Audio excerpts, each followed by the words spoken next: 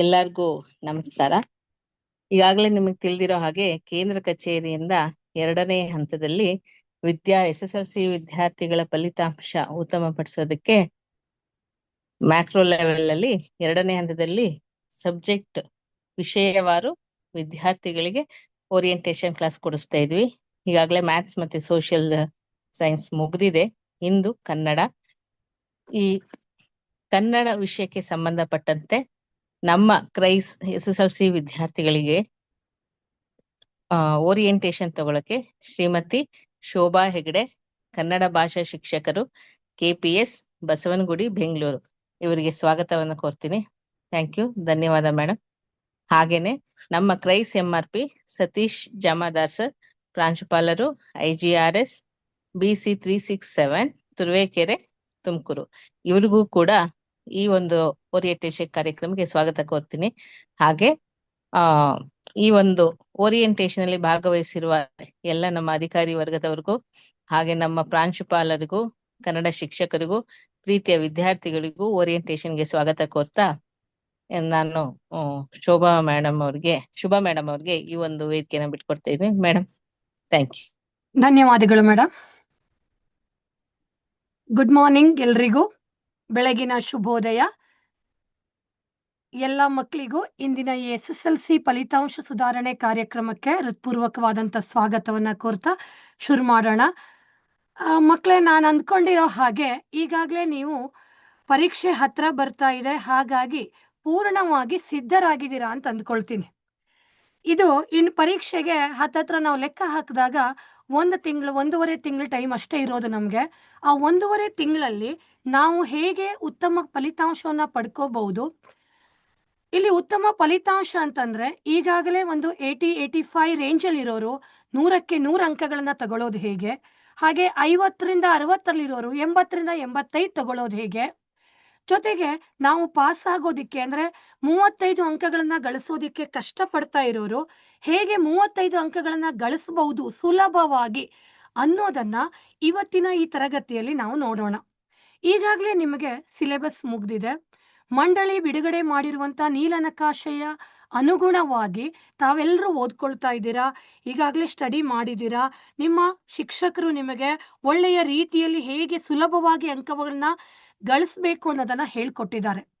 ಈಗ ನಿಮ್ಮ ತಲೆಯಲ್ಲಿ ಬರ್ತಾ ಇರಬಹುದು, ಇವ್ರು ಇನ್ನೇನ್ ಹೇಳ್ಬಹುದು, ಇವ್ರೇನಾದ್ರೂ ಹೇಳ್ಬಿಟ್ಟು ಇವತ್ತು ಮ್ಯಾಜಿಕ್ ಮಾಡಿ ಇದ್ದಕ್ಕಿದ್ದಂಗೆ ಏನೂ ಮಾಡ್ದೇನೆ 100ಕ್ಕೆ 100 ತೆಗಿಸ್ತಾರಾ ಅಂತ ಎಲ್ಲ ಮಕ್ಕಳ ತಲೆಯಲ್ಲಿ ಓಡ್ತಿರುವಂತ ಪ್ರಶ್ನೆ ಆಗಿರಬಹುದು. ನಿಜವಾಗ್ಲೂ ನಾನು ಯಾವ ಮ್ಯಾಜಿಷಿಯನ್ನೂ ಅಲ್ಲ. ನಾನಿಲ್ಲಿ ಯಾವುದೋ 100ಕ್ಕೆ 100 ಅಂಕಗಳನ್ನ ತೆಗೆಸೋದಿಕ್ಕೆ ಒಂದೇ ಕ್ಷಣದಲ್ಲಿ ಸಾಧ್ಯನೂ ಇಲ್ಲ. 100ಕ್ಕೆ 100 ತಗೋಬೇಕು ಅಥವಾ ಕನ್ನಡ ಪ್ರಥಮ ಭಾಷಾ ವಿಷಯದಲ್ಲಿ ಉತ್ತಮ ಅಂಕಗಳನ್ನ ಗಳಿಸ್ಬೇಕು ಅಂತಂದ್ರೆ ಓದ್ಬೇಕು, ಟೆಕ್ಸ್ಟ್ ಬುಕ್ ಅನ್ನ ಥರೋವಾಗಿ ಓದ್ಬೇಕು, ಶಿಕ್ಷಕರು ಹೇಳ್ಕೊಟ್ಟಿರುವಂತ ಏನೇನ್ ಪಾಠಗಳನ್ನ ಚಾಚೂ ತಪ್ಪದೆ ಪಾಲಿಸ್ಬೇಕು. ಹಾಗಿದ್ದಾಗ ಮಾತ್ರ ನಾವು ಉತ್ತಮ ಅಂಕಗಳನ್ನ ಗಳಿಸೋದಿಕ್ಕೆ ಸಾಧ್ಯ. ಓದದೇನೆ ಏನೂ ಮಾಡ್ದೇನೆ ಸೀದಾ ಅಂಕಗಳನ್ನ ಗಳಿಕೆಗೆ ನಮ್ಮಲ್ಲಿ ಯಾವುದೇ ಮೆಡಿಸಿನ್ ಇಲ್ಲ, ಅದಕ್ಕೆ ಯಾವುದೇ ಟ್ಯಾಬ್ಲೆಟ್ಗಳು ಇಲ್ಲ. ಸೊ ಹಾಗಾಗಿ ನಾವೆಲ್ಲರೂ ಓದಿ ಅಂಕ ಗಳಿಸುವಂತ ಉಪಾಯವನ್ನ ಹುಡುಕೋದಿಕ್ಕೆ ಹೊರಟಿದ್ದೀವಿ. ಓದ್ಬಿಟ್ಟು ಮಕ್ಕಳು, ಇನ್ನೊಮ್ಮೆ ಹೇಳ್ತೀನಿ, ಸ್ಟಡಿ ಮಾಡಿ, ಅಭ್ಯಾಸ ಮಾಡಿ, ಓದಿ ಏಕಾಗ್ರತೆಯಿಂದ ಮನಸ್ಸನ್ನ ಮಾಡಿ ದೃಢ ಸಂಕಲ್ಪ ಮಾಡಿದ್ರೆ 100ಕ್ಕೆ 100 ತೆಗಿಬಹುದು. ಅದನ್ ಬಿಟ್ಟು ನಾನು ಆಲಸಿ ಆಗಿರ್ತೀನಿ, ನಾನು ಪುಸ್ತಕವನ್ನ ಮುಟ್ಟೋದೇ ಇಲ್ಲ, ನಾನು ಇನ್ನೇನು ಮಾಡೋದೇ ಇಲ್ಲ ಅಂತಂದ್ರೆ 100ಕ್ಕೆ 100 ಅಲ್ಲ 10 ಅಂಕ ತಗೊಳ್ಳೋದು ಕೂಡ ಕಷ್ಟ ಆಗತ್ತೆ. ಹಾಗಾಗಿ ನಾವ್ ಇವತ್ತು ಆ ಮೆಥಡಿನ ಮೂಲಕ ಹೇಗೆ 100ಕ್ಕೆ 100 ಅಂಕಗಳನ್ನ ತಗೋಬಹುದು ಅಥವಾ ಜಸ್ಟ್ ಬಾರ್ಡರ್ ಇರೋರು ಹೇಗೆ ಪಾಸ್ ಆಗ್ಬಹುದು ಅನ್ನೋದನ್ನ ನೋಡೋಣ. ಈ ಭಗವಂತನ ಸೃಷ್ಟಿಯಲ್ಲಿ ಭೂಮಿಯಲ್ಲಿ ಯಾರೂ ದಡ್ರಲ್ಲ, ಎಲ್ರೂ ಬುದ್ಧಿವಂತರೆ. ಎಲ್ರಿಗೂ ಒಂದು ಸಮಾನವಾದ ಬ್ರೇನ್ ಇದೆ. ಆ ಬ್ರೇನ್ ಅನ್ನ ನಾವು ಹೇಗೆ ಬಳಕೆ ಮಾಡ್ಕೊಳ್ತೀವಿ ಅನ್ನೋದ್ರ ಮೇಲೆ ನಮ್ಮ ಬ್ರೇನ್ ಕೆಲಸ ಮಾಡುತ್ತೆ. ಅದಕ್ಕೆ ಏನೂ ಕೆಲಸವನ್ನೇ ಕೊಟ್ಟಿಲ್ಲ ಅಂತಂದ್ರೆ ಅದು ಕೆಲಸ ಮಾಡೋದನ್ನ ನಿಲ್ಲಿಸ್ಬಿಡತ್ತೆ. ತಮ್ಮೆಲ್ಲರಿಗೂ, ಎಲ್ಲ ಮಕ್ಕಳಿಗೂ ಈಕ್ವಲ್ ಆಗಿ ಇವತ್ತಿನ ಈ ಕಾರ್ಯಕ್ರಮಕ್ಕೆ ಜಾಯಿನ್ ಆಗಿರುವಂತ ಎಲ್ಲ ಮಕ್ಕಳಿಗೂ ಒಂದು ಸಮಾನವಾದ ಬ್ರೇನ್ ಇದೆ. ಹುಟ್ಟುತ್ತಾನೆ ಯಾರು ಬುದ್ಧಿವಂತರಲ್ಲ, ಯಾರು ದಡ್ರಲ್ಲ. ಪ್ರಯತ್ನ ಮಾಡಿದ್ರೆ ಪ್ರತಿಯೊಬ್ಬನು ಒಳ್ಳೆ ಮಾರ್ಕ್ಗಳನ್ನ ತಗೋಬಹುದು. ಈಗ ಮನಸ್ಸು ಮಾಡಿದ್ರು ಕೂಡ ಇವತ್ತಿನಿಂದ ಈ ಕ್ಷಣದಿಂದ ಕೂತು ನಾನು ಓದ್ತೀನಿ, ನಾನು ಉತ್ತಮ ಅಂಕಗಳನ್ನ ಗಳಿಸ್ತೀನಿ ಅಂತ ಮನಸ್ಸು ಮಾಡಿದ್ರೆ ಈ ಕ್ಷಣನೇ ಉತ್ತಮ ಪ್ರಯತ್ನಕ್ಕೆ ನಾವು ಒಂದು ನಾಂದಿಯನ್ನ ಅಥವಾ ಮೊದಲನೇ ಹೆಜ್ಜೆಯನ್ನ ಇಡಬಹುದು. ಆ ನಿಟ್ಟಿನಲ್ಲಿ ಎಲ್ರಿಗೂ ಆಲ್ ದ ಬೆಸ್ಟ್ ಹೇಳ್ತಾ, ಎಲ್ರಿಗೂ ಒಳ್ಳೇದಾಗ್ಲಿ ಅಂತ ಹೇಳ್ತಾ, ಇವತ್ತಿನ ಈ ತರಬೇತಿ ಕಾರ್ಯಕ್ರಮದ ಮೊದಲನೇ ಹಂತಕ್ಕೆ ಹೋಗೋಣ. ಮೊದಲನೇದು ಮಂಡಳಿ, ನಮ್ಮ SSLC ಪರೀಕ್ಷಾ ಮಂಡಳಿ ಬಿಟ್ಟಿರುವಂತ ನೀಲನಕಾಶೆ ಮತ್ತು ಪ್ರಶ್ನೆ ಪತ್ರಿಕೆ ವಿನ್ಯಾಸ. ಮಕ್ಕಳೇ, ಈಗಾಗಲೇ ನಿಮ್ಗೆ ಈ ನೀಲನಕಾಶೆ ಮತ್ತು ಪ್ರಶ್ನೆ ಪತ್ರಿಕೆಯ ಬಗ್ಗೆ ನಿಮ್ಮ ಶಿಕ್ಷಕರುಗಳು ಈಗಾಗಲೇ ಕೊಟ್ಟಿದ್ದಾರೆ. ಅದ್ರ ಜೊತೆಗೆ ಮಂಡಳಿ ನೀಡಿರುವಂತ 4 ಮಾದರಿ ಪತ್ರಿಕೆಗಳನ್ನ ಈಗಾಗಲೇ ನೀವು ಅಭ್ಯಾಸ ಮಾಡ್ತಾ ಇದ್ದೀರಾ. ಹಾಗಾಗಿ ನಾ ಈ ನೀಲನಕಾಶೆ ಬಗ್ಗೆ ಬ್ರೀಫ್ ಆಗಷ್ಟೇ ಹೇಳ್ಕೊಂಡು ಹೋಗ್ತೀನಿ. ಯಾಕೆಂತಂದ್ರೆ ಇದು ನಿಮ್ಗೆ ಈಗಾಗಲೇ ಕರಗತ ಆಗಿದೆ ಅಂತ ಅನ್ಕೊಳ್ತೀನಿ. ಸೊ 2025-26ನೇ ಸಾಲಿನ ಮಕ್ಕಳಿಗೆ ಒಂದು ಒಳ್ಳೆ ಅವಕಾಶ. ಮಂಡಳಿ ಇಲ್ಲಿಯವರೆಗೆ ಯಾವತ್ತಿಗೂ ಕೂಡ ಒಂದು ನೀಲನಕಾಶೆಯನ್ನ ಕೊಟ್ಟಿರ್ಲಿಲ್ಲ, ಪ್ರಶ್ನೆ ಪತ್ರಿಕೆ ಹೀಗಿರತ್ತೆ ಅಂತ ಹೇಳಿರ್ಲಿಲ್ಲ. ಪ್ರತಿಯೊಂದು ಪಾಠವನ್ನು ಓದಬೇಕು, ಪ್ರತಿ ಪ್ರಶ್ನೆಯನ್ನು ಓದಬೇಕು ಅನ್ನುವಂತ ಒಂದು ಸಿಸ್ಟಮ್ ಇಂದ 10ನೇ ತರಗತಿಯಲ್ಲಿರುವಂತ ಎಲ್ಲಾ ಮಕ್ಕಳು ಪಾಸ್ ಆಗ್ಬೇಕು, ಒಳ್ಳೆ ಅಂಕಗಳನ್ನ ಗಳಿಸ್ಬೇಕು, ಮುಂದಿನ ಜೀವನ ಒಳ್ಳೇದಾಗ್ಬೇಕು ಅನ್ನೋ ಉದ್ದೇಶದಿಂದ ಈ ವರ್ಷ ಅಂದ್ರೆ 2025-26ನೇ ಸಾಲಿನಲ್ಲಿ ಪ್ರಪ್ರಥಮ ಬಾರಿಗೆ ನಮಗೊಂದು ನೀಲನಕಾಶೆ ಕೊಟ್ಟಿದೆ. ಏನ್ ಹಾಗಂದ್ರೆ ಈ ಪಾಠದಲ್ಲಿ ಇಷ್ಟೇ ಅಂಕಗಳು ಬರ್ತಾವೆ, ಇಂಥದ್ದೇ ಪ್ರಶ್ನೆಗಳು ಬರುತ್ತೆ, ಇಂಥ ಟೈಪ್ ಅಂದ್ರೆ 1 ಮಾರ್ಕ್ ಇದಿರ್ಬಹುದು, 2 ಅಂಕದ್ದಿರ್ಬಹುದು, 3 ಅಂಕ, ಯಾವ ತರ ಪ್ರಶ್ನೆ ಬರುತ್ತೆ ಅನ್ನೋದನ್ನ ಈಗಾಗಲೇ ನಮಗೆ ಮಂಡಳಿ ಕೊಟ್ಬಿಟ್ಟಿದೆ. ಹಾಗಾಗಿ ನಮಗೆ ಈ 100 ಅಂಕಗಳಲ್ಲಿ 25 ಅಂಕ ಆಲ್ರೆಡಿ ಪಾಕೆಟ್ ಅಲ್ಲಿ ಇದ್ದ ಲೆಕ್ಕ. ಇನ್ನು ಉಳಿದಿದ್ದಕ್ಕೆ ಮಾತ್ರ ನಾವು ಪ್ರಯತ್ನ ಮಾಡಬೇಕಾಗಿದೆ, ಮಾಡ್ತಾ ಇದ್ದೀವಿ. ಹಾಗಾದ್ರೆ ಇಲ್ಲಿ ಯಾವ್ಯಾವ ಪಾಠದಲ್ಲಿ ಎಷ್ಟೆಷ್ಟು ಅಂಕ ಬರುತ್ತೆ ಈಗಾಗಲೇ ಹೇಳಿದ್ದಾರೆ. ನಾನು ಅದರಲ್ಲಿ ಬ್ರೀಫ್ ಆಗಿ ನಿಮ್ಗೆ ಯಾವ್ದು ಇಂಪಾರ್ಟೆಂಟ್ ಇದೆ ಅಂದ್ರೆ, ಈಗ 3 ಅಂಕದ ಪ್ರಶ್ನೆಗಳು ಯಾವ ಪಾಠದಿಂದ ಬರುತ್ತೆ, ಆ ಪಾಠದಲ್ಲಿ ನೀವು ಓದ್ಬೇಕಾಗಿರೋದು ಏನೇನು. 3 ಅಂಕದ ಪ್ರಶ್ನೆಗಳಿರುವಂತ ಪಾಠ ವ್ಯಾಘ್ರಗೀತೆ. ಮಕ್ಕಳೇ ನೋಟ್ ಡೌನ್ ಮಾಡ್ಕೊಳ್ಳಿ. 3 ಅಂಕದ ಪ್ರಶ್ನೆಗಳಿರುವಂತಂದ್ರೆ ಅತ್ಯಂತ ಮುಖ್ಯ ಪ್ರಶ್ನೆಗಳು ಅಂತ ಭಾವಿಸ್ತೀನಿ. ಅತ್ಯಂತ ಮುಖ್ಯವಾದಂತ ಪ್ರಶ್ನೆಗಳು 3 ಅಂಕದ ಪ್ರಶ್ನೆಗಳು. ಇವುಗಳನ್ನ ಓದಿಕೊಂಡ್ರೆ ನೀವು ಸುಲಭವಾಗಿ ಹೆಚ್ಚಿನ ಅಂಕಗಳನ್ನ ಗಳಿಸೋದಿಕ್ಕೆ ಸಾಧ್ಯ ಆಗತ್ತೆ. ಹಾಗಾದ್ರೆ ಆ 3 ಅಂಕ ಹೊಂದಿರುವಂತ ಪಾಠಗಳು ಯಾವುದು? ವ್ಯಾಘ್ರಗೀತೆ, ಭಾಗ್ಯ ಶಿಲ್ಪಿಗಳು, ಸರ್ ಬ್ಯಾಕ್ ಸ್ಲೈಡ್, ವ್ಯಾಘ್ರಗೀತೆ, ಭಾಗ್ಯ ಶಿಲ್ಪಿಗಳು, ಹಾಗೆ ಎದೆಗೆ ಬಿದ್ದ ಅಕ್ಷರ, ಯುದ್ಧ. ಇವು ಪಾಠಗಳಲ್ಲಿ 3 ಅಂಕ, ಗದ್ಯ ಭಾಗದಲ್ಲಿ 3 ಅಂಕಕ್ಕೆ ಬರುವಂತದ್ದು. ಈ 4 ಪಾಠಗಳಲ್ಲಿ ನೀವು ಕವಿ ಪರಿಚಯವನ್ನು ಓದಬೇಕು, ಜೊತೆಗೆ ಸಂದರ್ಭ ಸ್ವಾರಸ್ಯವನ್ನು ಓದಬೇಕಾಗತ್ತೆ. ನೆನ್ಪಿಟ್ಕೊಳ್ಳಿ ಮಕ್ಕಳೇ, ಕವಿ ಪರಿಚಯವನ್ನ ನೀವು ಬೇರೆ ಯಾವ ಪಾಠದ್ದು ಓದ್ಬೇಕಾಗಿಲ್ಲ. ಎನ್ ಮೂರ್ತಿರಾವ್ ಅವರ ಕವಿ ಪರಿಚಯವನ್ನ ಓದ್ಬೇಕು, DS ಜಯಪ್ಪ ಗೌಡ್ರವರ ಪರಿಚಯವನ್ನ ಓದ್ಬೇಕು, ದೇವನೂರು ಮಹಾದೇವರವರ ಪರಿಚಯವನ್ನ ಓದ್ಬೇಕು, ಹಾಗೆ ಸಾರಾ ಅಬೂಬಕ್ಕರ್. ಇವು 4 ಲೇಖಕರ ಪರಿಚಯಗಳನ್ನ ಮಾತ್ರ ಓದ್ಕೊಂಡ್ರೆ ಸಾಕಾಗತ್ತೆ. ಯಾವ್ದ್ರಲ್ಲಿ? ಗದ್ಯ ಭಾಗದಲ್ಲಿ. ಇನ್ನು ಪದ್ಯ ಭಾಗಕ್ಕೆ ಬಂದಾಗ ಹಕ್ಕಿ ಹಾರುತ್ತಿದೆ ನೋಡಿದೀರಾ, ಜೊತೆಗೆ ಛಲಮನೆ ಮೆರೆವೆ ಮತ್ತು ಹಸುರು ಪದ್ಯವನ್ನ ಓದ್ಬೇಕಾಗತ್ತೆ. ಇದರಲ್ಲಿಯ ಕವಿ ಪರಿಚಯವನ್ನ ಓದ್ಬೇಕು, ಹಾಗೆ ಇದರಲ್ಲಿಯೂ ಕೂಡ ಸಂದರ್ಭವನ್ನ ಓದ್ಕೋಬೇಕಾಗತ್ತೆ. ಇನ್ನು ಇದೇ ಸ್ಲೈಡ್ ಅಲ್ಲಿ ನಾವು ನೋಡ್ತಾ ಹೋದ್ರೆ 4 ಅಂಕದ ಪ್ರಶ್ನೆ ಇರುವಂತದ್ದು. ಪಾಠದಲ್ಲಿ 8 ವಾಕ್ಯದ ಪ್ರಶ್ನೆ ಬರುವಂತ ಒಂದೇ ಪಾಠ ಶಬರಿ. ಶಬರಿಯ ಪಾಠದಲ್ಲಿ 3 ಪ್ರಶ್ನೆಗಳಿದಾವೆ ಈಗಾಗಲೇ ಕೊಟ್ಟಿರೋದು. ಆ 3 ಪ್ರಶ್ನೆಗಳಲ್ಲಿ ಯಾವುದಾದ್ರೂ 2 ಪ್ರಶ್ನೆಗಳನ್ನ ಓದಿಕೊಂಡ್ರೆ ನೀವು ಯಾವ ಪ್ರಶ್ನೆ ಬಂದ್ರೂ ಸುಲಭವಾಗಿ ಉತ್ತರವನ್ನ ಬರೀಬಹುದು. ಶಬರಿ ಅನ್ನೋದು ಒಂದು ಗೀತ ನಾಟಕ. ಇದು ಶಬರಿಯ ಕಥೆಯನ್ನ ಹೊಂದಿರುವಂತ ಒಂದು ಪಾಠ. ಹಾಗಾಗಿ ಆ ಪಾಠದಲ್ಲಿ ನಿಮಗೆ ಕಥೆ ತರ ಶಬರಿ ಏನ್ ಮಾಡಿದ್ಲು, ರಾಮನಿಗೋಸ್ಕರ ಕಾಯ್ತಾ ಇದ್ಲು. ರಾಮನಿಗೋಸ್ಕರ ಕಾಯ್ತಾ ಇರುವಂತ ಶಬರಿಗೆ ರಾಮನನ್ನು ಕಂಡಾಗ ಆದಂತ ಸಂತೋಷ ಹೇಗಿತ್ತು, ಅವಳು ಅನುಭವಿಸಿದ ರೀತಿ ಅದನ್ನ ಹೇಗಿತ್ತು, ರಾಮ ಲಕ್ಷ್ಮಣರನ್ನ ಹೇಗೆ ಸತ್ಕಾರವನ್ನ ಮಾಡಿದ್ಲು, ಇವಿಷ್ಟನ್ನೇ ಓದ್ಕೊಂಡ್ರೆ ನೀವು ಸುಲಭವಾಗಿ 4 ಅಂಕದ ಪ್ರಶ್ನೆಯನ್ನ ಅಟೆಂಡ್ ಮಾಡಬಹುದು. ಇದನ್ನ ಪ್ರತಿಯೊಬ್ಬರು ಬರೀಬಹುದು. ಯಾರು ಉತ್ತೀರ್ಣರಾಗೋದಿಕ್ಕೆ ಕಷ್ಟಪಡ್ತಾ ಇದ್ದಾರೆ ಅವರು ಕೂಡ ಈ 4 ಅಂಕದ ಪ್ರಶ್ನೆನ ಅಯ್ಯೋ ನನ್ನ ಹತ್ರ ಬರೆಯಕ್ಕಾಗಲ್ಲ ಅನ್ನೋದ್ರ ಬದಲು ಕಥೆಯ ರೀತಿಯಲ್ಲಿ ಈ 4 ಅಂಕದ ಪ್ರಶ್ನೆಗೆ ಉತ್ತರವನ್ನ ಬರೀಬಹುದು. 4ಕ್ಕೆ 4 ಬರ್ದೇ ಇದ್ರೂ ಕೂಡ ಅಟ್ಲೀಸ್ಟ್ 4ಕ್ಕೆ 2-3 ಅಂಕಗಳನ್ನ ಗಳಿಸೋದಿಕ್ಕೆ ಸಾಧ್ಯ ಆಗತ್ತೆ.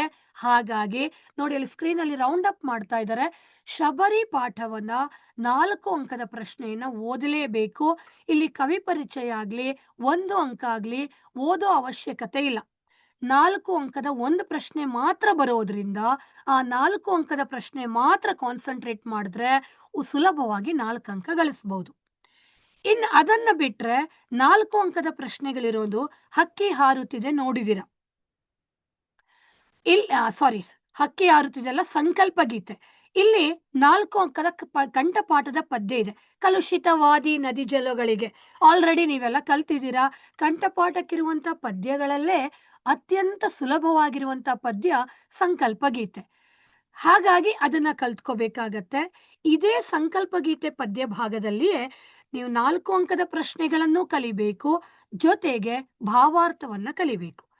ಭಾವಾರ್ಥವನ್ನ ಕಲ್ತ್ಕೊಂಡ್ರೆ, ಪದ್ಯದ ಭಾವಾರ್ಥ ಕಲ್ತ್ಕೊಂಡ್ರೆ 4 ಅಂಕಕ್ಕೂ ಕೂಡ ಸುಲಭವಾಗಿ ಉತ್ತರವನ್ನ ಬರಿಬಹುದು. ಇಲ್ಲಿ ನೀವು ಸುಲಭವಾಗಿ ಉತ್ತರವನ್ನ ಬರೀದಕ್ಕೆ ಅನುಕೂಲ ಆಗ್ಬೇಕಂತಂದ್ರೆ ಟೆಕ್ಸ್ಟ್ ಬುಕ್ ಅಲ್ಲಿ, ನಿಮ್ಮ ಪಠ್ಯ ಪುಸ್ತಕದಲ್ಲಿ ಆಶಯ ಭಾಗದಲ್ಲಿ ಒಂದು ಪ್ಯಾರಾಗ್ರಾಫ್ ಕೊಟ್ಟಿದ್ದಾರೆ. ಆ ಆಶಯ ಪ್ಯಾರಾಗ್ರಾಫ್ ಅನ್ನ ಕರೆಕ್ಟ್ ಆಗಿ ಓದಿಕೊಂಡ್ರೆ ನೀವು ಅದನ್ನ ಪೀಠಿಕೆಯಾಗಿ ಇಟ್ಕೊಂಡು ಸಂಕಲ್ಪ ಗೀತೆಯ 8 ವಾಕ್ಯದ ಪ್ರಶ್ನೆ ಉತ್ತರಗಳನ್ನ ಹಾಗೆ ಭಾವಾರ್ಥದ ಪ್ರಶ್ನೆಗೆ ಸುಲಭವಾಗಿ ಉತ್ತರವನ್ನ ಬರೀಬಹುದು. ಇನ್ನು ಕೌರವೇಂದ್ರನ ಕೊಂದೆ ನೀನು, ಇದು 4 ಅಂಕಕ್ಕಿರುವಂತ ಇನ್ನೊಂದು ಪದ್ಯ. ಕಂಠಪಾಠ ಆಗಿರ್ಬೇಕು. ಮಾರಿಗೌತಣವಾಯ್ತು ನಾಳಿನ ಭಾರತವು ಪದ್ಯವನ್ನ ಈಗಾಗ್ಲೇ ಮಕ್ಕಳೇ ನೀವೆಲ್ಲರೂ ಕಂಠಪಾಠ ಮಾಡಿರ್ತೀರ. ಆ ಕೌರವೇಂದ್ರನ ಕೊಂದೆ ನೀನು ಪದ್ಯದಲ್ಲಿಯೇ ಇದನ್ನ ನೀವು ಭಾವಾರ್ಥವನ್ನು ಕಲಿಬೇಕು, 8 ವಾಕ್ಯವನ್ನು ಕಲಿಬೇಕು.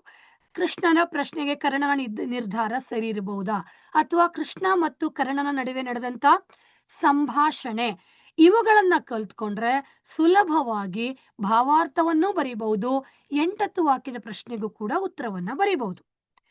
ಪದ್ಯ ಕಂಠಪಾಠ ಅನ್ನೋದು ಕಡ್ಡಾಯ. ಈ ಕಂಠಪಾಠದ ಭಾಗವನ್ನ ಕಲೀಲೇಬೇಕು. ಇನ್ನು 4 ಅಂಕಕ್ಕಿರುವಂತದ್ದು ಇನ್ನೊಂದು ಪದ್ಯ ವೀರಲವ. ಈ ವೀರಲವ ಪದ್ಯ ಕೂಡ ಅಷ್ಟೇ ತುಂಬಾ ಸುಲಭವಾಗಿರುವಂತಹ ಪದ್ಯ. ಇಲ್ಲಿಯೂ ಕಂಠಪಾಠ ಬರಬಹುದು, ಇಲ್ಲ 8 ವಾಕ್ಯ ಬರಬಹುದು, ಇಲ್ಲ ಭಾವಾರ್ಥ. ಈಗ ನಿಮಗೆ ಸುಲಭವಾಗಿ ಅರ್ಥ ಆಗ್ತಿದೆ ಮಕ್ಕಳೇ. ಕಂಠಪಾಠಕ್ಕೆ ಸಂಕಲ್ಪ ಗೀತೆ ಕೊಟ್ರೆ ಕೌರವೇಂದ್ರನ ಕೊಂದೆ ನೀನನ್ನ ಭಾವಾರ್ಥಕ್ಕೆ ಕೊಡಬಹುದು, ವೀರಲವನ್ನ 8-10 ವಾಕ್ಯಕ್ಕೆ ಕೊಡಬಹುದು. ಇಲ್ಲ ಅದೇ ಬೇರೆ ತರ ಆಗ್ಬಹುದು. ಕೌರವೇಂದ್ರನ ಕೊಂದೆ ನೀನು ಕಂಠಪಾಠಕ್ಕೆ ಕೊಡಬಹುದು, ಸಂಕಲ್ಪ ಗೀತೆಯನ್ನ 8 ವಾಕ್ಯಕ್ಕೆ ಕೊಡಬಹುದು, ವೀರಲವನ್ನ ಭಾವಾರ್ಥಕ್ಕೆ ಕೊಡಬಹುದು. ಅಂದ್ರೆ ಆ 4 ಅಂಕದ 3 ಪ್ರಶ್ನೆಗಳು ಅಂದ್ರೆ 12 ಅಂಕಗಳು ಬರ್ತವೆ. ಇದು 3ರಲ್ಲೇ ಇರುತ್ತೆ. ಹಾಗಾಗಿ ಇಂಥ ಪ್ರಶ್ನೆಗಳನ್ನ ಕಾನ್ಸಂಟ್ರೇಟ್ ಮಾಡಿದ್ರೆ, ಇದಕ್ಕೆ ಹೆಚ್ಚಿಗೆ ಗಮನವನ್ನ ಹರಿಸಿದ್ರೆ ಸುಲಭವಾಗಿ 12 ಅಂಕಗಳನ್ನ ಗಳಿಸ್ಕೋಬಹುದು. ಇಲ್ಲಿ 12 ಅಂಕಗಳನ್ನ ಗಳಿಸ್ಕೊಂಡ್ರೆ ನೀವು ಸಂದರ್ಭ ಮತ್ತು ಕವಿ ಪರಿಚಯಗಳಲ್ಲಿ 3 ಅಂಕದ ಪ್ರಶ್ನೆಗಳಿಗೆ ಕಳಿಸಿದ್ರೆ ಹೆಚ್ಚು ಅಂಕಗಳನ್ನ ಗಳಿಸೋದಿಕ್ಕೆ, ಅಂದ್ರೆ ಆವರೇಜ್ ಇರೋ ಮಕ್ಕಳಿಗೆ 50-60 ಅಂಕಗಳನ್ನ ತಗೊಳ್ತಾ ಇರೋ ಮಕ್ಕಳು ಇನ್ನೂ ಹೆಚ್ಚಿನ ಅಂಕಗಳನ್ನ ಗಳಿಸೋದಿಕ್ಕೆ ಸಾಧ್ಯ ಆಗತ್ತೆ. ಯಾಕೆ ಅಂತಂದ್ರೆ 1 ಅಂಕದ ಪ್ರಶ್ನೆಗಳಿಗೆ ಬಂದಾಗ ಅಲ್ಲಿ ಮಲ್ಟಿಪಲ್ ಚಾಯ್ಸ್ ಕ್ವಶನ್ಗಳು ಇರುತ್ತೆ. ಆಗ ಏನಾಗತ್ತೆ ಅಂತಂದ್ರೆ ನೀವು ಓದಿರೋ ಪ್ರಶ್ನೆ ಬರ್ದೇ ಇರ್ಬೋದು, ಅಥವಾ ಇನ್ಯಾವುದೋ ಕನ್ಫ್ಯೂಷನ್ ಆಗೋ ಚಾನ್ಸಸ್ ಇರುತ್ತೆ. ಅಲ್ಲಿ ನಿಮ್ಗೆ ಸ್ವಲ್ಪ ತಪ್ಪಾದ್ರೂ ಕೂಡ ಅಂಕ ಕಡಿತ ಆಗತ್ತೆ. ಆದರೆ 3 ಅಂಕ ಮತ್ತು 4 ಅಂಕದ ಪ್ರಶ್ನೆಗಳನ್ನ ಕಲ್ತಾಗ ಸುಲಭವಾಗಿ ಹೆಚ್ಚು ಅಂಕಗಳನ್ನ ಗಳಿಸೋದಿಕ್ಕೆ ಸಾಧ್ಯ ಆಗತ್ತೆ. ಹಾಗಾದ್ರೆ 1 ಅಂಕ ಕಲಿಯೋದೇ ಬೇಡವಾ? ಕಲಿಬೇಕು, 1 ಅಂಕವನ್ನ ಕಲಿಬೇಕು. ಆದ್ರೆ 3-4 ಅಂಕದ ಪ್ರಶ್ನೆಗಳನ್ನ ಪರ್ಫೆಕ್ಟ್ ಮಾಡ್ಕೋಬೇಕು. ಅವು ಪರ್ಫೆಕ್ಟ್ ಆಗಿದ್ರೆ ಇನ್ನು ಯಾವುದೋ 1 ಅಂಕದ ಒಂದು ಪ್ರಶ್ನೆ ಸ್ವಲ್ಪ ಕನ್ಫ್ಯೂಷನ್ ಆದ್ರೂ ಕೂಡ ಪಾಠವನ್ನ ನೆನೆಸ್ಕೊಂಡು ಯೋಚನೆ ಮಾಡಿ ಬರೆಯೋದಿಕ್ಕೆ ಸಾಧ್ಯ ಆಗತ್ತೆ. ಸರ್ ಮುಂದಿನ ಪೇಜ್ಗೆ ಹೋಗಿ. ಹಾಗೆ ಇನ್ನು 3 ಅಂಕದ ಬೇರೆ ಪ್ರಶ್ನೆಗಳಿಗೆ ಸಂಬಂಧಪಟ್ಟಾಗೆ ನೋಡ್ಕೊಂಡು ಹೋಗೋಣ. ಇನ್ನು ಪದ್ಯದಲ್ಲಿ ಕೆಮ್ಮನೆ ಮೀಸೆ ಒತ್ತನೆ ಇದೆ. ಈ ಕೆಮ್ಮನೆ ಮೀಸೆ ಒತ್ತನೆ ಪದ್ಯ ಕೂಡ 3 ಅಂಕಕ್ಕಿರುತ್ತೆ. ಇಲ್ಲೂ ಕೂಡ ಸಂದರ್ಭವನ್ನ ಓದಬೇಕು, ಹಾಗೆ ಕವಿ ಪರಿಚಯವನ್ನ ಓದಬೇಕು. ಸಂದರ್ಭ ಮತ್ತು ಕವಿ ಪರಿಚಯವನ್ನ ಓದಿಕೊಂಡ್ರೆ ಇಷ್ಟು ಪ್ರಶ್ನೆಗಳಿಗೆ ಸುಲಭವಾಗಿ ಉತ್ತರವನ್ನ ಬರೆಯೋದಿಕ್ಕೆ ಆಗತ್ತೆ. ಹಾಗೆ ಇನ್ನೊಂದು ಅಂಕಗಳಿಕೆಗೆ ನಮ್ಮ ನೀಲನಕಾಶೆ ಪ್ರಕಾರ ಇನ್ನೊಂದು ಸುಲಭವಾದ ಪಾಠಗಳಂತಂದ್ರೆ ಪಠ್ಯ ಪೋಷಕ ಅಧ್ಯಯನಗಳು. ಈ ಪಠ್ಯ ಪೋಷಕ ಅಧ್ಯಯನದ ಅಥವಾ ಪಠ್ಯ ಪೂರಕ ಅಧ್ಯಯನಗಳು ಇಲ್ಲಿರುವಂತಹ ಪಾಠಗಳಿಂದ ನಮಗೆ 9 ಅಂಕಗಳು ಬರ್ತವೆ. ಇಲ್ಲಿ ಪಾಠಗಳು 5 ಇದಾವೆ, 9 ಅಂಕಗಳು ಬರುತ್ತೆ. 5ರಲ್ಲಿ 4 ಪಾಠಗಳಿಂದ 2 ಅಂಕದ ಪ್ರಶ್ನೆ ಬರುತ್ತೆ. ಹಾಗೆ ಒಂದು ವಸಂತ ಮುಖ ತೋರಲಿಲ್ಲ ಅನ್ನುವಂತ ಒಂದು ಪದ್ಯದಿಂದ 1 ಅಂಕ ಬರುತ್ತೆ. ನಿಮಗ್ ಗೊತ್ತು, ವಸಂತ ಮುಖ ತೋರಲಿಲ್ಲ ಪದ್ಯ ತುಂಬಾ ಸುಲಭ. ನಿದ್ದೆಗಣ್ಣಲ್ಲಿ ಕೇಳಿದ್ರು ಉತ್ತರ ಹೇಳಕ್ ಬರುತ್ತೆ. ಅಷ್ಟು ಸುಲಭವಾದಂತ ಪದ್ಯ ವಸಂತ ಮುಖ ತೋರ್ಲಿಲ್ಲ. ಅಲ್ಲಿಗೆ 1 ಮಾರ್ಕ್ ಫಿಕ್ಸ್, ಆಲ್ರೆಡಿ ನಮಗ್ ಬಂದ ಹಾಗೆ ಲೆಕ್ಕ. ಇನ್ನು ಉಳಿದ 4 ಪಾಠಗಳಲ್ಲಿ ನೀವು 2 ಅಂಕದ ಪ್ರಶ್ನೆಗಳು ಬರುತ್ತೆ. ಅಲ್ಲಿ ಕಂಪಲ್ಸರಿ ಏನ್ ಮಾಡ್ಬೇಕಂದ್ರೆ ಭಗತ್ ಸಿಂಗ್ ಪಾಠದ 2 ಅಂಕದ ಎಲ್ಲಾ ಪ್ರಶ್ನೆಗಳನ್ನ ಕಲಿಬೇಕು. ಜೊತೆಗೆ ಉದಾತ್ತ ಚಿಂತನೆಗಳು, ಅಲ್ಲಿ ಕ್ರಿಯಾ ಸ್ವಾತಂತ್ರ್ಯ ಎಂದರೇನು, ರಾಜಕೀಯ ಸ್ವಾತಂತ್ರ್ಯ ಎಂದರೇನು, ಗಾಂಧೀಜಿಯವರ ಪ್ರಕಾರ ಅಂದವಾದ ಬರವಣಿಗೆ ಬಗ್ಗೆ ಅಭಿಪ್ರಾಯವೇನು, ಇಂಥ ಪ್ರಶ್ನೆಗಳು ಬರುತ್ತೆ. ಅಲ್ಲಿ 2 ಅಂಕದ ಪ್ರಶ್ನೆ ಕಲಿಯಲೇಬೇಕು. ಇನ್ನು ವಚನಗಳಿಂದನೂ ಕೂಡ 2 ಅಂಕದ ಒಂದು ಪ್ರಶ್ನೆ ಬರುತ್ತೆ, ಅದನ್ನು ಕಲಿಬೇಕು. ಪ್ರಾಸ ಬಿಟ್ಟ ಕತೆ ಮತ್ತು ಶುಕನಾಸನ ಉಪದೇಶ 2ರಿಂದ 2ನ್ನ ಸೇರಿ 2 ಅಂಕ ಕೊಟ್ಟಿದ್ದಾರೆ. ಅಂದ್ರೆ 2 ಅಂಕದ ಒಂದು ಪ್ರಶ್ನೆ ಬರುತ್ತೆ. ಅದು ಯಾವುದರಿಂದ ಬೇಕಾದ್ರೂ ತಗೋಬಹುದು. ಅದು ಪ್ರಾಸ ಬಿಟ್ಟ ಕಥೆಯಿಂದನಾದ್ರೂ ಆಗಿರಬಹುದು, ಶುಕನಾಸನ ಉಪದೇಶ ಆಗಿರಬಹುದು. ಒಂದನ್ನ ಮಾತ್ರ ಕೊಡ್ತಾರೆ. ಹಾಗಾಗಿ ಖಂಡಿತವಾಗಿ ಅಂಕವನ್ನ ಗಳಿಸ್ಬೇಕು ಅಂತಂದ್ರೆ ಮೊದಲನೇ 4ಅನ್ನ ಕಂಪಲ್ಸರಿ ಇವತ್ತೇ ಮಕ್ಕಳ ಕಲ್ತು ಬಿಡ್ಬೇಕು. ಕೇಳಿಸ್ಕೊತಾ ಇದ್ದೀರಾ ಅಂತ ಅನ್ಕೊಳ್ತೀನಿ. ಮಾರ್ಕ್ ಮಾಡ್ಕೊಳ್ಳಿ. ಅಲ್ಲಿ ಪಠ್ಯ ಪೂರಕ ಅಧ್ಯಯನದ 2 ಅಂಕದ ಪ್ರಶ್ನೆಗಳು ಬರುವಂತ ಮೊದಲನೇ 4 ಪಾಠಗಳನ್ನ ಇವತ್ತೇ ಕಡ್ಡಾಯವಾಗಿ ಪ್ರತಿಯೊಬ್ರು ಕಲಿಬೇಕು. ಯಾರಿಗೆ ಬಾಯಲ್ಲಿ ಹೇಳಕ್ ಬರುತ್ತೆ ಅವ್ರೇನ್ ಮಾಡ್ಬೇಕು, ಅಕ್ಷರ ಕಾಗುಣಿತ ದೋಷ ಆಗದೆ ಇರಾಗ್ ಬರಿಬೇಕು ಅಂದ್ರೆ ಪ್ರಶ್ನೆ ಉತ್ತರವನ್ನ ಕಲಿತಿರಲ್ಲ, ಕಲ್ತಾದ್ಮೇಲೆ ನೋಡ್ದಿರ 1 ಸಲ 2 ಸಲ ಬರೀಬೇಕು. ಬರೆದಾಗ ಮಾತ್ರ ನಿಮ್ಗೆ ಉತ್ತರವನ್ನ ಸ್ಪಷ್ಟವಾಗಿ ಕಲಿಯೋದಿಕ್ಕೆ ಸಾಧ್ಯ. ನನಗೆ ಬಾಯಲ್ಲಿ ಹೇಳೋದಿಕ್ಕೆ ಬರುತ್ತೆ ಅಂತ ಅಂದ್ಕೊಂಡ್ರೆ ಅದು ಕಲ್ತ ನೆಕ್ಸ್ಟ್ ಡೇನೆ ಮರ್ತೋಗ್ಬಿಡ್ಬೋದು. ಹಾಗಾಗಿ ಪ್ರತಿಯೊಬ್ಬರನು 1 ಪ್ರಶ್ನೆ ಕಲಿತ ತಕ್ಷಣ ಏನ್ ಮಾಡ್ಬೇಕು, ಅದನ್ನ ನೋಡ್ದಿರಾ ಬರಿಬೇಕು. ಇನ್ನೊಂದು ಪ್ರಶ್ನೆ ಕಲಿತೀರಾ, ಆಗ 2ಅನ್ನು ಸೇರಿಸಿ ಮತ್ತೆ ನೋಡ್ದಿರಾ ಬರಿಬೇಕು. ಹೀಗೆ ನೀವು ಎಷ್ಟು ಹೆಚ್ಚೆಚ್ಚು ಬರಿತಾ ಹೋಗ್ತೀರಾ ಅಷ್ಟು ಸುಲಭವಾಗಿ ಕನ್ನಡವನ್ನ ಕಲಿಯೋದಿಕ್ಕೆ ಸಾಧ್ಯ. ಯಾಕೆ ಅಂತಂದ್ರೆ ಕನ್ನಡ ಅನ್ನೋದು ಬೇರೆ ಭಾಷೆ ತರ ಅಲ್ಲ. ಅದು ನಮ್ಮ ಮಾತೃಭಾಷೆ, ತಾಯಿ ಭಾಷೆ. ಅದು ನಮ್ಮ ನರನಾಡಿಗಳಲ್ಲಿ ಹೊಂದಾಣಿಕೆ ಮಾಡ್ಕೊಂಡಿರುವಂತ ಭಾಷೆ. ಬೇರೆ ಭಾಷೆಗಳಲ್ಲಿ ನಾವು ಬಾಯಲ್ಲಿ ಹೇಳೋದೇ ಬೇರೆ, ಬರೆಯೋದೇ ಬೇರೆ. ಉದಾಹರಣೆಗೆ ಇಂಗ್ಲಿಷ್ ಸ್ಪೆಲ್ಲಿಂಗೇ ಬೇರೆ ಇರುತ್ತೆ, ಉಚ್ಚಾರಣೆನೇ ಬೇರೆ ಇರುತ್ತೆ. ಆದ್ರೆ ಕನ್ನಡ ಹಾಗಲ್ಲ. ನಾವು ಏನು ಮಾತಾಡ್ತೀವೋ ಅದನ್ನೇ ಬರಿತೀವಿ. ನಾವು ಪ್ರಶ್ನೆ ಉತ್ತರಗಳನ್ನ ಏನು ಓದುತ್ತೀವೋ ಅದನ್ನೇ ಅದೇ ಅಕ್ಷರಗಳನ್ನ ಬರಿತೀವಿ. ಹಾಗಾಗಿ ಅದು ತುಂಬಾ ಸುಲಭವಾದಂತ ಭಾಷೆ. ಹಾಗಾಗಿ ಅದ್ರಲ್ಲಿ ಬರ್ದಾಗ ಮಾತ್ರ ಹೆಚ್ಚಾಗಿ ಬೇಗ ಕಲಿಯೋದಿಕ್ಕೆ ಸಾಧ್ಯ ಆಗತ್ತೆ. ಇನ್ನು 4 ಅಂಕದ ಬೇರೆ ಪ್ರಶ್ನೆಗಳಿಗೆ ಬಂದಾಗ ಅಪಠಿತ ಗದ್ಯ ಅಂದ್ರೆ ಪ್ಯಾಸೇಜ್, ಸುಲಭವಾಗಿ ಹೇಳ್ಬೇಕಂದ್ರೆ ಪ್ಯಾಸೇಜ್ 4 ಅಂಕಕ್ಕೆ ಬರುತ್ತೆ. 2 ಅಂಕದ 2 ಪ್ರಶ್ನೆ ಇರುತ್ತೆ. ಅಲ್ಲಿ ಎಷ್ಟು ಸುಲಭ ನೋಡಿ. ಇದು ನಮಗ್ ಓದ್ಬೇಕು ಅಂತ ಇಲ್ಲ, ಈಗಾಗ್ಲೇ ನಮ್ಮ ಹತ್ರ ಬಂದಿರೋ ಮಾರ್ಕ್ ಇದು. ಯಾಕೆ ಅಂತಂದ್ರೆ ಅಲ್ಲಿ ಕೊಟ್ಟಿರ್ತಾರೆ ಪ್ಯಾಸೇಜ್ನ, ಅದನ್ನ ಓದಬೇಕು. ಕೆಳಗಡೆ ಪ್ರಶ್ನೆ ಕೊಟ್ಟಿರ್ತಾರೆ, ಉತ್ತರವನ್ನ ಬರೀಬೇಕು. ಒಂದ್ ವೇಳೆ ಓದೋದಿಕ್ಕೆ ಬರಲ್ಲ ಅನ್ನೋ ಮಕ್ಳಿದ್ದಾರೆ ಅಂತ ಅನ್ಕೊಳ್ಳೋಣ. ಅಕ್ಷರನೇ ನನಗೆ ಗೊತ್ತಾಗ್ತಾ ಇಲ್ಲ ಅಂತಂದ್ರೆ, ಪೂರ್ತಿಯಾಗಿ ನನಗೆ ಓದೋದಿಕ್ಕೆ ಚೆನ್ನಾಗಿ ಬರ್ತಾ ಇಲ್ಲ ಅನ್ನೋ ಮಕ್ಳಿದ್ರೆ ಅವ್ರು ಏನ್ ಮಾಡ್ಬೇಕಂತಂದ್ರೆ ಈ ಅಪಠಿತ ಗದ್ಯವನ್ನ ಅಥವಾ ಪ್ಯಾಸೇಜ್ ಅನ್ನ ಕೊಟ್ಟಾಗ ಅವರು ಆ ಪ್ರಶ್ನೆಗಳನ್ನ ಮೊದಲು ಓದ್ಬೇಕು. ಆ ಪ್ರಶ್ನೆಯಲ್ಲಿ ಇರುವಂತ ಪದಗಳು ಎಲ್ಲಿದೆ, ಆ ಕೊಟ್ಟಿರುವಂತ ಪ್ಯಾಸೇಜ್ ಅಲ್ಲಿ ಪ್ರಶ್ನೆಯಲ್ಲಿರುವಂತ ಪದಗಳು ಎಲ್ಲಿದ್ದಾವೆ ಅಂತ ಹುಡುಕ್ಬಿಟ್ಟು ಆಗ ಅದರ ಹಿಂದಿನ ಮತ್ತು ಮುಂದಿನ ಭಾಗವನ್ನ ಸೇರ್ಕೊಂಡು ಏನ್ ಮಾಡ್ಬೇಕು, ಉತ್ತರವನ್ನ ಬರೀರಿ. ಖಾಲಿ ಮಾತ್ರ ಬಿಡ್ಕೊಡ್ದು.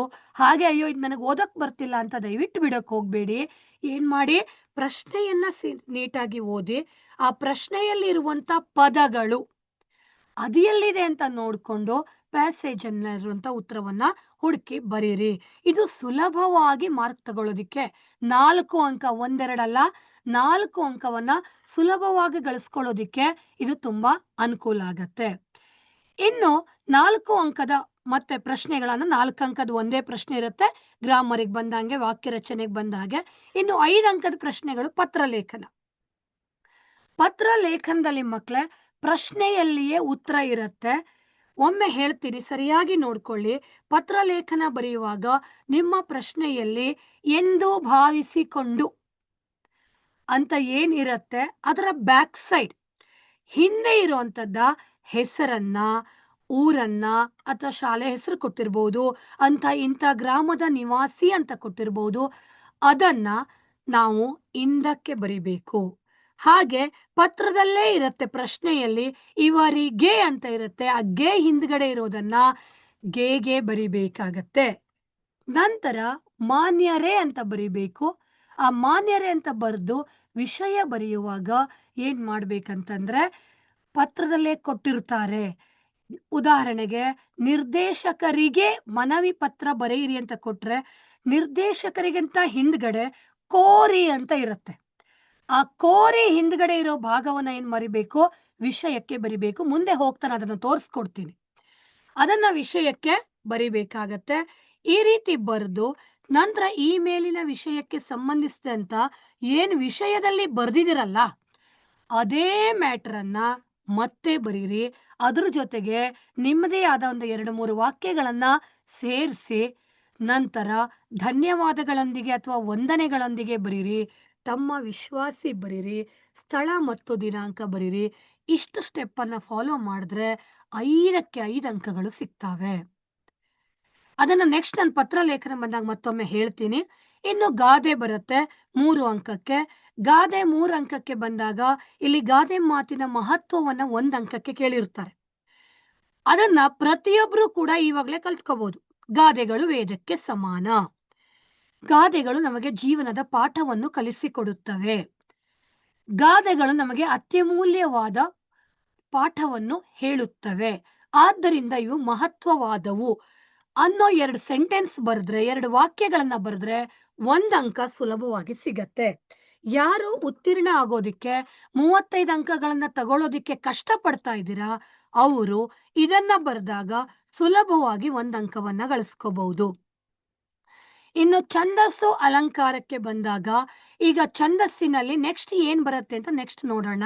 ಅದಕ್ಕೆ ಹಿಂದೆ, ಅದಕ್ಕೂ ಮೊದಲು ನಾನೀಗ 100ಕ್ಕೆ 100 ಅಂಕಗಳನ್ನ ಹೇಗೆ ಗಳಿಸೋದು ಅನ್ನೋದ್ರ ಬಗ್ಗೆ ಒಂದು ಟಿಪ್ಸ್ ಅನ್ನ ಕೊಡ್ತೀನಿ.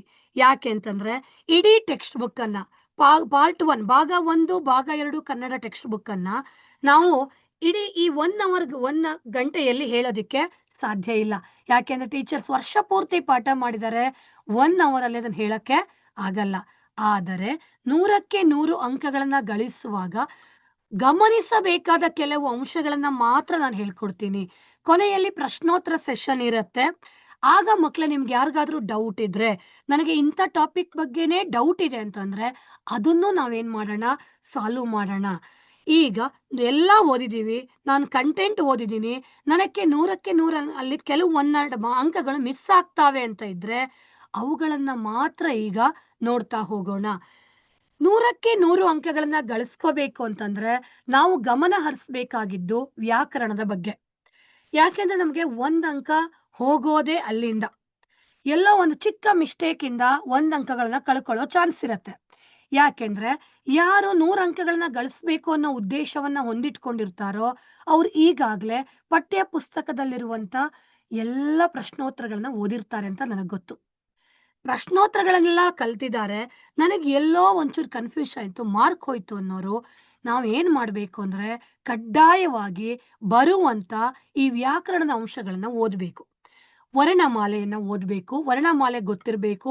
ಸ್ವರಗಳು, ವ್ಯಂಜನಗಳು, ಯೋಗವಾಹಗಳು, ಜೊತೆಗೆ ಹ್ರಸ್ವಸ್ವರ ದೀರ್ಘಸ್ವರ ಯಾವುದು ಅಂತ ಇರ್ಬೋದು.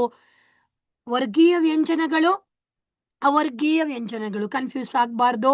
25 + 9 34.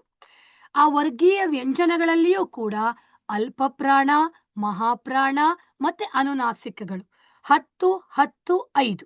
10 ಅಲ್ಪಪ್ರಾಣ, 10 ಮಹಾಪ್ರಾಣ ಮತ್ತೆ 5 ಅನುನಾಸಿಕಗಳು. ಇವುಗಳು ಯಾವುದು ಅಂತ ಗೊತ್ತಿರಬೇಕು. ಇವುಗಳ ಬಗ್ಗೆ ಗಮನ ಹರಿಸಿ ನೋಟ್ ಮಾಡ್ಕೊಳ್ಳಿ. ಯಾವ ಯಾವ ಗ್ರಾಮರ್ ಪಾಯಿಂಟ್ ಅನ್ನ ತಪ್ಪದೆ ನಾವು ಓದಬೇಕು ಅನ್ನೋದನ್ನ ನೋಟ್ ಮಾಡ್ಕೊಳ್ಳಿ. ವರ್ಣಮಾಲೆಯನ್ನ ಓದಬೇಕು. ಅದರ ನಂತರ ನಾಮಪದಗಳು. ನಾಮಪದಗಳಲ್ಲಿ ವಸ್ತುವಾಚಕ ನಾಮಪದಗಳು, ಗುಣವಾಚಕ ನಾಮಪದಗಳು, ಸಂಖ್ಯಾವಾಚಕ ನಾಮಪದಗಳು, ಸಂಖ್ಯೇಯವಾಚಕ ನಾಮಪದಗಳು, ಇವು ಪರಿಮಾಣವಾಚಕ ನಾಮಪದಗಳು ಹಾಗೂ ದಿಗ್ವಾಚಕ ನಾಮಪದಗಳು. ಈ ವಸ್ತುವಾಚಕ ನಾಮಪದಗಳಂತ ಬಂದಾಗ ನಿಮಗೆ ಗೊತ್ತಿರೋ ಹಾಗೆ ರೂಢನಾಮ, ಅಂಕಿತನಾಮ, ಅನ್ವರ್ಥಕ ನಾಮ. ಇವುಗಳ ಹೆಸರೇ ಹೇಳೋ ಹಾಗೆ ರೂಢಿಯಿಂದ ಬಂದಂತ ಹೆಸರುಗಳನ್ನ ನಾವು ರೂಢನಾಮ ಅಂತ ಕರಿತೀವಿ. ಅಂದ್ರೆ ಯಾರೂ ಇಟ್ಟಿಲ್ಲ, ಯಾವುದೇ ಅರ್ಥ ಇಲ್ಲ, ನಮಗ ಆ ಹೆಸರುಗಳು ಹೇಗೆ ಬಂತು ಅಂತಾನೆ ಗೊತ್ತಿಲ್ಲ. ಹಿಂದಿನವ್ರು ಬಳಸ್ತಾ ಇದ್ರು, ಅದಕ್ಕೆ ನಾವೀಗ ಅದನ್ನ ಬಳಸ್ತಾ ಇದ್ದೀವಿ. ಅವು ರೂಢನಾಮಗಳು. ಉದಾಹರಣೆಗೆ ಶಾಲೆ, ಮನೆ, ಭೂಮಿ, ಆಕಾಶ, ಬೆಟ್ಟ, ಗುಡ್ಡ, ಇವುಗಳೆಲ್ಲ ನಮ್ಗೆ ಯಾಕೆ ಹಂಗ್ ಕರೆದ್ರು? ಬೆಟ್ಟಕ್ಕೆ ಬೆಟ್ಟ ಅಂತಾನೆ ಯಾಕೆ ಕರೆದ್ರು ನಮಗ್ ಗೊತ್ತಿಲ್ಲ. ಹಾಗಾಗಿ ಅದನ್ನ ಅಂದ್ರೆ ರೂಢಿಯಿಂದ ಬಂದಂತವುಗಳು ರೂಢನಾಮ ಅಂತ ಕರೀತಾರೆ. ಇನ್ನು ಅಂಕಿತ ನಾಮ ಅಂತಂದ್ರೆ ಮನುಷ್ಯರು ಇಟ್ಟಂತಹ ಹೆಸರುಗಳು. ಮನುಷ್ಯ ಇಟ್ಟೋದು, ನಮಗೆ ನಾಮಕರಣ ಮಾಡಿರ್ತಾರೆ. ಈಗ ನಿಮಗೆ ನಿಮ್ಮ ನಿಮ್ಮ ಹೆಸರುಗಳನ್ನ ನಾಮಕರಣ ಮಾಡಿರ್ತಾರೆ. ಆ ಹೆಸರುಗಳೆಲ್ಲ ಮನುಷ್ಯರ ಹೆಸರುಗಳು, ಹಾಗೆ ಊರಿನ ಹೆಸರುಗಳು, ಇವೆಲ್ಲವೂ ಕೂಡ ಅಂಕಿತ ನಾಮಕ್ಕೆ ಬರುತ್ತೆ. ನೆನ್ಪಿಟ್ಕೊಳ್ಳಿ, ಮನುಷ್ಯನ ಹೆಸರು, ಊರಿನ ಹೆಸರು ಅಂಕಿತ ನಾಮ. ಅನ್ವರ್ಥಕ ನಾಮ ಅಂದ್ರೆ ಆ ಹೆಸರೇ ಹೇಳತ್ತೆ, ಅರ್ಥಕ್ಕೆ ಅನುಗುಣವಾಗಿ ಬರುವಂತ ನಾಮಪದಗಳು. ಇಲ್ಲಿ ಅನ್ವರ್ಥಕ ನಾಮ ಅರ್ಥಕ್ಕೆ ಅನುಗುಣವಾಗಿ.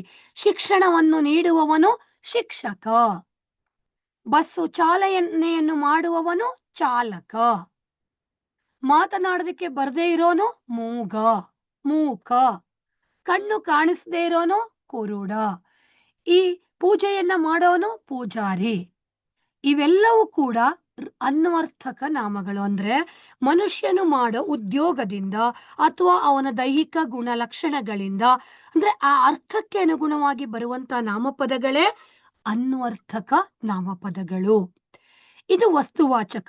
ಇನ್ನು ಗುಣವಾಚಕ ನಾಮಪದಗಳು ಅಂದ್ರೆ ವಸ್ತುವಿನ ಗುಣವನ್ನ ಹೇಳುವಂತ ನಾಮಪದಗಳು. ಅಂದ್ರೆ ಗುಲಾಬಿ ಕೆಂಪಾಗಿದೆ, ಹೇಗಿದೆ ಗುಲಾಬಿ? ಕೆಂಪಾಗಿದೆ. ದಾರಿ ದೊಡ್ಡದಾಗಿದೆ, ಹಿರಿದಾಗಿದೆ, ಹೆದ್ದಾರಿ. ಈ ರೀತಿಯಾಗಿ ಆ ವಸ್ತು ಹೇಗೆ ಇದೆ ಅಂತ ಹೇಳೋದೆ ಗುಣವಾಚಕ ನಾಮಪದ. ಅದರೊಳಗೆ ಇನ್ನೊಂದು ಬರುವಂಥದ್ದು ಸಂಖ್ಯಾವಾಚಕ, ಅಂದ್ರೆ ಅಂಕಿ ಸಂಖ್ಯೆಗಳಿರೋದು. ಸಂಖ್ಯೇಯ ವಾಚಕ ಅಂದ್ರೆ ಏಯ, ಎರಡನೇ, ಮೂರನೇ, ನಾನು ತರಗತಿಯಲ್ಲಿ 4ನೇಯವನು, ನೇಯ. ಈ ರೀತಿ ಬಂದ್ರೆ ಅದನ್ನು ಸಂಖ್ಯೇಯ ವಾಚಕ ಅಂತ ಕರೀತಾರೆ. ದಿಗ್ವಾಚಕ ದಿಕ್ಕನ್ನ ಸೂಚಿಸುವಂತ ಪದಗಳು. ಪರಿಮಾಣವಾಚಕ ಅಂತಂದ್ರೆ ಅಳತೆ, ಪರಿಮಾಣ ಅಂತಂದ್ರೆ ಅಳತೆ. ಅಷ್ಟು ಇಷ್ಟು, ಎತ್ತರ, ದಪ್ಪ, ಉದ್ದ, ಅಗಲ, ಇವುಗಳನ್ನ ಹೇಳುವಂಥದ್ದು ನಾಮಪದಗಳು. ಇವಿಷ್ಟನ್ನ ಗಮನ ಹರಿಸ್ಕೋಬೇಕು. ಸರ್ವನಾಮಗಳು ಅಂದ್ರೆ ನಾಮಪದದ ಬದಲಾಗಿ ಬಳಸುವಂಥದ್ದು. ಇಲ್ಲಿ ರಾಮನು ಶಾಲೆಗೆ ಹೋದನು, ಅವನು ಅಲ್ಲಿ ಪಾಠವನ್ನು ಓದಿದನು. ಇಲ್ಲಿ ರಾಮನು ಬದಲಾಗಿ ನಾವು ಅವನು ಅಂತ ಇಟ್ಕೊಂಡಿದೀವಿ. ಹಾಗಾಗಿ ಅದನ್ನ ಸರ್ವನಾಮ ಅಂತ ಕರಿತೀವಿ. ಈ ಸರ್ವನಾಮಗಳಲ್ಲಿ ಪುರುಷಾರ್ಥಕ ಸರ್ವನಾಮಗಳು ಅಂತ ಇದೆ. ಪುರುಷಾರ್ಥಕ ಸರ್ವನಾಮಗಳು ಅಂತಂದ್ರೆ ಅವನು, ಅವಳು, ಅದು, ಇದು, ಅವರು, ನೀನು, ನೀವು, ನಾನು, ನಾವು, ಇವೆಲ್ಲವುಗಳಂದ್ರೆ ವ್ಯಕ್ತಿಗಳಿಗೆ ಹೇಳುವಂತ ಸರ್ವನಾಮಗಳಿಗೆ ಪುರುಷಾರ್ಥಕ ಸರ್ವನಾಮಗಳು ಅಂತ ಕರಿತೀವಿ. ವ್ಯಕ್ತಿಗಳಿಗೆ ಹೇಳುವ ಸರ್ವನಾಮಗಳನ್ನ ಏನಂತ ಕರಿತೀವಿ? ಪುರುಷಾರ್ಥಕ. ಇನ್ನೊಂದು ಆತ್ಮಾರ್ಥಕ ಸರ್ವನಾಮಗಳು. ಅಂದ್ರೆ ತನ್ನ, ತಮ್ಮ, ತಮಗೆ, ಅಂದ್ರೆ ಆತ್ಮಾರ್ಥಕ. ಅಂದ್ರೆ ಒಂದು ಕ್ಲೂ ನೆನ್ಪಿಟ್ಕೊಳ್ಳಿ, ತ ಇಂದ ಪ್ರಾರಂಭ ಆಗೋದು. ತಾನು, ತಾವು, ತಮಗೆ, ತಾವುಗಳು, ತನ್ನ, ತನ್ನಿಂದ, ತನಗಾಗಿ, ಈ ತರ ತ ಇಂದ ಪ್ರಾರಂಭವಾಗುವಂತ ಸರ್ವನಾಮವನ್ನ ಏನಂತ ಕರೀತಾರೆ? ಆತ್ಮಾರ್ಥಕ ಸರ್ವನಾಮ. ನೆಕ್ಸ್ಟ್ ಪ್ರಶ್ನಾರ್ಥಕಗಳು ಬರುತ್ತೆ. ಪ್ರಶ್ನ ಯಾರು, ಏನು, ಹೇಗೆ, ಎಲ್ಲಿ, ಯಾವಾಗ, ಇವೆಲ್ಲ ಸರ್ವನಾಮಗಳಿಗೆ ಸಂಬಂಧಪಟ್ಟಾಗೆ. ನಂತರ ಬರುವಂಥದ್ದು ವಿಭಕ್ತಿ ಪ್ರತ್ಯಯಗಳು, ಕಾರಕಗಳು. ಇವು ಹಳಗನ್ನಡ ಮತ್ತು ಹೊಸಗನ್ನಡ ಎರಡೂ ವಿಭಕ್ತಿ ಪ್ರತ್ಯಯಗಳನ್ನ ಕಡ್ಡಾಯವಾಗಿ ಕಲಿಯಲೇಬೇಕು. 1 ಅಂಕದ ಪ್ರಶ್ನೆ ಬಂದೇ ಬರುತ್ತೆ. ವಿಭಕ್ತಿ ಪ್ರತ್ಯಯಗಳು ಮತ್ತು ಕಾರಕಗಳು. ಇಲ್ಲಿ ಕಾರಕಗಳು ಅಂದ್ರೆ ಆ ವಿಭಕ್ತಿ ಪ್ರತ್ಯಯಗಳನ್ನ ಯಾವ ಅರ್ಥದಲ್ಲಿ ಬಳಕೆ ಮಾಡ್ತಾರೆ. ಕರ್ತೃಕಾರಕ ಅಂದ್ರೆ ವ್ಯಕ್ತಿಗಳ ಬಗ್ಗೆ ಹೇಳೋದು, ಪ್ರಥಮ ವಿಭಕ್ತಿ. ಕರ್ಮಕಾರಕ ಅಲ್ಲಿ ಏನನ್ನು ಅನ್ನೋ ಪ್ರಶ್ನೆಗೆ ಉತ್ತರವನ್ನ ಹೇಳುವಂತ ವಿಭಕ್ತಿ. ಅದೇ ಪ್ರಥಮ, ದ್ವಿತೀಯ, ಅನ್ನು, ತೃತೀಯ, ಇಂದ, ಈ ರೀತಿಯಾಗಿರುವಂತಹ ವಿಭಕ್ತಿ ಪ್ರತ್ಯಯಗಳು ಬರುತ್ತೆ. ನಿಮ್ಮ ಟೆಕ್ಸ್ಟ್ ಬುಕ್ ಅಲ್ಲಿ ಕ್ಲಿಯರ್ ಆಗಿ ಕೊಟ್ಟಿದ್ದಾರೆ, ಕಾಲಮ್ ಕೂಡ ಹಾಕಿ ಕೊಟ್ಟಿದ್ದಾರೆ. ಅದನ್ನ ಕಂಪಲ್ಸರಿ ತಪ್ಪಿಲ್ದೇನೆ ಸರಿಯಾಗಿ ಓದ್ಕೋಬೇಕು. ಹೊಸಗನ್ನಡ ಮತ್ತು ಹಳಗನ್ನಡ ಎರಡು ವಿಭಕ್ತಿ ಪ್ರತ್ಯಯಗಳನ್ನ ಓದಬೇಕು. ಇನ್ನು ಕ್ರಿಯಾಪದಗಳಿಗೆ ಬರ್ತೀನಿ. ಕ್ರಿಯಾಪದಗಳಿಗೆ ಕ್ರಿಯಾಪದಗಳು ಅಂತ ಬಂದಾಗ ಇಲ್ಲಿ ನಮಗೆ ಕ್ರಿಯಾರ್ಥಗಳು ಬಹು ಮುಖ್ಯವಾಗಿದೆ. ಅಂದ್ರೆ ಸಂಭವನಾರ್ಥಕ ರೂಪ, ವಿದ್ಯರ್ಥಕ ರೂಪ ಹಾಗೂ ನಿಷೇಧಾರ್ಥಕ ರೂಪ. ಸಂಭವನಾರ್ಥಕ ರೂಪ ಅಂದಾಗ ಕ್ರಿಯೆ ನಡೆಯುವಲ್ಲಿ ಸಂಶಯವಿದ್ರೆ ಅದನ್ನ ಸಂಭವನಾರ್ಥಕ ಕ್ರಿಯಾಪದ ಅಂತ ಕರೀತಾರೆ. ಅಂದ್ರೆ ನಡಿಲೂಬಹುದು, ನಡಿದೇನೂ ಇರಬಹುದು. ಅವನು ಊಟವನ್ನು ಮಾಡಿಯಾನು ಅಂದ್ರೆ ಮಾಡಬಹುದು, ಮಾಡದೇನೂ ಇರಬಹುದು. ಇದು ಸಂಭವನಾರ್ಥಕ ಕ್ರಿಯಾಪದ. ಒಂದು ಚಿಕ್ಕ ಹಿಂಟ್ ಅಥವಾ ಕ್ಲೂ ಕೊಡ್ತೀನಿ ಮಕ್ಳೇ. ಕಷ್ಟಪಟ್ಟು ಗುರ್ಸೋರ್ಗೆ, ಇದು ನನಗೆ ಕಷ್ಟ ಅಂದವ್ರಿಗೆ ಈ ಸಂಭವನಾರ್ಥಕ ಕ್ರಿಯಾಪದ ಕೊಟ್ಟಾಗ ಆ ಪದವನ್ನ ಕೊಟ್ಟಿರ್ತಾರೆ. ಆ ಪದ ಕೊಟ್ಟಾಗ ಆ ಪದದ ಕೊನೆಯ ಅಕ್ಷರ ನು, ಳು ಅಥವಾ ತು ಇರ್ಬೋದು. ಹೋದೀತು, ಬಂದೀತು, ಮಾಡಿಯಾನು, ಮಾಡಿಯಾಳು ಯಾವುದೇ ಇರ್ಬೋದು. ಪುಲ್ಲಿಂಗ, ಸ್ತ್ರೀಲಿಂಗ, ನಪುಂಸಕಲಿಂಗದಲ್ಲಿ ಕೊನೆಯಿಂದ ಬ್ಯಾಕ್ ಸೈಡ್ ಎರಡನೇ ಅಕ್ಷರ ಅಂದ್ರೆ ಹೋದೀತು ಅಂದ್ರೆ ದೀ, ಮಾಡಿಯಾನು ಅಂದ್ರೆ ಯಾ. ಯಾವಾಗಲೂ ಆ ಅಥವಾ ಈ ಇರುತ್ತೆ. ಹೆಚ್ಚಾಗಿ ಇದು ನಿಯಮ ಅಲ್ಲ, ನಿಮಗೆ ಸುಲಭವಾಗಿ ಗುರ್ಸೋದಕ್ಕೆ ನಾನು ಕೊಡ್ತಾ ಇರುವಂತ ಒಂದು ಹಿಂಟ್ ಅಷ್ಟೇ. ನೀವು ಸುಲಭವಾಗಿ ಗುರ್ತಿಸ್ಬೇಕಂತಂದ್ರೆ ಏನ್ ಮಾಡ್ಬೇಕು? ಸಂಭವನಾರ್ಥಕ ಕ್ರಿಯಾಪದ ಕೊಟ್ಟಿರ್ತಾರೆ. ಕೊಟ್ಟಿರೋದ್ರಲ್ಲಿ ಲಾಸ್ಟ್ ಇಂದ ಎರಡನೆಯ ಅಕ್ಷರ, ಪದ ಅಲ್ಲ ಅಕ್ಷರ, ಆ ಎರಡನೆಯ ಅಕ್ಷರ ಆ ಅಥವಾ ಈ ಇರ್ಬೇಕು. ಬರ್ದಿಟ್ಕೊಳ್ಳಿ. ಆ ಅಥವಾ ಈ ಇದೆ ಅಂತಂದ್ರೆ ಅದು ಸಂಭವನಾರ್ಥಕ ಕ್ರಿಯಾಪದ. ಆ ಸ್ವರ ಇರ್ಬೇಕು, ಇಲ್ಲ ಈ. ಆನೆ ಇರತ್ತೆ, ಈನೇ ಇರತ್ತಂತಲ್ಲ, ಆ ಸ್ವರದಿಂದ ಕೂಡಿರುವ ಅಕ್ಷರ ಅಂದ್ರೆ ಯಾ. ಯಾ. ಮಾಡಿಯಾನು, ಹೋದಾನು, ಬಂದಾನು, ಹೋದೀತು, ಬಂದೀತು, ಬರೆದಾನು, ಬರೆದಾಳು. ನೋಡಿ ಅಲ್ಲೆಲ್ಲ ಆ ಇದೆ. ಕೊನೆಯಿಂದ ಎರಡನೇ ಅಕ್ಷರ ಆ ಅಥವಾ ಈ ಇದ್ರೆ ಅದು ಸಂಭವನಾರ್ಥಕ ಕ್ರಿಯಾಪದ. ಇನ್ನು ನಿಷೇಧಾರ್ಥಕ ಕ್ರಿಯಾಪದ. ನಿಷೇಧ ಅಂದ್ರೆ ನೆಗೆಟಿವ್. ಕ್ರಿಯೆ ನಡೆಯೋದಿಲ್ಲ ಅಂತ ಹೇಳೋದೇ ನಿಷೇಧಾರ್ಥಕ ಕ್ರಿಯಾಪದ. ಇಲ್ಲಿ ಹೋಗಳು, ಮಾಡಳು, ತಿನ್ನಳು, ಬರೆಯಳು, ನೋಡಳು, ಮಾಡದು ಇವೆಲ್ಲವೂ ಇರುತ್ತೆ. ಇಲ್ಲಿನೂ ಅದೇ ಕ್ಲೂ ನೆನ್ಪಿಟ್ಕೊಳ್ಳಿ. ಒಂದು ನಿಮಗೆ ಓದದ ಕೂಡಲೇ ಗೊತ್ತಾಗತ್ತೆ ಕ್ರಿಯೆ ನಡೆದಿಲ್ಲ ಅಂತ ಅರ್ಥಕ್ಕೆ ಅನುಗುಣವಾಗಿ. ಇಲ್ಲ ಅಂದ್ರೂ ಸುಲಭವಾಗಿ ಗುರ್ಸ್ಬೇಕಂದ್ರೆ ಲಾಸ್ಟ್ ಇಂದ ಎರಡನೇ ಅಕ್ಷರ ಅ ಇರುತ್ತೆ. ಹೆಚ್ಚಾಗಿ ಆನೆ ಇರುತ್ತೆ, ಎರಡನೇ ಅಕ್ಷರ ಆನೆ ಇರುತ್ತೆ. ಹಾಗಾಗಿ ಅದು ನಿಷೇಧಾರ್ಥಕ ಆಗತ್ತೆ. ಇನ್ನು ವಿದ್ಯಾರ್ಥಕ ಕ್ರಿಯಾಪದಗಳಿಗೆ ಬಂದಾಗ ವಿದ್ಯಾರ್ಥಕ ಕ್ರಿಯಾಪದದಲ್ಲಿ ಇದು ಆಜ್ಞೆ, ಹರಕೆ, ಹಾರೈಕೆ, ಆಶೀರ್ವಾದ, ಅಪ್ಪಣೆ, ವಿನಂತಿ ಇವುಗಳನ್ನ ಸೂಚಿಸುವಂತ ಕ್ರಿಯಾರ್ಥಗಳು. ಅಂದ್ರೆ ಮಕ್ಕಳೆಲ್ಲ ಎದ್ದು ನಿಲ್ಲಲಿ, ನಾವೆಲ್ಲರೂ ಊಟ ಮಾಡೋಣ. ಕೊನೆಯಲ್ಲಿ ಲೀ ಬರುತ್ತೆ, ಇಲ್ಲ ಣ ಬರುತ್ತೆ, ಇಲ್ಲ ಮಾಡುವ ಅಂತ ಬರುತ್ತೆ, ಮಾಡುವ ಬರುತ್ತೆ. ಆ ರೀತಿ ಬಂದ್ರೆ ಯಾವ್ದದು? ವಿದ್ಯಾರ್ಥಕ ಕ್ರಿಯಾಪದ. ಇವಿಷ್ಟು ಕ್ರಿಯಾರ್ಥಕಗಳನ್ನ ನೆನ್ಪಿಟ್ಕೋಬೇಕು. ಇನ್ನು ಸಂಧಿ ಸಮಾಸಗಳು ನಾನು ಆಮೇಲೆ ಹೋಗ್ತೀನಿ. ಅನ್ಯದೇಶೀಯ ಪದಗಳಿಗೆ ಹೋಗ್ತೀನಿ. ಅನ್ಯದೇಶೀಯ ಪದಗಳು ಅಂತಂದ್ರೆ ಬೇರೆ ದೇಶದಿಂದ, ಬೇರೆ ಭಾಷೆಯಿಂದ, ಅಂದ್ರೆ English, Portuguese, Dutch, French, Arabic, ಈ ರೀತಿ ಪದಗಳಿಗೆ ಸಂಬಂಧಪಟ್ಟಂಗೆ ಒಂದು ಪ್ರಶ್ನೆ ಇರುತ್ತೆ. ಉದಾಹರಣೆ, ಟಿಕೆಟ್ ಅನ್ನೋ ಪದ ಯಾವ ಭಾಷೆಯಿಂದ ಬಂದಿರುವಂತದ್ದು? ಆಂಗ್ಲ ಭಾಷೆಯಿಂದ ಬಂದಿರುವಂತ ಪದಗಳು. ಇವು ನಿಮಗೆ ಈ ಸುಲಭವಾಗಿ ಗೊತ್ತಾಗತ್ತೆ ಯಾವುದು ಭಾಷೆಯಿಂದ ಬಂದಿರುವಂತ ಪದಗಳು ಅನ್ನೋದನ್ನ. ಇನ್ನು ತತ್ಸಮ ತದ್ಭವಗಳು. ತತ್ಸಮ ಅಂತಂದ್ರೆ ಸಂಸ್ಕೃತ ಪದಗಳು. ತದ್ಭವ ಅಂದ್ರೆ ಆ ಸಂಸ್ಕೃತ ಪದದಿಂದ ಹುಟ್ಟಿರುವಂತ ಕನ್ನಡ ಪದಗಳು.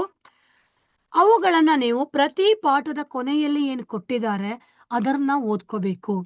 ಯಾಕೆಂದ್ರೆ ನಿಯಮ ವಾಸ್ಟಾಗ್ ಆಗಿರೋದ್ರಿಂದ ಎಲ್ಲರೂ ಎಲ್ಲ ತತ್ಸಮ ತದ್ಭವಗಳನ್ನ ಕಲ್ತ್ಕೊಳ್ಳೋದಕ್ಕೆ ಕಷ್ಟ ಆಗಿರೋದ್ರಿಂದ ನೀವು ನಿಮ್ಮ ಟೆಕ್ಸ್ಟ್ ಬುಕ್ ಅಲ್ಲಿ ಏನು ಕೊಟ್ಟಿದಾರಲ್ಲ ಅದಷ್ಟು ಉದಾಹರಣೆಗಳನ್ನ ಓದ್ಕೊಳ್ಳಿ. ಯಾಕೆ ಅಂತಂದ್ರೆ ಎಲ್ಲವುದು ಎಲ್ಲರಿಗೂ ಸುಲಭ ಆಗ್ಲಿಕ್ಕೆ ಸಾಧ್ಯ ಇಲ್ಲ. ಹಾಗಾಗಿ ವ್ಯಾಪಾರಿ, ಬೇಹಾರಿ ಅಂದ್ರೆ ಹೆಚ್ಚಾಗಿ ವಗೆ ಬ ಬರುತ್ತೆ, ಶ ಇದ್ರೆ ಸ ಬರುತ್ತೆ, ಶ್ರೀ ಇದ್ರೆ ಸಿರಿ ಅಂತ ಆಗತ್ತೆ, ಪುಸ್ತಕ ಹೊತ್ತಗೆ ಆಗತ್ತೆ, ಪಗೆ ಹ ಬರುತ್ತೆ, ರಾಜ ರಾಯ ಅಂತ ಆಗತ್ತೆ, ಜಗೆ ಯ ಬರುತ್ತೆ. ಈ ಎಲ್ಲ ನಿಯಮಗಳನ್ನು ಕಲ್ತ್ಕೊಳ್ಳೋದಕ್ಕೆ ಸ್ವಲ್ಪ ಕಷ್ಟ ಆಗಿರೋದ್ರಿಂದ ನೀವ್ ಏನ್ ಮಾಡಿ, ಟೆಕ್ಸ್ಟ್ ಬುಕ್ ಅಲ್ಲಿರುವಂತ ಪಾಠದ ಮಧ್ಯ ಬಂದಿರುವಂತ ಪದಗಳಿಗೆ ಆ ತತ್ಸಮ ತದ್ಭವಗಳು ಬಂದಿರೋ ಪದ ಬಂದಿದ್ರೆ ಶಿಕ್ಷಕರು ಪಾಠ ಮಾಡುವಾಗ ಅದನ್ನ ಹೇಳಿರ್ತಾರೆ, ಅದನ್ನ ಇನ್ನೊಮ್ಮೆ ಅಂಡರ್ಲೈನ್ ಮಾಡಿಕೊಂಡು ಗಮನ ಹರಿಸಿ ಓದ್ಕೊಳ್ಳಿ. ಇನ್ನು ಗ್ರಾಂಥಿಕ ರೂಪಗಳು ಅಂದ್ರೆ ಮಾತನಾಡೋ ರೂಪ ಬೇರೆ, ಪುಸ್ತಕದಲ್ಲಿರುವಂತ ರೂಪ ಬೇರೆ. ಗ್ರಾಂಥಿಕ ರೂಪ ಅಂದ್ರೆ ಪುಸ್ತಕದ ಭಾಷೆ. ನಾನ್ ಮನೆಗೆ ಹೋಗ್ತೀನಿ ಅಂತೀವಿ ನಾವು ಮಾತನಾಡುವಾಗ. ಗ್ರಾಂಥಿಕ ರೂಪ ಏನಾಗತ್ತೆ? ಹೋಗುತ್ತೇನೆ ಅಂತ ಆಗತ್ತೆ. ಅಂದ್ರೆ ಕೆಲವು ಪ್ರದೇಶಗಳಲ್ಲಿ ಬೇರೆ ಬೇರೆ ರೀತಿಯಾಗಿರುವಂತ ಆಡು ಭಾಷೆ ಇರುತ್ತೆ. ಆ ಆಡು ಭಾಷೆಯನ್ನ ಪುಸ್ತಕದ ಭಾಷೆಗೆ ಕನ್ವರ್ಟ್ ಮಾಡೋದೇ ಗ್ರಾಂಥಿಕ ರೂಪ. ಇದು ಕೂಡ ಮಕ್ಕಳೇ ನಿಮಗೆ ಅಷ್ಟೊಂದು ಕಷ್ಟ ಅನ್ಸಲ್ಲ, ಸುಲಭದಲ್ಲಿ ಬರೀಬಹುದು. ನೆಕ್ಸ್ಟ್ ದ್ವಿರುಕ್ತಿ ಮತ್ತು ಜೋಡು ನುಡಿ. ದ್ವಿರುಕ್ತಿ, ದ್ವಿಹಿ ಉಕ್ತಿ ದ್ವಿರುಕ್ತಿ ಅಂತಾರೆ. ಅಂದ್ರೆ ಎರಡು ಪದಗಳು ಬರೋದು. ಒಂದು ಪದಕ್ಕೆ ಹೆಚ್ಚು ಒತ್ತನ್ನ ಕೊಟ್ಟು ಹೇಳುವಾಗ ಇನ್ನೊಂದು ಪದ ಬಳಸ್ತೀವಿ. ಬಾ ಬಾ, ಹೋಗು ಹೋಗು, ಕುತ್ಕೋ, ನಡಿ ನಡಿ, ನಡಿ ಅಂದ್ರೂ ಅದೇ ಅರ್ಥ, ನಡಿ ಅಂದ್ರೂ ಅದೇ ಅರ್ಥ. ಬಾ ಅಂದ್ರೆ ಓಕೆ, ಬೇಗ ಬಾ. ಬೇಗ ಬಾ ಅನ್ನೋದಕ್ಕಿಂತ ಬೇಗ ಅಂದ್ರೆ ಇನ್ನೂ ಬೇಗ ಅಂತ ಅರ್ಥ. ಅಂದ್ರೆ ಒಂದು ಪದವನ್ನೇ ಎರಡೆರಡು ಸಲ ಬಳಕೆ ಮಾಡ್ತೀವಿ. ಒಂದು ಪೆನ್, ಒಬ್ಬೊಬ್ಬರಿಗೂ ಒಂದು ಪುಸ್ತಕವನ್ನು ಕೊಡಿ, ಒಂದೊಂದು ಪುಸ್ತಕವನ್ನ ಕೊಡಿ ಅಂದ್ರೆ ಒಂದೊಂದು, ಇದು ಕೂಡ ದ್ವಿರುಕ್ತಿ ಆಗತ್ತೆ. ಮೊಟ್ಟ ಮೊದಲು, ಕಟ್ಟ ಕಡೆಗೆ, ತುತ್ತ ತುದಿಗೆ. ಅಂದ್ರೆ ಕಡೆಗೆ ಅನ್ನೋದನ್ನ ಇನ್ನೂ ಕಡೆಗೆ ಅಂತ ಹೇಳಕ್ಕೆ, ಇನ್ನು ಜಾಸ್ತಿ ಆ ಕಡೆಗೆ ಹೋಗು ಅನ್ನೋಕೆ ಕಟ್ಟ ಕಡೆಗೆ. ತುತ್ತ ತುದಿ, ಕೊನೆಯಲ್ಲಿ ಹೋಗು, ತುದಿಯಲ್ಲಿ ತಲುಪು. ಇವು ದ್ವಿರುಕ್ತಿ ಆಗತ್ತೆ. ಈ ದ್ವಿರುಕ್ತಿ ಅಂತ ಬಂದಾಗ ಅಂದ್ರೆ ಪದಗಳಿಗೆ ಎರಡಕ್ಕೂ ಅರ್ಥ ಇರುತ್ತೆ. ಒಂದೇ ಪದವನ್ನ ಎರಡು ಸಲ ಬಳಕೆ ಮಾಡಬಹುದು, ಅಥವಾ ಒಂದು ಪದದ ಜೊತೆಯಲ್ಲಿ ಕಟ್ಟ ಕಡೆಗೆ ಅನ್ನೋ ರೀತಿಯಲ್ಲಿ ಇನ್ನೊಂದು ಪದವನ್ನು ಕೂಡ ಏನ್ ಮಾಡಬಹುದು, ಬಳಕೆ ಮಾಡಬಹುದು. ಅದು ದ್ವಿರುಕ್ತಿ. ಆ ದ್ವಿರುಕ್ತಿಯ ಜೊತೆಗೆ ಇನ್ನೊಂದು ನಮಗೆ ಕನ್ಫ್ಯೂಷನ್ ಮಾಡಕ್ಕೆ ಅಂತಾನೆ ಬರೋದು ಜೋಡು ನುಡಿ. ಇಲ್ಲಿ ದ್ವಿರುಕ್ತಿಗೆ ಜೋಡು ನುಡಿಗೆ ವ್ಯತ್ಯಾಸ ಇದೆ. ದ್ವಿರುಕ್ತಿ ಒಂದೇ ಪದವನ್ನ ಹೆಚ್ಚಿನ ಒತ್ತು ಕೊಡೋಕೋಸ್ಕರ ಎರಡು ಸಲ ಬಳಸೋದು. ಜೋಡು ನುಡಿ ಹಾಗಲ್ಲ, ಒಂದರ ಜೊತೆ ಜೋಡಿಯಾಗಿ ಇನ್ನೊಂದನ್ನ ಬಳಸೋದು. ಸತಿ ಪತಿ ಬೇರೆ ಬೇರೆ ಅರ್ಥ ಇದೆ. ಸತಿ ಬೇರೆ ಅರ್ಥ, ಪತಿ ಬೇರೆ ಅರ್ಥ.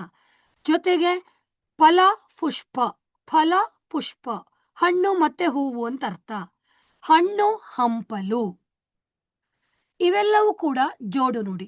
ಈ ಜೋಡು ನುಡಿಗಳಲ್ಲಿ ಎರಡೂ ಪದಗಳಿಗೂ ಅರ್ಥ ಇರುವಂತ ಜೋಡು ನುಡಿನೂ ಇದೆ.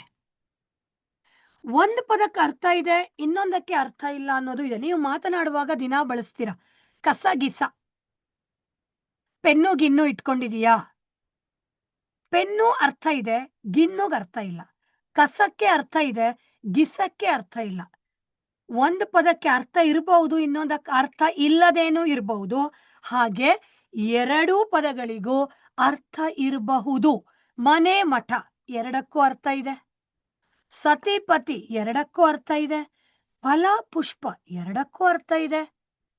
ಅದೇ ಕೆಲವು ಪದಗಳಿಗೆ ಒಂದಕ್ಕೆ ಅರ್ಥ ಇರತ್ತೆ, ಒಂದಕ್ಕೆ ಅರ್ಥ ಇರಲ್ಲ. ಹಾಗಾಗಿ ಆ ರೀತಿಯಾಗಿ ಒಂದರ ಜೋಡಿಯಾಗಿ ಇನ್ನೊಂದನ್ನ ಬಳಸೋ ಪದವನ್ನೇ ಏನಂತ ಕರೀತಾರೆ? ಅದನ್ನ ಜೋಡು ನುಡಿ ಅಂತ ಕರೀತಾರೆ. ಮಕ್ಕಳೇ, ದ್ವಿರುಕ್ತಿಗೆ ಜೋಡು ನುಡಿಗೆ ಕನ್ಫ್ಯೂಸ್ ಮಾಡ್ಕೋಬೇಡಿ. ದ್ವಿರುಕ್ತಿ ಅಂದ್ರೆ ಒಂದೇ ಪದವನ್ನ 2 ಸಲ ಬಳಸೋದು. ಜೋಡು ನುಡಿ ಅಂತಂದ್ರೆ ಒಂದರ ಪದದ ಜೊತೆಯಲ್ಲಿ ಇನ್ನೊಂದು ಪದವನ್ನ 2 ಸಲ ಬಳಸಲ್ಲ, ಇನ್ನೊಂದು ಪದವನ್ನ ಬಳಕೆ ಮಾಡೋದು. ಇಲ್ಲೇ ಇನ್ನೊಂದು ಅಂಶವನ್ನ ಹೇಳೋಗ್ತೀನಿ. ಅದೇನು ಅಂತಂದ್ರೆ ಅವ್ಯಯಗಳು. ಅವ್ಯಯಗಳು ಅಂತಂದ್ರೆ ಇಲ್ಲಿ ನಾಮ, ವಚನ, ವಿಭಕ್ತಿ ಇವುಗಳಿಗೆ ಅನುಗುಣವಾಗಿ ಬದಲಾವಣೆ ಇರುವಂತಹ ಪದಗಳು. ಆ ಅವ್ಯಯಗಳಲ್ಲಿ ನಮಗೆ ದ್ವಿರುಕ್ತಿ ತರನೇ ಕಾಣಿಸೋ ಪದ ಅಂದ್ರೆ ಅನುಕರಣಾವ್ಯಯ. ತುಂಬಾ ಜನ ಕನ್ಫ್ಯೂಸ್ ಮಾಡ್ಕೊಂಡ್ಬಿಡ್ತಾರೆ. ಯಾಕೆಂದ್ರೆ ಅನುಕರಣಾವ್ಯದಲ್ಲಿಯೂ ಕೂಡ ಒಂದೇ ಪದ 2 ಸಲ ಬರುತ್ತೆ. ಉದಾಹರಣೆ, ಶಾಲೆಯ ಗಂಟೆ ಢಣ ಢಣ ಬಾರಿಸಿತು. ಢಣ ಢಣ ಅನ್ನುವಂಥದ್ದು ಅನುಕರಣಾವ್ಯಯ. ಇಲ್ಲಿ ಢಣ ಢಣ ಅನ್ನೋ ಪದ ಒಂದು ಶಬ್ದದ ಅನುಕರಣೆ, ಸೌಂಡಿನ ಅನುಕರಣೆ. ಗಂಟೆ ಹೇಗ್ ಮಾಡತ್ತೆ ಶಬ್ದ ಅನ್ನೋದನ್ನ ಹೇಳೋದಿಕ್ಕೆ ಢಣ ಢಣ ಬಳಸ್ತೀವಿ. ಹಣವನ್ನ ಎಣಿಸುವಾಗ ಜಣ ಜಣ ಅಂತೀವಿ. ನೀರು ಹರಿತಿರುವಾಗ ಜುಳು ಜುಳು ಅಂತೀವಿ.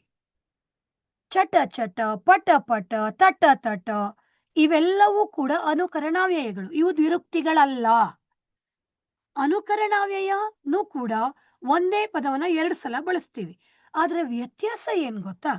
ಅನುಕರಣಾವ್ಯಯದಲ್ಲಿ ಬಳಸಿರುವಂತ 2 ಪದಗಳಿಗೆ ಅರ್ಥ ಇಲ್ಲ. ಅದನ್ನ ಆ ಶಬ್ದದ ಅನುಕರಣೆಗೆ ಮಾತ್ರ ಬಳಸ್ತೀವಿ, ಬೇರೆ ಎಲ್ಲೂ ಅದನ್ನ ಬಳಕೆ ಮಾಡಲ್ಲ. ಪಟ ಪಟ, ತಟ ತಟ, ಢಮ್ ಢಮ್ ಅನ್ನೋ ಪದ ಆ ಶಬ್ದದ ಅನುಕರಣೆ. ಅದನ್ನ ಬೇರೆ ಕಡೆ ನಾವು ಬಳಕೆ ಮಾಡಲ್ಲ. ಇದಕ್ಕೆ ಯಾವುದೇ ಅರ್ಥ ಇಲ್ಲ. ಹಾಗಾಗಿ ಅನುಕರಣಾವ್ಯಯ ಅಂತಂದ್ರೆ ಅಲ್ಲಿರುವಂತ ಪದಗಳಿಗೆ ಅರ್ಥ ಇರಲ್ಲ. ಇನ್ನೊಂದು ನೆನ್ಪಿಟ್ಕೋಬೇಕು, ಅದು ಸೌಂಡ್ಗೆ ಸಂಬಂಧಪಟ್ಟಿದ್ದು, ಶಬ್ದಗಳಿಗೆ ಸಂಬಂಧಪಟ್ಟಿದ್ದು. ಹಾಗಾಗಿ ಆ ಶಬ್ದದ ಅನುಕರಣೆ ಮಾಡೋದೇ ಅನುಕರಣಾವ್ಯಯ. ಇನ್ನು ಅವ್ಯಯಗಳಲ್ಲಿ ಬೇರೆ ಅವ್ಯಯಗಳಂದ್ರೆ ಸಂಬಂಧಾರ್ಥಕ ಅವ್ಯಯ. ಅಂದ್ರೆ 2 ಪದಗಳ ನಡುವೆ ಸಂಬಂಧವನ್ನ ಕಲ್ಪಿಸುವಂತ ಅವ್ಯಯಗಳು. ಇಂಗ್ಲಿಷ್ ಅಲ್ಲಿ ಕಂಜಂಕ್ಷನ್ಸ್ ಅಂತ ಕರೀತಾರೆ. ಮತ್ತು, ಹಾಗೂ, ಆದರೆ, ಆದ್ದರಿಂದ ಇವೆಲ್ಲವುಗಳನ್ನ ಏನಂತ ಕರಿತೀವಿ? ನಾವು ಸಂಬಂಧಾರ್ಥಕ ಅವ್ಯಯಗಳು ಅಂತ ಕರಿತೀವಿ. ಇದಕ್ಕೆ ಸಂಬಂಧಪಟ್ಟ ಹಾಗೆಯೂ ಒಂದು ಪ್ರಶ್ನೆ ಬರಬಹುದು. ಇನ್ನೊಂದು ಅವ್ಯಯ ಇದೆ ಅಲ್ಲಿ, ಸಾಮಾನ್ಯ ಅವ್ಯಯ. ಸಾಮಾನ್ಯ ಅವ್ಯಯ ಅಂತಂದ್ರೆ ಕ್ರಿಯೆ ನಡೆದಿರುವ ರೀತಿಯನ್ನ ಹೇಳುವಂತ ಅವ್ಯಯ. ನೋಟ್ ಮಾಡ್ಕೊಳ್ಳಿ ಮಕ್ಕಳೇ, ಸಾಮಾನ್ಯ ಅವ್ಯಯ ಅಂದ್ರೆ ಕ್ರಿಯೆ ನಡೆದಿರುವಂತ ರೀತಿ. ಹೇಗೆ ಕ್ರಿಯೆ ನಡೆಯುತ್ತೆ? ಉದಾಹರಣೆಗೆ, ಸೀತಾಳು ಹಾಡನ್ನು ಹಾಡಿದಳು. ಹಾಡನ್ನ ಹಾಡಿದಾಳೆ. ಹೇಗ್ ಹಾಡಿದ್ಲು? ಮೆಲ್ಲಗೆ ಹಾಡಿದಳು ಅನ್ನೋ ಪದ ಬಂದ್ರಲ್ಲಿ ಮೆಲ್ಲಗೆ, ಜೋರಾಗಿ ಹಾಡು ಹೇಳಿದ್ಲು, ಜೋರಾಗಿ. ಇವುಗಳೆಲ್ಲ ಏನ್ ಅವ್ಯಯಗಳು? ಅವು ಸಾಮಾನ್ಯ ಅವ್ಯಯಗಳು. ಅವನು ಬೇಗನೆ ಬಂದನು, ಬೇಗನೆ ಸಾಮಾನ್ಯ ಅವ್ಯಯ. ಹೇಗೆ ಬಂದನು? ಬೇಗನೆ ಬಂದ. ಇವುಗಳನ್ನ ಸಾಮಾನ್ಯ ಅವ್ಯಯ ಅಂತ ಕರಿತೀರಿ. ನಾನು ಪರೀಕ್ಷೆಯನ್ನು ಚೆನ್ನಾಗಿ ಬರೆದೆನು, ಚೆನ್ನಾಗಿ. ಅವನು ಸುಮ್ಮನೆ ಕುಳಿತಿದ್ದಾನೆ, ಸುಮ್ಮನೆ, ಚೆನ್ನಾಗಿ. ಇವೆಲ್ಲವೂ ಕೂಡ ಯಾವ ಅವ್ಯಯ? ಸಾಮಾನ್ಯ ಅವ್ಯಯ. ಇನ್ನು ಕೃದಂತಗಳು ಮತ್ತು ತದ್ದಿತಾಂತಗಳು. ಕೃದಂತ ಅಂತಂದ್ರೆ ಕ್ರಿಯಾಪದಗಳಿಗೆ ಸಂಬಂಧಪಟ್ಟಂತದ್ದು. ತದ್ದಿತಾಂತಗಳು ಅಂತಂದ್ರೆ ನಾಮಪದಗಳಿಗೆ ಸಂಬಂಧಪಟ್ಟಿದ್ದು. ಕೃದಂತಗಳಲ್ಲಿ 3 ತರದ ಕೃದಂತಗಳಿವೆ. ಕೃದಂತ ನಾಮ, ಕೃದಂತ ಭಾವನಾಮ, ಕೃದಂತ ಅವ್ಯಯ. ಮಕ್ಕಳೇ, ಇದನ್ನ ಕಲಿಬೇಕು ಅಂತಂದ್ರೆ ಈ ಕೃದಂತ ನಾಮ, ಕೃದಂತ ಭಾವನಾಮ, ಕೃದಂತ ಅವ್ಯಯ ಇದು 3 ಮತ್ತು ತದ್ದಿತಾಂತ ನಾಮ, ತದ್ದಿತಾಂತ ಭಾವನಾಮ, ತದ್ದಿತಾಂತ ಅವ್ಯಯ 3 ಇದ್ ಮಾಡ್ಬೇಕಂದ್ರೆ 2 ಮಧ್ಯೆ ಡಿಫ್ರೆನ್ಸ್ ನಮಗ್ ಗೊತ್ತಿರ್ಬೇಕು. ಏನ್ ಡಿಫ್ರೆನ್ಸ್ ಇದೆ? ಕೃದಂತ ನಾಮ, ತದ್ದಿತಾಂತ ನಾಮ. ಕೃದಂತ ನಾಮ ಅಂತಂದ್ರೆ ಕ್ರಿಯಾಪದಗಳಿಗೆ ಸಂಬಂಧಪಟ್ಟಿದ್ದು. ತದ್ದಿತಾಂತ ನಾಮ ಅಂದ್ರೆ ನಾಮಪದಗಳಿಗೆ. ಕೃದಂತ ನಾಮ ಹೇಗೆ? ಮಾಡುವವನು ಅಂತಂದ್ರೆ ಕೃದಂತ ನಾಮ ಆಗುತ್ತೆ. ತದ್ದಿತಾಂತ ನಾಮದಲ್ಲಿ ಬೇರೆ ಬರುತ್ತೆ. ಮಾಟಗಾರ, ಮಾಡುವವನನ್ನೇ ಮಾಟಗಾರ ಅಂತ ಕರಿತೀವಿ. ಮಾಡುವವ ಅಂತ ಮಾಡು ಅನ್ನೋದು ಕ್ರಿಯಾಪದ. ಆ ಮಾಡುವವ ಅನ್ನೋ ಕ್ರಿಯಾಪದ ಬಂದಿದ್ರೆ ವ್ಯಕ್ತಿಗಳ ಬಗ್ಗೆ ಹೇಳ್ತಾ ಇದ್ದಾರೆ ಅಂದ್ರೆ ಅದು ಕೃದಂತ ನಾಮ. ನಾಮಪದಗಳನ್ನ ಹೇಳಿ ವ್ಯಕ್ತಿಗಳ ಬಗ್ಗೆ ಹೇಳ್ತಾ ಇದ್ದಾರೆ ಅಂದ್ರೆ ಅದು ತದ್ದಿತಾಂತ ನಾಮ. ಮಾಟಗಾರ, ಕನ್ನಡಿಗ, ಕನ್ನಡತಿ ಇವೆಲ್ಲವುಗಳು ತದ್ದಿತಾಂತ ನಾಮ. ಕೃದಂತ ನಾಮ ಬರೆಯುವವ, ಮಾಡುವವ, ಹೋಗುವವ, ತಿನ್ನುವವ, ತಿಂದವ, ಬರೆದವ, ಮಾಡಿದವ. ಇಲ್ಲೂ ಕೂಡ ವ್ಯಕ್ತಿಯ ಬಗ್ಗೆ ಹೇಳ್ತಾರೆ, ಮನುಷ್ಯರ ಬಗ್ಗೆ ಹೇಳ್ತಾರೆ. ಆದ್ರೆ ಅಲ್ಲಿ ಕ್ರಿಯಾಪದ ಇರುತ್ತೆ, ತದ್ದಿತಾಂತದಲ್ಲಿ ನಾಮಪದ ಇರುತ್ತೆ. ತದ್ದಿತಾಂತ ಭಾವನಾಮ ಅಂತಂದ್ರೆ ಕೃದಂತ ಭಾವನಾಮ. ಎರಡನ್ನೂ ನೋಡೋಣ. ಕೃದಂತ ಭಾವನಾಮ ಅಂತಂದ್ರೆ ಅಲ್ಲೂ ಕೂಡ ಅಂಜಿಕೆ. ಅಂಜಿಕೆ ಅಂತಂದ್ರೆ ಹೆದರ್ಕೊಳ್ಳೋದು. ಅಂಜು ಅಂತ ನೋಡ್ಬೇಕು. ಅಂಜು ಅಂದ್ರೆ ಹೆದರ್ಕೊಳ್ಳೋದು ಅನ್ನೋದು ಕ್ರಿಯಾಪದನ ನಾಮಪದನ? ಗೊತ್ತಾಗ್ಬಿಡುತ್ತೆ ಸುಲಭವಾಗಿ, ಕ್ರಿಯಾಪದ ಅಂತ ಗೊತ್ತಾಗತ್ತೆ. ಹಾಗಾಗಿ ಅಂಜಿಕೆ ಅನ್ನೋದು ಕೃದಂತ ಭಾವನಾಮ ಆಗತ್ತೆ. ನೆನಪು, ನೆನೆಯುವುದರ ಭಾವ. ನೆನಪು ಮಾಡ್ಕೊಳ್ಳೋದು ಅಂದ್ರೆ ಕ್ರಿಯೆ ತಾನೆ. ಹಾಗಾಗಿ ನೆನಪು ಮಾಡ್ಕೊಳ್ಳೋದು ಅಂತಂದ್ರೆ ಭಾವನಾಮ ಬಂದಾಗ ಕೃದಂತ ಭಾವನಾಮ. ಅದೇ ತದ್ದಿತಾಂತ ಭಾವನಾಮದಲ್ಲಿ ಬಂದಾಗ ಹಿರಿಮೆ, ಜಾಣ್ಮೆ. ಜಾಣತನ ಅನ್ನೋದು ಕ್ರಿಯಾಪದ ಅಲ್ಲ, ನಾಮಪದ. ಹಾಗಾಗಿ ಜಾಣ್ಮೆ ಅನ್ನೋದು ತದ್ದಿತಾಂತ ಭಾವನಾಮ. ನಿಮಗೆ ಫಸ್ಟ್ ಏನ್ ಮಾಡ್ಬೇಕು? ಇದು ಕ್ರಿಯಾನ ನಾಮನ, ಕ್ರಿಯಾನ ನಾಮನ. ಕ್ರಿಯಾಪದ ನಾಮಪದ ಡಿಫ್ರೆನ್ಶಿಯೇಟ್ ಮಾಡಕ್ ಬರುತ್ತೆ ಅಂದ್ರೆ ನಿಮಗೆ ತದ್ದಿತಾಂತ ಕೃದಂತನು ಡಿಫ್ರೆನ್ಶಿಯೇಟ್ ಮಾಡೋದಿಕ್ಕೆ ಬರುತ್ತೆ.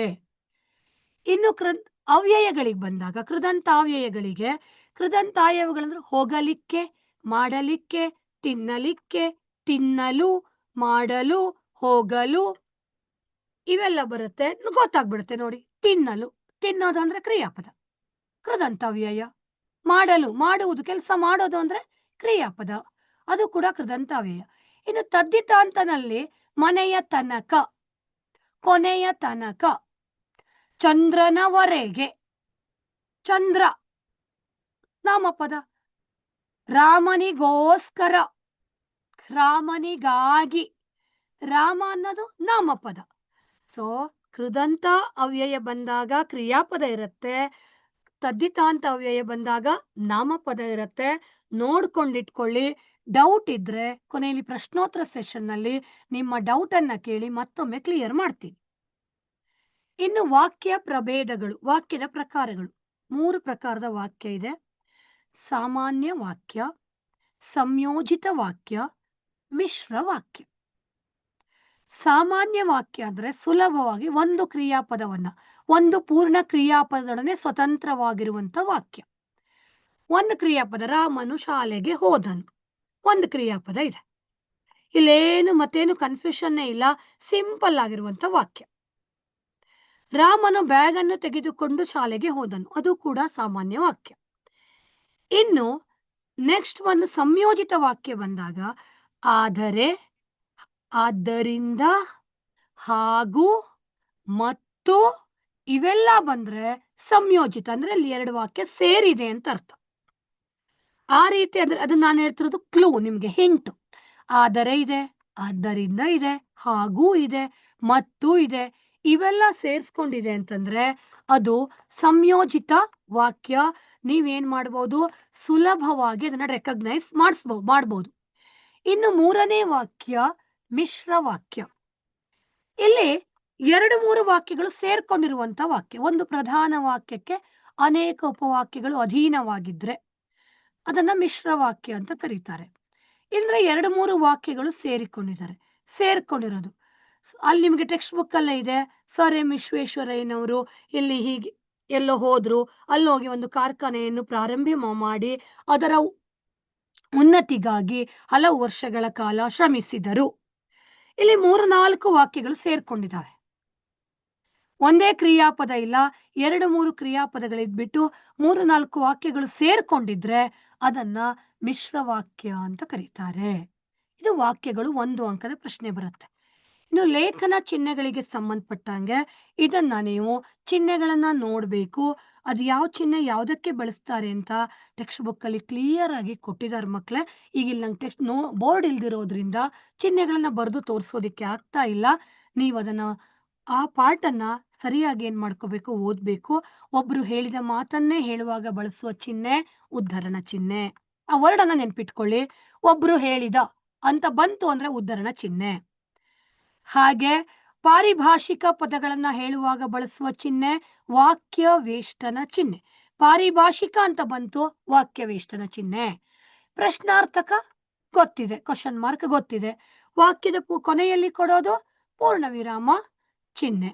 ಒಂದೊಂದು ವಾಕ್ಯ ಮುಗಿದಾಗಲೆಲ್ಲ ಮಧ್ಯ ಕೊಡುವಂಥದ್ದು ಅರ್ಧ ವಿರಾಮ ಚಿಹ್ನೆ. ನೋಡಿ, ಇಲ್ಲೊಂದು ಲಿಂಕ್ ಮಾಡಬಹುದು.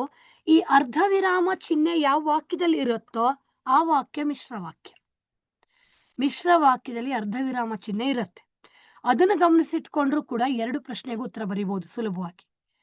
ಈ ರೀತಿ ಚಿಹ್ನೆಗಳನ್ನ ಓದ್ಕೋಬೇಕು. ಹಾಗೆ ಪದಗಳ ಅರ್ಥ, ಇದನ್ನ ಇಂಥದ್ದೇ ಬರುತ್ತೆ ಅಂತ ಗೆಸ್ ಮಾಡಕ್ಕಾಗಲ್ಲ, ಕಲ್ಸೋದಿಕ್ಕೂ ಆಗಲ್ಲ. ಟೆಕ್ಸ್ಟ್ ಬುಕ್ ಅಲ್ಲಿರುವಂತ ಪದಗಳ ಅರ್ಥವನ್ನ ಸರಿಯಾಗಿ ಓದ್ಕೋಬೇಕು. ಅಲ್ಲಿ ಹಳಗನ್ನಡ ಪದಗಳ ಅರ್ಥವನ್ನ ಹೆಚ್ಚಾಗಿ ಗಮನ ಕೊಟ್ಟು ಓದ್ಕೋಬೇಕು. ಯಾಕೆ ಅಂತಂದ್ರೆ ಅವುಗಳನ್ನ ಕೇಳಿದಾಗ ನಮಗೆ ಆ ಪದಗಳಿಗೆ ಅರ್ಥ ಇದೆಯಾ ಇಲ್ಲ ಅಂತದೇ ತುಂಬಾ ಡೌಟ್ ಬಂದ್ಬಿಡುತ್ತೆ. ಸೊ ಅದು ಬೇರೆ ತರ ಅರ್ಥನೇ ಕಾಣಿಸ್ತಾ ಇರುತ್ತೆ. ಹಾಗಾಗಿ ಹಳಗನ್ನಡ ವಾಕ್ಯ ಪಾಠಗಳಿರುವಂತ ಪದ್ಯಗಳಲ್ಲಿರುವಂತ ಪದಗಳ ಅರ್ಥವನ್ನ ಓದ್ಬೇಕು. ಛಂದಸ್ಸು ಮತ್ತೆ ಅಲಂಕಾರ. ಛಂದಸ್ಸಲ್ಲಿ ನಿಮಗೆ ಇರುವಂತದ್ದು 3: ಕಂದ ಪದ್ಯ, ಷಟ್ಪದಿ ಹಾಗೂ ಖ್ಯಾತ ಕರ್ನಾಟಕ ವೃತ್ತಗಳು.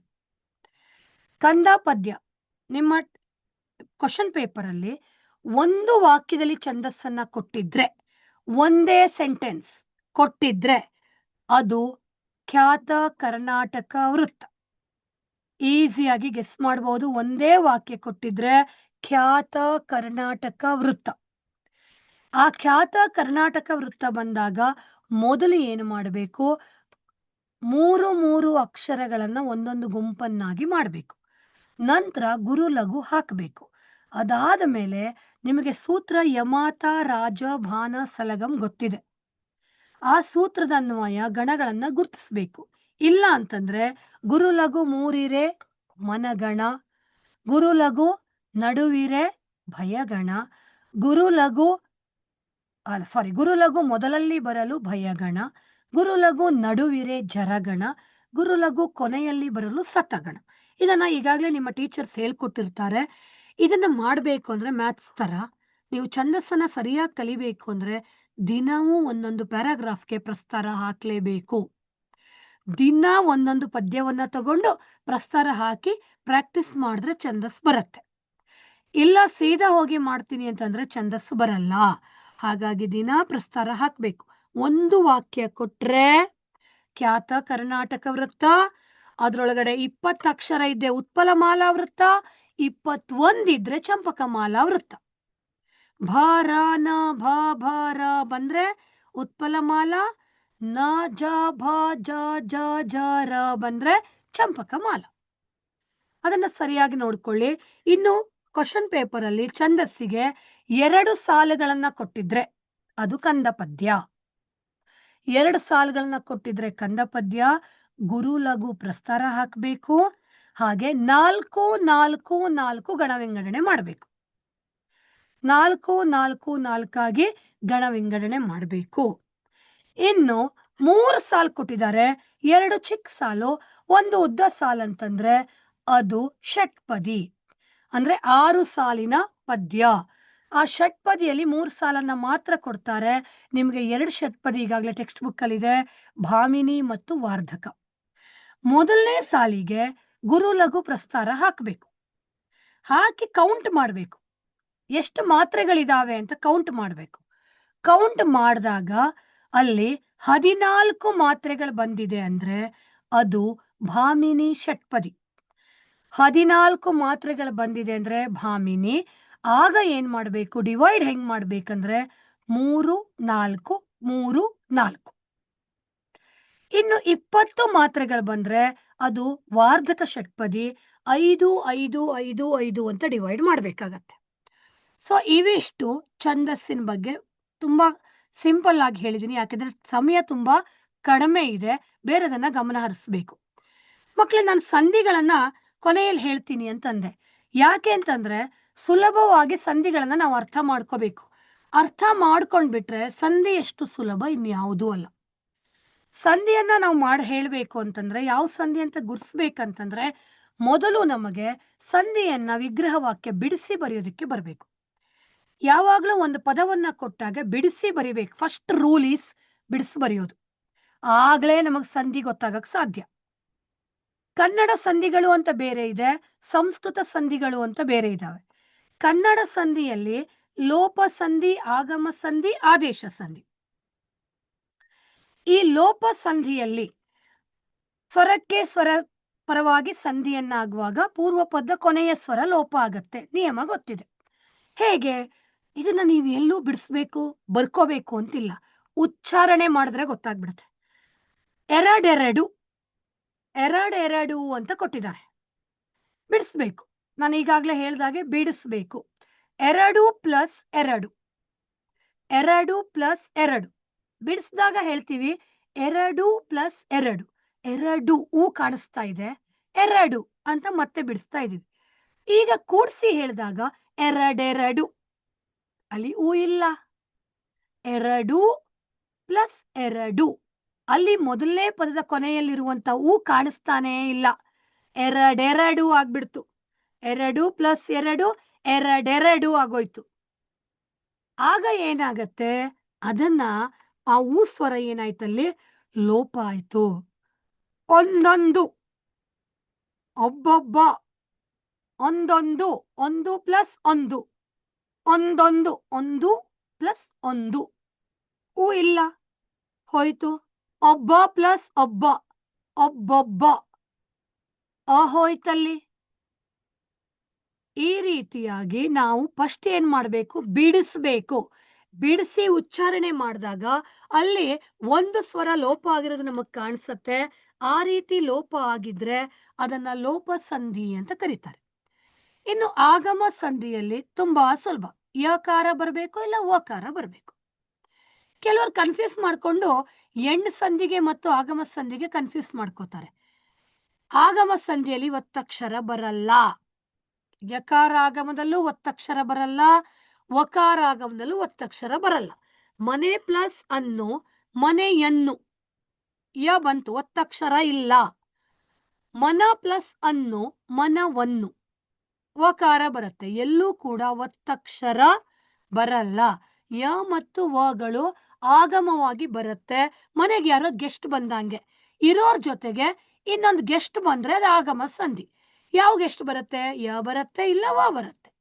ಯ ವ ಬಂದ್ರೆ ಅದು ಆಗಮ ಸಂಧಿ. ಇನ್ನು ಆದೇಶ ಸಂಧಿ. ಕ ತ ಪಗಳಿಗೆ ಗ ದ ಬಗಳು ಆದೇಶವಾಗಿ ಬರುತ್ತೆ. ಕ ತ ಪಗಳಿಗೆ ಎಲ್ಲಿರುತ್ತೆ ಕ ತ ಪ? ಕನ್ಫ್ಯೂಸ್ ಆಗ್ಬೇಡಿ. ಜಸ್ತ್ವ ಸಂಧಿಗೂ ಆದೇಶ ಸಂಧಿಗೂ ಕನ್ಫ್ಯೂಸ್ ಆಗತ್ತೆ. ಯಾಕೆ ಅಂತಂದ್ರೆ ಜಸ್ತ್ವ ಸಂಧಿಯಲ್ಲಿ ಕೂಡ ಕ ತ ಪಗಳಿಗೆ ಗ ದ ಬಗಳೇ ಬರ್ತವೆ, ಆದೇಶ ಸಂಧಿಯಲ್ಲೂ ಹಾಗೆ. ಎರಡರ ಮಧ್ಯೆ ಒಂದು ಪುಟ್ಟ ಡಿಫ್ರೆನ್ಸ್ ಇದೆ. ಆದೇಶ ಸಂಧಿಯಲ್ಲಿ ಉತ್ತರ ಪದದ ಮೊದಲಲ್ಲಿರುವ ಕ ತ ಪ ಹೊಸ ಪ್ಲಸ್ ಕನ್ನಡ, ಹೊಸ ಗನ್ನಡ, ಕಗೆ ಗ ಬಂತು, ಅಲ್ಲಿ ಕ ಅನ್ನೋದು ಉತ್ತರ ಪದದ ಮೊದಲಲ್ಲಿದೆ. ಅದೇ ಜಸ್ತ್ವಲಿ ವಾಕ್ ಪ್ಲಸ್ ದೇವಿ, ವಾಗ್ದೇವಿ, ಕ ಅನ್ನೋದು ಪೂರ್ವ ಪದದ ಕೊನೆಯಲ್ಲಿದೆ. ಅದನ್ನ ಗಮನಿಸ್ಕೊಳ್ಳಿ. ನಿಮ್ಮ ಬುಕ್ಕಲ್ಲಿ ನೋಟ್ ಬುಕ್ಕಲ್ಲಿ ಬರೆದು ನೋಡಿ. ಹೊಸ ಗನ್ನಡ ಬರೀರಿ, ವಾಗ್ದೇವಿ ಬರೀರಿ, ಎರಡನ್ನು ಬರೀರಿ. ಹೊಸ ಪ್ಲಸ್ ಕನ್ನಡ, ಹೊಸಗನ್ನಡ, ವಾಕ್ ಪ್ಲಸ್ ದೇವಿ, ವಾಗ್ದೇವಿ, ವಾಕ್ ಪ್ಲಸ್ ದೇವಿ ಜಸ್ತ್ವ ಸಂಧಿ, ಹೊಸ ಪ್ಲಸ್ ಕನ್ನಡ ಆದೇಶ ಸಂಧಿ. ಅಂದ್ರೆ ಉತ್ತರ ಪದದ ಮೊದಲಲ್ಲಿರುವ ಕ ತ ಪಗಳಿಗೆ ಗ ದ ಬಗಳು ಬಂದ್ರೆ ಅದನ್ನ ಏನಂತ ಕರೀತಾರೆ? ಆದೇಶ ಸಂಧಿ ಅಂತ ಕರೀತಾರೆ. ಪೂರ್ವ ಪದದ ಕೊನೆಯಲ್ಲಿರುವ ಕ ಚ ಟ ತ ಪಗಳಿಗೆ ಗ ಜ ಡ ದ ಬಗಳು ಬಂದ್ರೆ ಅದು ಜಸ್ತ್ವ ಸಂಧಿ ಆಗತ್ತೆ. ಅದನ್ನ ಇನ್ನು ಮತ್ತೊಮ್ಮೆ ಜಸ್ತ್ವ ಸಂಧಿ ನೋಡೋಣ. ಇನ್ನು ಸಂಸ್ಕೃತ ಸಂಧಿಗಳು, ಸವರ್ಣ ದೀರ್ಘ ಸಂಧಿ. ನಮ್ಗಿಲ್ಲೇ ಕನ್ಫ್ಯೂಷನ್. ಸವರ್ಣ ದೀರ್ಘ, ಸವರ್ಣ ಸ್ವರಗಳು ಅಂತಂದ್ರೆ ಒಂದೇ ಜಾತಿಯ ಸ್ವರಗಳು. ಸವರ್ಣ, ವರ್ಣ ಅಂದ್ರೆ ಸ್ವರ, ಅಕ್ಷರ. ಒಂದೇ ಜಾತಿಯ ಸ್ವರಗಳು ಯಾವ್ಯಾವುದು? ಅ ಆ ಒಂದೇ ತರ ಇದೆ, ಇ ಈ ಉ ಊ ಒಂದೇ ತರ ಇದಾವೆ, ಹೌದಾ? ಇವುಗಳು ಒಂದ್ರ ಮುಂದೆ ಒಂದು ಸಂಧಿ ಆಗತ್ತೆ. ಅವುಗಳಲ್ಲಿ ದೀರ್ಘ ಸ್ವರ ಒಂದಿರತ್ತೆ, ಅಂದ್ರೆ ಆ ಈ ಉ. ಇವು ಮೂರರಲ್ಲಿ ಒಂದು ಬಂದ್ರೆ ಅದನ್ನ ಸವರ್ಣ ದೀರ್ಘ ಸಂಧಿ ಅಂತ ಕರೀತಾರೆ. ಆ ಈ ಉ ಈಸಿಯಾಗಿ ನೆನ್ಪಿಟ್ಕೋಬೇಕಂದ್ರೆ ವರ್ಣಮಾಲೆ ನೆನ್ಪು ಮಾಡ್ಕೋಬೇಕು. ವರ್ಣಮಾಲೆಯಲ್ಲಿ ಆ ಈ ಉ ಸ್ಟಾರ್ಟಿಂಗ್ ಅಲ್ಲಿ ಬರುತ್ತೆ. ಆ ಈ ಉ ಬಂದ್ರೆ ಸವರ್ಣ ದೀರ್ಘ ಸಂಧಿ. ಉದಾಹರಣೆ, ದೇವ ಪ್ಲಸ್ ಆಲಯ, ದೇವಾಲಯ, ಆ ಬಂತು, ಹೌದಾ? ಸವರ್ಣ ದೀರ್ಘ. ಯತಿ ಪ್ಲಸ್ ಇಂದ್ರ, ಯತೀಂದ್ರ, ಈ ಬಂತು, ಸವರ್ಣ ದೀರ್ಘ. ಗುರು ಪ್ಲಸ್ ಉಪದೇಶ, ಗುರೂಪದೇಶ, ಅದು ಕೂಡ ಸವರ್ಣ ದೀರ್ಘ ಸಂಧಿ. ಅಂದ್ರೆ ಸುಲಭಕ್ಕೆ ನೆನ್ಪಿಟ್ಕೋಬೇಕು ಅಂದ್ರೆ ವರ್ಣಮಾಲೆಯಲ್ಲಿ ಆ ಈ ಉ ಬಂದ್ರೆ ಸವರ್ಣ ದೀರ್ಘ. ಅದರ ಮುಂದಿನ ಸ್ಟೆಪ್ಪೇ ಗುಣಸಂಧಿ. ಗುಣ ಅಕ್ಷರಗಳು ಅಂತ ಸಂಸ್ಕೃತದಲ್ಲಿ ಕರೀತಾರೆ. ಮುಂದೆ ಅ ಆ ಈ ಉ ಆದ್ಮೇಲೆ ಏನ್ ಬರುತ್ತೆ? ರು ಬರುತ್ತೆ. ಎ ಐ ಓ ಔ ವರ್ಣಮಾಲೆ, ಹೌದಾ? ಸ್ವರಗಳು, ಹೌದಾ? ಈಗಿಲ್ಲಿ ರು ಎ ಓ ಮುಂದಿನ ಸ್ಟೆಪ್ಪೇ ಗುಣಸಂಧಿ. ವರ್ಣಮಾಲೆ ನೆನ್ಪಿಟ್ಕೊಳ್ಳಿ, 3 ಸಂಧಿ ನೆನ್ಪಿಟ್ಕೋಬಹುದು. ಸ್ವರಗಳನ್ನ ನೆನ್ಪಿಟ್ಕೊಂಡ್ರೆ 3 ಸಂಧಿ ಈಸಿಯಾಗಿ ಬರುತ್ತೆ. ಗುಣಸಂಧಿ ರು, ಮಹಾ ಪ್ಲಸ್ ಋಷಿ, ಮಹರ್ಷಿ. ಮಹಾ ಪ್ಲಸ್ ಅಲ್ಲಿ ರು ಬಂದಿದೆ, ಋಷಿ ಮಹರ್ಷಿ. ಅರ್ಕಾರ ಬರುತ್ತೆ, ರೂವನ್ನ ಬಳಕೆ ಮಾಡ್ತೀವಿ, ಅರ್ಕಾರ ಬರುತ್ತೆ, ಗುಣಸಂಧಿ. ಇನ್ನು ಗಣ ಪ್ಲಸ್ ಈಶ, ಗಣೇಶ, ಏ ಬಂತು, ಅದು ಗುಣಸಂಧಿ.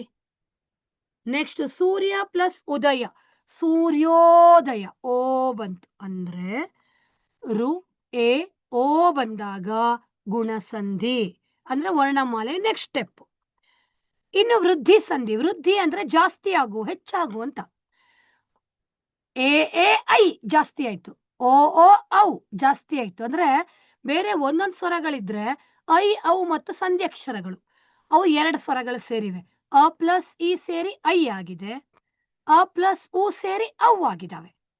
ಐ ಔ, ಐ ಔ, ಅ ಪ್ಲಸ್ ಇ ಐ, ಅ ಪ್ಲಸ್ ಉ ಔ. ಹಾಗಾಗಿ ಏನ್ ಮಾಡ್ಬೇಕು? ಈ ಐ ಮತ್ತೆ ಔ ಇವೆರಡನ್ನು ಬರುವಂತದ್ದು ವೃದ್ಧಿ ಸಂಧಿ. ಐ ಭಾವ ಪ್ಲಸ್ ಐಕ್ಯತೆ, ಭಾವೈಕ್ಯತೆ. ವನ ಪ್ಲಸ್ ಔಷಧಿ, ವನೌಷಧಿ. ಐ ಮತ್ತೆ ಅವು ಬಂದ್ರೆ ಅದೇನದು? ವೃದ್ಧಿ ಸಂಧಿ. ಅಷ್ಟ ಪ್ಲಸ್ ಐಶ್ವರ್ಯ, ಅಷ್ಟೈಶ್ವರ್ಯ. ಐ ಮತ್ತೆ ಅವು ಬಂದ್ರೆ ವೃದ್ಧಿ ಸಂಧಿ. ಇನ್ನು 4ನೇದು ಎಣ್ ಸಂಧಿ.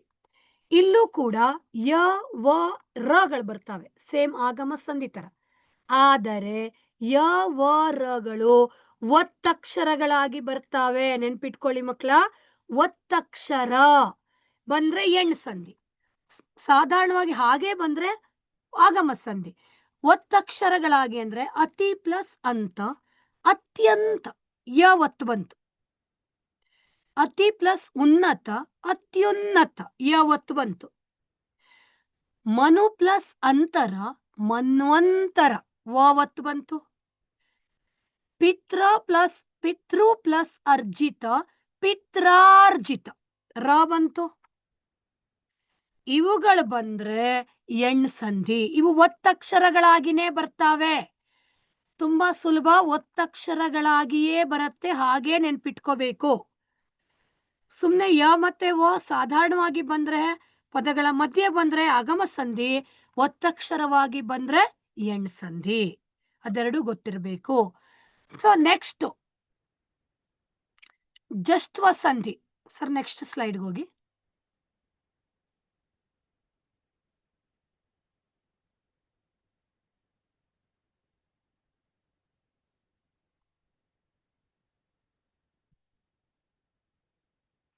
ಸರ್ ನೆಕ್ಸ್ಟ್ ಸ್ಲೈಡ್ಗೆ ಹೋಗಿ. ಮೇಡಮ್.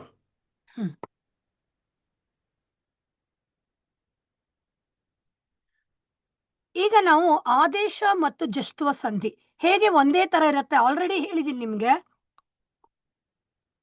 ಪೂರ್ವಾಪರದ ಕೊನೆಯಲ್ಲಿರುವಂತ ಕ ಚ ಟ ತ ಪಗಳಿಗೆ ಗ ಜ ಡ ದ ಬಗಳು ಬಂದ್ರೆ ಅದನ್ನ ಜಸ್ತ್ವ ಸಂಧಿ ಅಂತ ಕರೀತಾರೆ. ಯಾಕೆ ಅಂದ್ರೆ ಸಂಸ್ಕೃತದಲ್ಲಿ ಪ್ರತಿ ವರ್ಗದ ಮೂರನೇ ಅಕ್ಷರವನ್ನ ಜಶ್ ಅಕ್ಷರ ಅಂತ ಕರೀತಾರೆ. ಹಾಗಾಗಿ ಅದು ಜಸ್ತ್ವ ಸಂಧಿ. ಮೂರನೇ ಅಕ್ಷರಗಳು ಯಾವುದು? ಗ ಜ ಡ ದ ಬ. ಕಗೆ ಬದಲಾಗಿ ಗ, ಚಗೆ ಬದಲಾಗಿ ಜ, ಟಗೆ ಬದಲಾಗಿ ಡ, ತಗೆ ಬದಲಾಗಿ ದ, ಪಗೆ ಬದಲಾಗಿ ಬ. ಕ ಚ ಟ ತ ಪಗಳಿಗೆ ಗ ಜ ಡ ದ ಬಗಳು ಬರುವಂತದ್ದೇ ಜಸ್ತ್ವ ಸಂಧಿ. ಉದಾಹರಣೆಗೆ ನೀವು ವಾಕ್ ಪ್ಲಸ್ ದೇವಿ, ಈಗಾಗಲೇ ಹೇಳಿದೆ ವಾಗ್ದೇವಿ. ಹಾಗೆ ಅಚ್ ಪ್ಲಸ್ ಅಂತ ಅಜಂತ, ಚಗೆ ಜ. ಅಚ್ ಪ್ಲಸ್ ಅಂತ ಅಜಂತ, ಚಗೆ ಜ ಅಕ್ಷರಗಳು ಬರುತ್ತೆ. ಷಟ್ ಪ್ಲಸ್ ಆನನ ಷಡಾನನ, ಷಟ್ ಪ್ಲಸ್ ಆನನ ಷಡಾನನ. ಹಾಗೆ ಇನ್ನು ತಗೆ ದ ಬರೋದು ಸತ್ ಪ್ಲಸ್ ಬುದ್ಧಿ ಸದ್ಬುದ್ಧಿ, ಸತ್ ಪ್ಲಸ್ ಬುದ್ಧಿ ಸದ್ಬುದ್ಧಿ.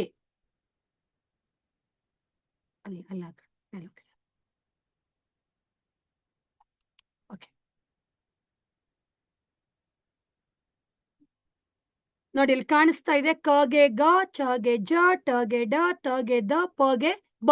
ಅಪ್ ಪ್ಲಸ್ ಧಿ ಅಬ್ಧಿ, ಸುಪ್ ಪ್ಲಸ್ ಅಂತ ಸುಬಂತ. ಇವೆಲ್ಲವುಗಳು ಕೂಡ ಜಸ್ತ್ವ ಸಂಧಿಗೆ ಉದಾಹರಣೆ. ಇನ್ನು ಅನುನಾಸಿಕ ಸಂಧಿ. ಅನುನಾಸಿಕ ಸಂಧಿ ಕೂಡ ಜಸ್ತ್ವ ಸಂಧಿನೇ, ಆದ್ರೆ ಹೆಸರೇ ಹೇಳೋಗೆ ಅನುನಾಸಿಕ ಅಕ್ಷರಗಳು ಬರುವಂತದ್ದು. ಅನುನಾಸಿಕ ಅಕ್ಷರಗಳಂತಂದ್ರೆ ಪ್ರತಿ ವರ್ಗದ 5ನೇ ಅಕ್ಷರಗಳು. ಈ ಪ್ರತಿ ವರ್ಗದ 5ನೇ ಅಕ್ಷರಗಳು ಅನುನಾಸಿಕ ಅಕ್ಷರಗಳಾಗಿದ್ದಾಗ ಕಗೆ ಅದೇ ವರ್ಗದ ಅನುನಾಸಿಕ ಅಕ್ಷರಗಳ ಂಗ, ಚಗೆ ಅದೇ ವರ್ಗದ ಅನುನಾಸಿಕ ಅಕ್ಷರಗಳ ಞ. ವಾಕ್ ಪ್ಲಸ್ ಮಯ ವಾಂಗ್ಮಯ, ವಾಂಗ್ಮಯ. ಷಟ್ ಪ್ಲಸ್ ಮುಖ ಷಣ್ಮುಖ. ಸತ್ ಪ್ಲಸ್ ಮಾನ ಸನ್ಮಾನ. ಇವೆಲ್ಲವೂ ಅನುನಾಸಿಕ ಸಂಧಿ. ಇನ್ನು ಶ್ಚುತ್ವ ಸಂಧಿ ಅಂತಂದ್ರೆ ಸಕಾರ ಇರುತ್ತೆ, ಪೂರ್ವಪರದ ಕೊನೆಯಲ್ಲಿರುವಂತ ಸಕಾರಕ್ಕೆ ಬದಲಾಗಿ ಶಕಾರ ಬರುತ್ತೆ. ತ ವರ್ಗದ ತ ತ ದನ ತ ವರ್ಗದ ಅಕ್ಷರಗಳಿದ್ರೆ ಅದಕ್ಕೆ ಬದಲಾಗಿ ಚ ವರ್ಗದ ಅಕ್ಷರಗಳು ಬರುತ್ತೆ. ಸಕಾರಕ್ಕೆ ಶಕಾರ ಅಂದ್ರೆ ಮನಸ್ ಪ್ಲಸ್ ಶಾಂತಿ ಮನಃಶಾಂತಿ. ಬೃಹತ್ ಪ್ಲಸ್ ಛತ್ರ ಬೃಹತ್ ಛತ್ರ. ಜಗತ್ ಪ್ಲಸ್ ಜ್ಯೋತಿ ಜಗಜ್ಯೋತಿ. ತವರ್ಗದ ಅಕ್ಷರಗಳಿಗೆ ಯಾವ್ದು ಬರುತ್ತೆ? ಚ ವರ್ಗದ ಅಕ್ಷರಗಳು ಬರುತ್ತೆ. ಹಾಗೆ ಬಂದ್ರೆ ಅದನ್ನ ಏನಂತ ಕರೀತಾರೆ? ಶ್ಚುತ್ವ ಸಂಧಿ ಅಂತ ಕರೀತಾರೆ. ಸಕಾರಕ್ಕೆ ಶಕಾರ, ತ ವರ್ಗದ ಅಕ್ಷರಗಳಿಗೆ ಚ ವರ್ಗದ ಅಕ್ಷರಗಳು ಬರುತ್ತೆ, ಅದು ಶ್ಚುತ್ವ ಸಂಧಿ. ಇವಿಷ್ಟು ಸಂಧಿಗೆ ಸಂಬಂಧಪಟ್ಟಿದ್ದು. ಡೌಟ್ ಇದ್ರೆ ಆಮೇಲೆ ಕೇಳಿ. ನೆಕ್ಸ್ಟ್ ಹೋಗೋಣ, ಸಮಾಸಗಳು. ಬರ್ತಾ ಇಲ್ಲ ಸರ್ ಸ್ಲೈಡ್.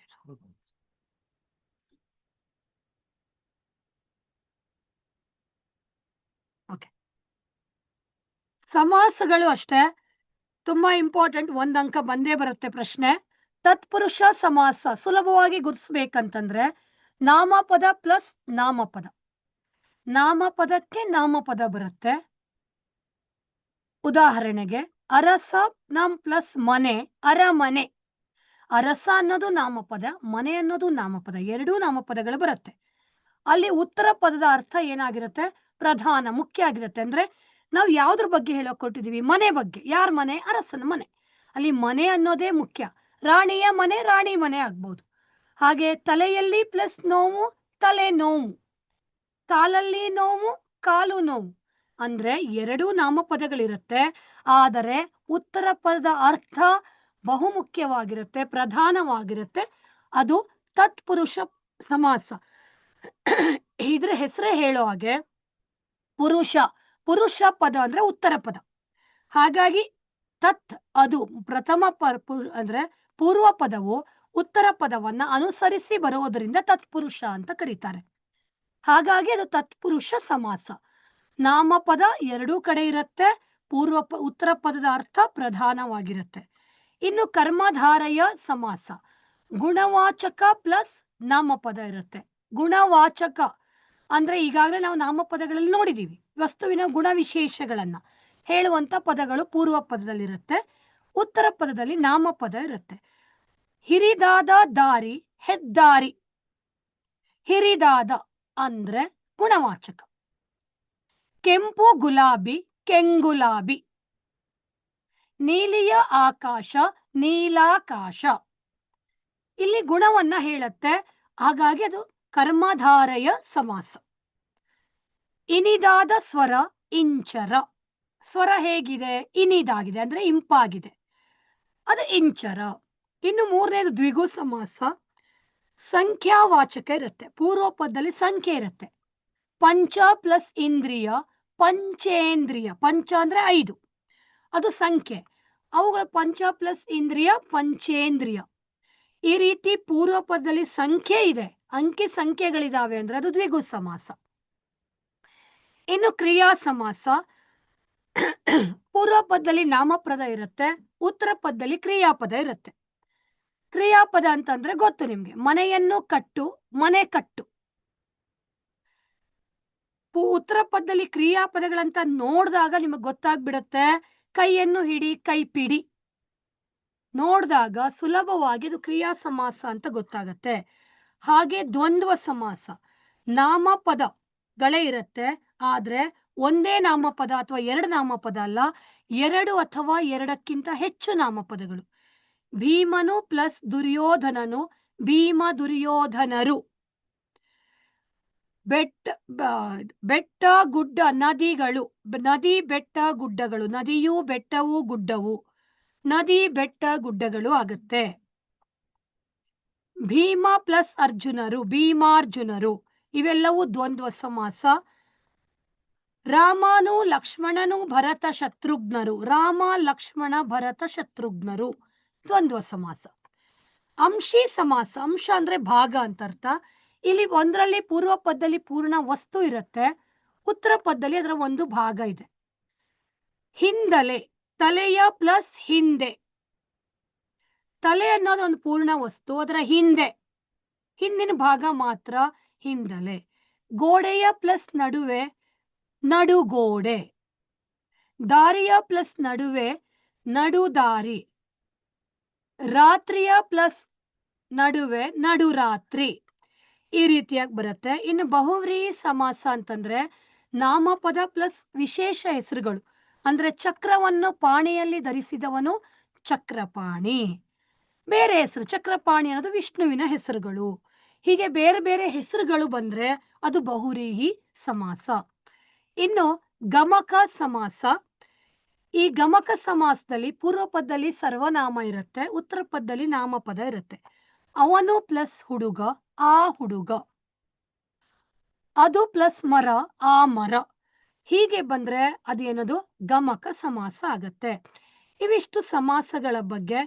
ಸಮಯ ತುಂಬಾ ಕಡಿಮೆ ಇದೆ, ಹಾಗಾಗಿ ನಾನು ಮುಂದೆ ಇನ್ನು ನೆಕ್ಸ್ಟ್ ಏನಾದ್ರು ಡೌಟ್ ಇದ್ರೆ ಆಮೇಲೆ ಕೇಳ್ಕೊಳ್ಳಿ. ಇನ್ನು 100ಕ್ಕೆ 100 ಅಂಕಗಳನ್ನ ಗಳಿಸ್ಬೇಕಾಗಿರೋದು, ಮಾಡ್ಬೇಕಾಗಿರೋದು ನೀಲನಕಾಶಲ್ಲಿ ಕೊಟ್ಟಿರುವಂತ ಎಲ್ಲ ಪ್ರಶ್ನೆಗಳನ್ನ ಓದ್ಕೋಬೇಕು, ವ್ಯಾಕರಣ ಅಂಶವನ್ನ ಸರಿಯಾಗಿ ಕಲ್ತ್ಕೋಬೇಕು, ಅಂದವಾದ ಮತ್ತು ಶುದ್ಧವಾದ ಬರವಣಿಗೆ ಇರಬೇಕು, ಸಮಯದ ನಿರ್ವಹಣೆ. ಅಂದ್ರೆ ನಾವೇನ್ ಮಾಡ್ತೀವಿ, 8 ವಾಕ್ಯದ ಪ್ರಶ್ನೆ ಬರಿಬೇಕು ಅಂತಂದ್ರೆ 3/4 ಪೇಜು 1 ಪೇಜು ಬರಿತಾ ಕೂತಿರ್ತೀವಿ, ಅವಶ್ಯಕತೆ ಇಲ್ಲ.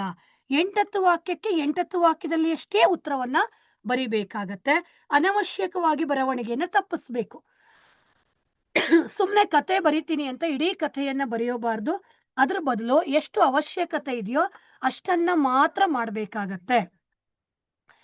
ಇನ್ನು ನೆಕ್ಸ್ಟ್ ಇದನ್ನ ನಾವು ಹೋಗೋಣ. ಏನಂತಂದ್ರೆ 50+ ಅಂದ್ರೆ ಪಾಸ್ ಆಗೋದಿಕ್ಕೆ ಕಷ್ಟಪಡೋರು ಹೇಗೆ ಅಂಕಗಳನ್ನ ಗಳಿಸಬಹುದು ಅನ್ನೋದನ್ನ ಹೇಳೋದಿಕ್ಕೆ ಒಂದು ಸಿಂಪಲ್ ಆಗಿ ಟ್ರಿಕ್ಸ್ ಅನ್ನ ನಿಮ್ಗೆ ಹೇಳ್ಕೊಟ್ಬಿಟ್ಟು ಹೋಗ್ತೀನಿ, ಯಾವ್ಯಾವ್ದನ್ನ ಓದ್ಬೇಕು ಅಂತ.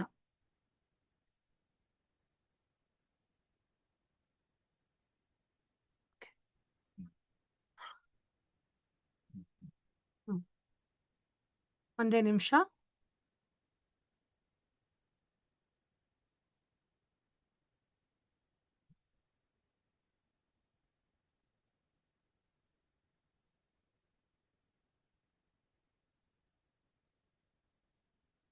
ಸತೀಶ್ ಶೇರ್ ಮಾಡ್ತಾನೆ. ಓಕೆ ಸರ್, ಇಲ್ಲಿ ಇದೆಲ್ಲ ಶೇರ್ ಮಾಡ್ಕೊಂತೀನಿ. ಓಕೆ. ಓಕೆ, ನೀವು 50 ಅಂಕಗಳನ್ನ ಅಂದ್ರೆ ಪಾಸ್ ಆಗ್ಬೇಕು ಅಂದ್ರೆ ಫಸ್ಟ್ ಕಲಿಬೇಕಿರೋದು ಪದ್ಯವನ್ನ ಕಲಿಲೇಬೇಕು. ಕಂಠಪಾಠಕ್ಕಿರುವಂತ 3 ಪದ್ಯಗಳನ್ನ ಕಲಿಬೇಕು. ಜೊತೆಗೆ ಈಗಾಗಲೇ ಹೇಳ್ದಾಗೆ ಲೇಖಕರ ಪರಿಚಯ ಅಂದ್ರೆ ಮಾರ್ಕ್ ಕೌಂಟ್ ಮಾಡ್ಕೊಂಡು ಹೋಗಿ ಮಕ್ಕಳ. ಕಂಠಪಾಠಕ್ಕೆ 4 ಅಂಕಗಳಿದಾವೆ, 4 ಅಂಕ ಸಿಗತ್ತೆ. ಅದಾದ್ಮೇಲೆ ಕವಿ ಪರಿಚಯವನ್ನ ಕರೆಕ್ಟ್ ಆಗಿ ಕಲ್ತಿದ್ರೆ 3 + 3 6 ಅಂಕಗಳು, ಅಲ್ಲಿಂದ 6 + 4 10 ಅಂಕಗಳಾಗಿರುತ್ತೆ. ಅದಾದ್ಮೇಲೆ ಅಪಠಿತ ಗದ್ಯ. ಅಪಠಿತ ಗದ್ಯದಲ್ಲಿ 4 ಅಂಕಗಳು ಈಗಾಗಲೇ ಹೇಗೆ ಬರಿಬೇಕು ಅಂತ ಹೇಳ್ಕೊಟ್ಟಿದ್ದೀನಿ. 4 ಅಂಕಗಳನ್ನ ಕಲಿಬಹುದು. ಹಾಗಾಗಿ ಅಲ್ಲಿಗೆ ಏನಾಯ್ತು, 10 + 4 14 ಅಂಕಗಳಾಗ್ಬಿಟ್ಟು. ಇನ್ನು ಪತ್ರ ಲೇಖನ. ಪತ್ರ ಲೇಖನಕ್ಕೆ ಸಂಬಂಧಪಟ್ಟ ಹಾಗೆ ಹಂತಗಳನ್ನ ಕಲಿಬೇಕು. ಈಗಾಗಲೇ ಹೇಳ್ಕೊಟ್ಟಿದ್ದೀನಿ. ಆ ಪತ್ರ ಲೇಖನಕ್ಕೆ 5 ಅಂಕಗಳಿರ್ತವೆ. ಅಲ್ಲಿಗೆ 14 5 19 ಅಂಕಗಳು ಬರುತ್ತೆ. ಛಂದಸ್ಸು, ಗುರು ಲಘು ಹಾಕೋದು, ಪ್ರಸ್ತಾರ ಹಾಕೋದು. ಹಾಗೆ 1 ಸಾಲಿದ್ರೆ ವೃತ್ತ, 2 ಸಾಲಿದ್ರೆ ಕಂದ ಪದ್ಯ, 3 ಸಾಲಿದ್ರೆ ಷಟ್ಪದಿ ಎಂದ ನೀವು ಗುರ್ಸೋದಿಕ್ಕೆ ಗೊತ್ತಿರಬೇಕು.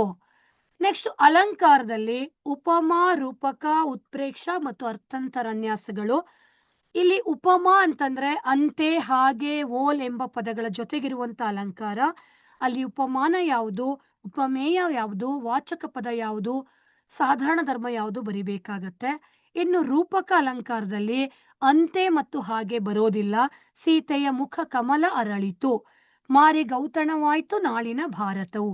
ಇಲ್ಲಿ ಉಪಮೇಯ ಉಪಮಾನ ಎರಡೇ ಬರುತ್ತೆ.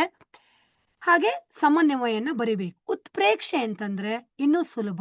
ಉಪಮಾ ಅಲಂಕಾರದ ತರನೇ ಇರುತ್ತೆ, ಆದ್ರೆ ಇನ್ನು ಹೆಚ್ಚಾಗಿ ವರ್ಣನೆ ಮಾಡಿದ್ರೆ ಅದು ಉತ್ಪ್ರೇಕ್ಷ.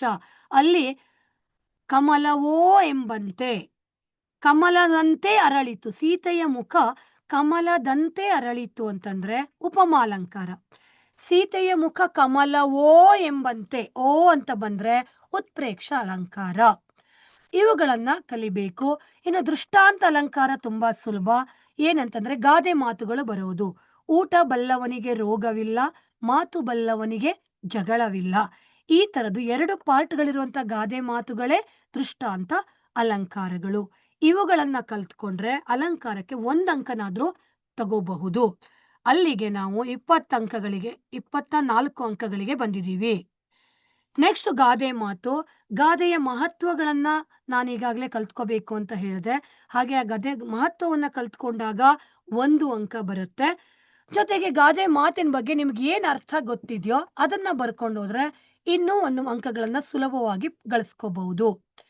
ಬರಲೇಬಹುದಾದಂತ ರೂಢಿಸಬೇಕಾದ ಕೆಲವಂತ ಗಾದೆ ಮಾತುಗಳನ್ನ ಇಲ್ಲಿ ಕೊಟ್ಟಿದ್ದೀನಿ. ನಿಮಗೆ ನೆಕ್ಸ್ಟ್ ಇದನ್ನ ಶೇರ್ ಮಾಡ್ತೀನಿ. ಹಾಗಾಗಿ ಸುಲಭವಾಗಿ ಇದನ್ನ ಏನ್ ಮಾಡ್ಕೋಬಹುದು, ಕಲ್ತ್ಕೋಬಹುದು.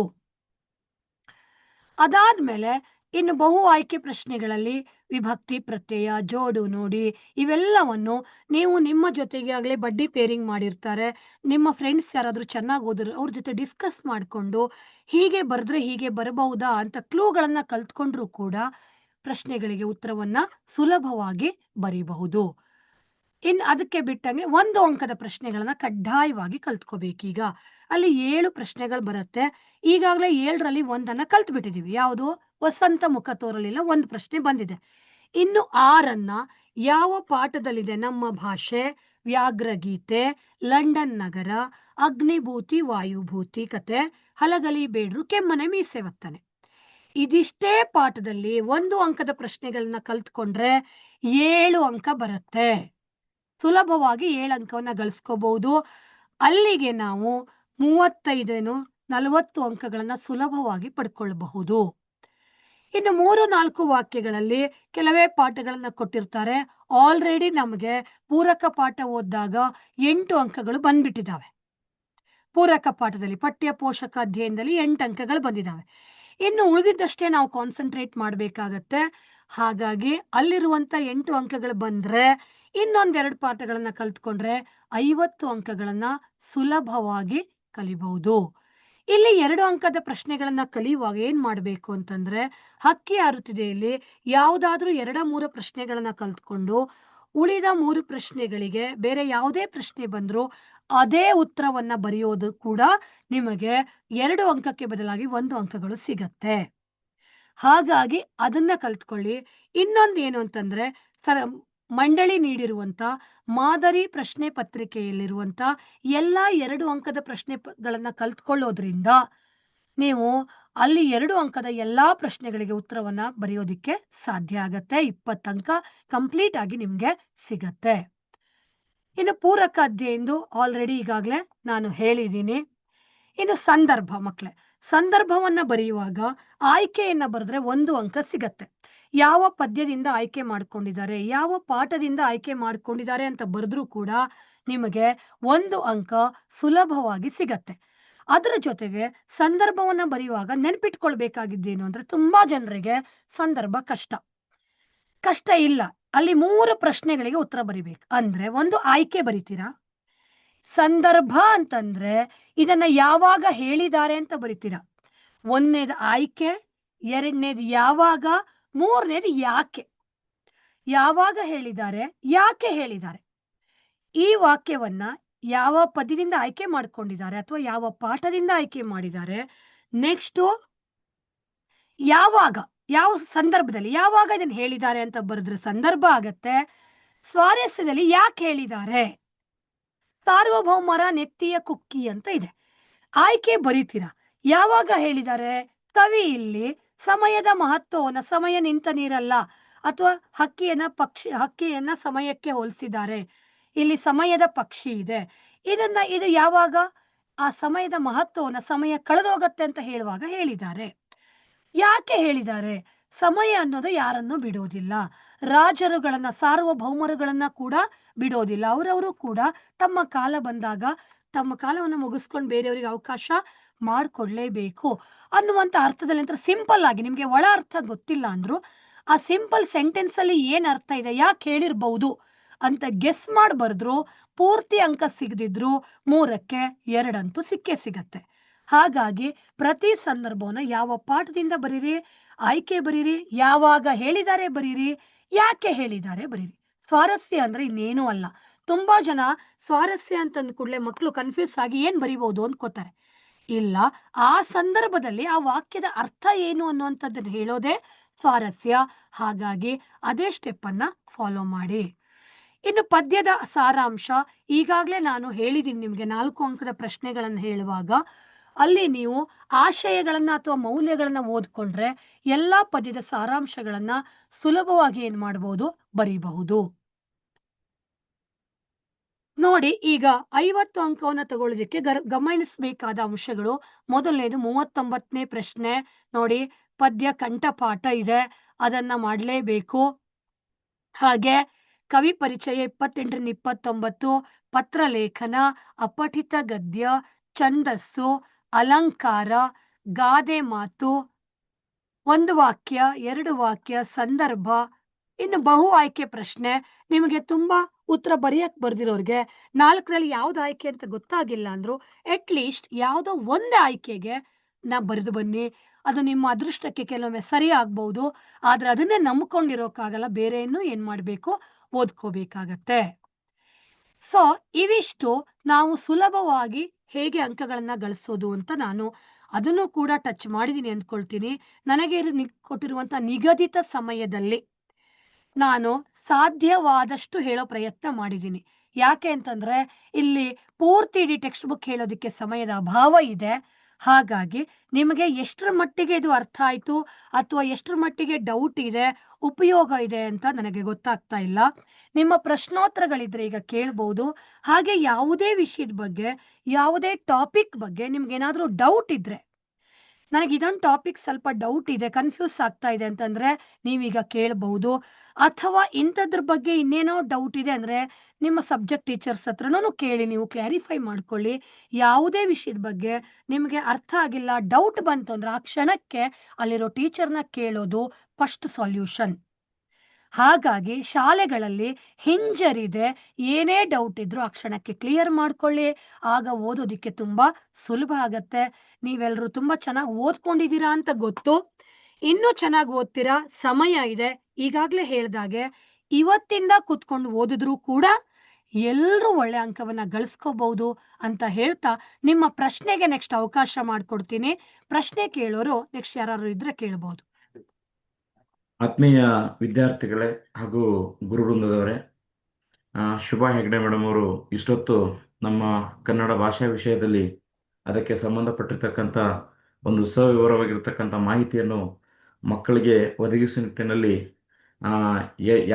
ಸುಮಾರು 1.5-2 ಗಂಟೆಗಳ ಕಾಲ ನಿರಂತರವಾಗಿ ಬೋಧನೆ ಮಾಡಿ ಒಟ್ಟಾರೆ ಪರೀಕ್ಷೆಗೆ ಮಕ್ಕಳು ಈಗಾಗಲೇ 2 ಪೂರ್ವ ಸಿದ್ಧತಾ ಪರೀಕ್ಷೆಯನ್ನು ಬರೆದ ನಂತರ 3ನೇ ಪೂರ್ವ ಸಿದ್ಧತಾ ಪರೀಕ್ಷೆಗೆ ತಯಾರಿಯಾಗಿ ಮುಖ್ಯ ಪರೀಕ್ಷೆಗೆ ಹೋಗಲಿಕ್ಕೆ ಏನೇನು ಬೇಕು, ಯಾವುದ್ಯಾವುದು ಸಾಧ್ಯತೆ ಇದೆ, ಮಕ್ಕಳಲ್ಲಿ ಯಾವ್ಯಾವ ರೀತಿ ಗೊಂದಲ ಇರ್ಬೋದು, ಅದನ್ನು ಸರಳೀಕರಣಗೊಳಿಸುವಂತಹ ವಿಧಾನ ಹೇಗೆ, ಎಲ್ಲವನ್ನೂ ಕೂಡ ಸವಿವರವಾಗಿ ತಿಳಿಸಿಕೊಟ್ಟಿದ್ದಾರೆ.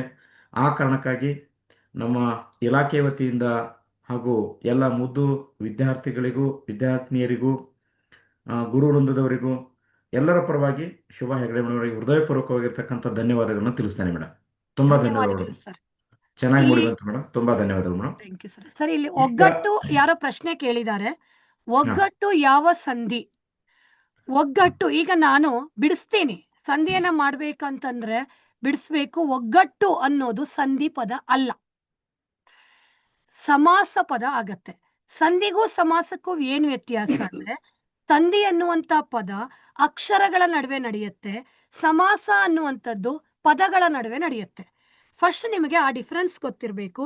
ಸಂಧಿ ಅನ್ನೋದು ಬರೇ ಪೂರ್ವ ಪದದ ಕೊನೆಯಲ್ಲಿರುವ ಅಕ್ಷರ ಮತ್ತು ಉತ್ತರ ಪದ ಮೊದಲಲ್ಲಿರುವ ಅಕ್ಷರ, ಅದು ಎರಡೇ ಅಕ್ಷರಗಳ ಮಧ್ಯೆ ನಡೆಯುತ್ತೆ. ಅಕ್ಕಪಕ್ಕ ಇರುವಂತ ಅಕ್ಷರಗಳಲ್ಲಿ ಯಾವುದೇ ಬದಲಾವಣೆ ಆಗಲ್ಲ.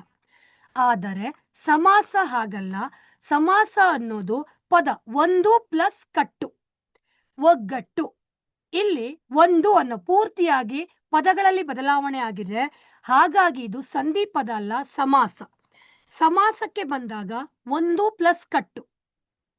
ಒಂದು ಅಂತಂದ್ರೆ ಇಲ್ಲಿ ಒಂದು ಕಟ್ಟು, ಒಂದು ಅನ್ನೋದು ಸಂಖ್ಯಾವಾಚಕ. ಹಾಗಾದ್ರೆ ಇದು ಯಾವ ಸಮಾಸ? ದ್ವಿಗು ಸಮಾಸವಾಗತ್ತೆ.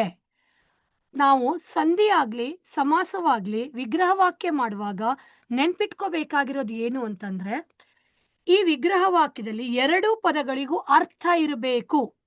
ಅರ್ಥಕ್ಕೆ ಲೋಪ ಬಾರದಂತೆ. ಅರ್ಥ ಕೆಟ್ಟೋಗ ಆಗಿದ್ರೆ ಅದು ವಿಗ್ರಹ ವಾಕ್ಯ ತಪ್ಪು ಅಂತ ಅರ್ಥ. ಅರ್ಥವನ್ನ ಕೆಡಿಸಬಾರ್ದು. ನೀವು ಇದನ್ನ ಸಂಧಿ ಒಕ್ಕ ಪ್ಲಸ್ ಅಟ್ಟು ಅಥವಾ ಒಗ್ಗ ಪ್ಲಸ್ ಟು ಇವ್ ಯಾವ್ದು ಮಾಡಿದ್ರು ಇದಕ್ಕೆ ಅರ್ಥ ಇರಲ್ಲ. ಈ ಒಂದು ಪ್ಲಸ್ ಕಟ್ಟು, ಒಗ್ಗಟ್ಟು ಅನ್ನೋದು ಸಮಾಸ ಪದ. ಇಲ್ಲಿ ಸಮಾಸ ಯಾವ್ದಾಗಿರುತ್ತೆ ಅಂತಂದ್ರೆ ನಾವು ದ್ವಿಗು ಸಮಾಸ ಅಂತ ನೋಡ್ಬೋದು. ಇನ್ನು ನೀವು ಸಂಧಿಯನ್ನ ಮಾಡ್ಲೇಬೇಕು ಅಂತಂದ್ರೆ ಒಂದು ಪ್ಲಸ್ ಕಟ್ಟುವನ್ನ ಸೇಮ್ ಸಂಧಿ ಮಾಡಿದ್ರೆ ಕಕಾರಕ್ಕೆ ಗಕಾರ ಬರುತ್ತೆ. ಉತ್ತರ ಪದದ ಮೊದಲಲ್ಲಿರುವಂತ ಕಕಾರಕ್ಕೆ ಗಕಾರ. ಒಂದ್ ವೇಳೆ ಸಂಧಿಗೆ ಅಂತ ಕ್ವಶನ್ ಪೇಪರ್ ಕೊಟ್ಟಿದ್ರೆ ಅದು ಆದೇಶ ಸಂಧಿ ಆಗತ್ತೆ. ಸಮಾಸಕ್ಕೆ ಅಂತ ಕೊಟ್ಟಿದ್ರೆ ದ್ವಿಗು ಸಮಾಸ ಆಗತ್ತೆ. ಒಂದು ಪ್ಲಸ್ ಕಟ್ಟು ಒಗ್ಗಟ್ಟು ಸಂಧಿ ಆದ್ರೆ ಆದೇಶ ಸಂಧಿ, ಸಮಾಸ ಆದ್ರೆ ದ್ವಿಗು ಸಮಾಸ. ಕ್ಲಿಯರ್ ಆಯ್ತು ಅಂತ ಅನ್ಕೊಳ್ತೀನಿ.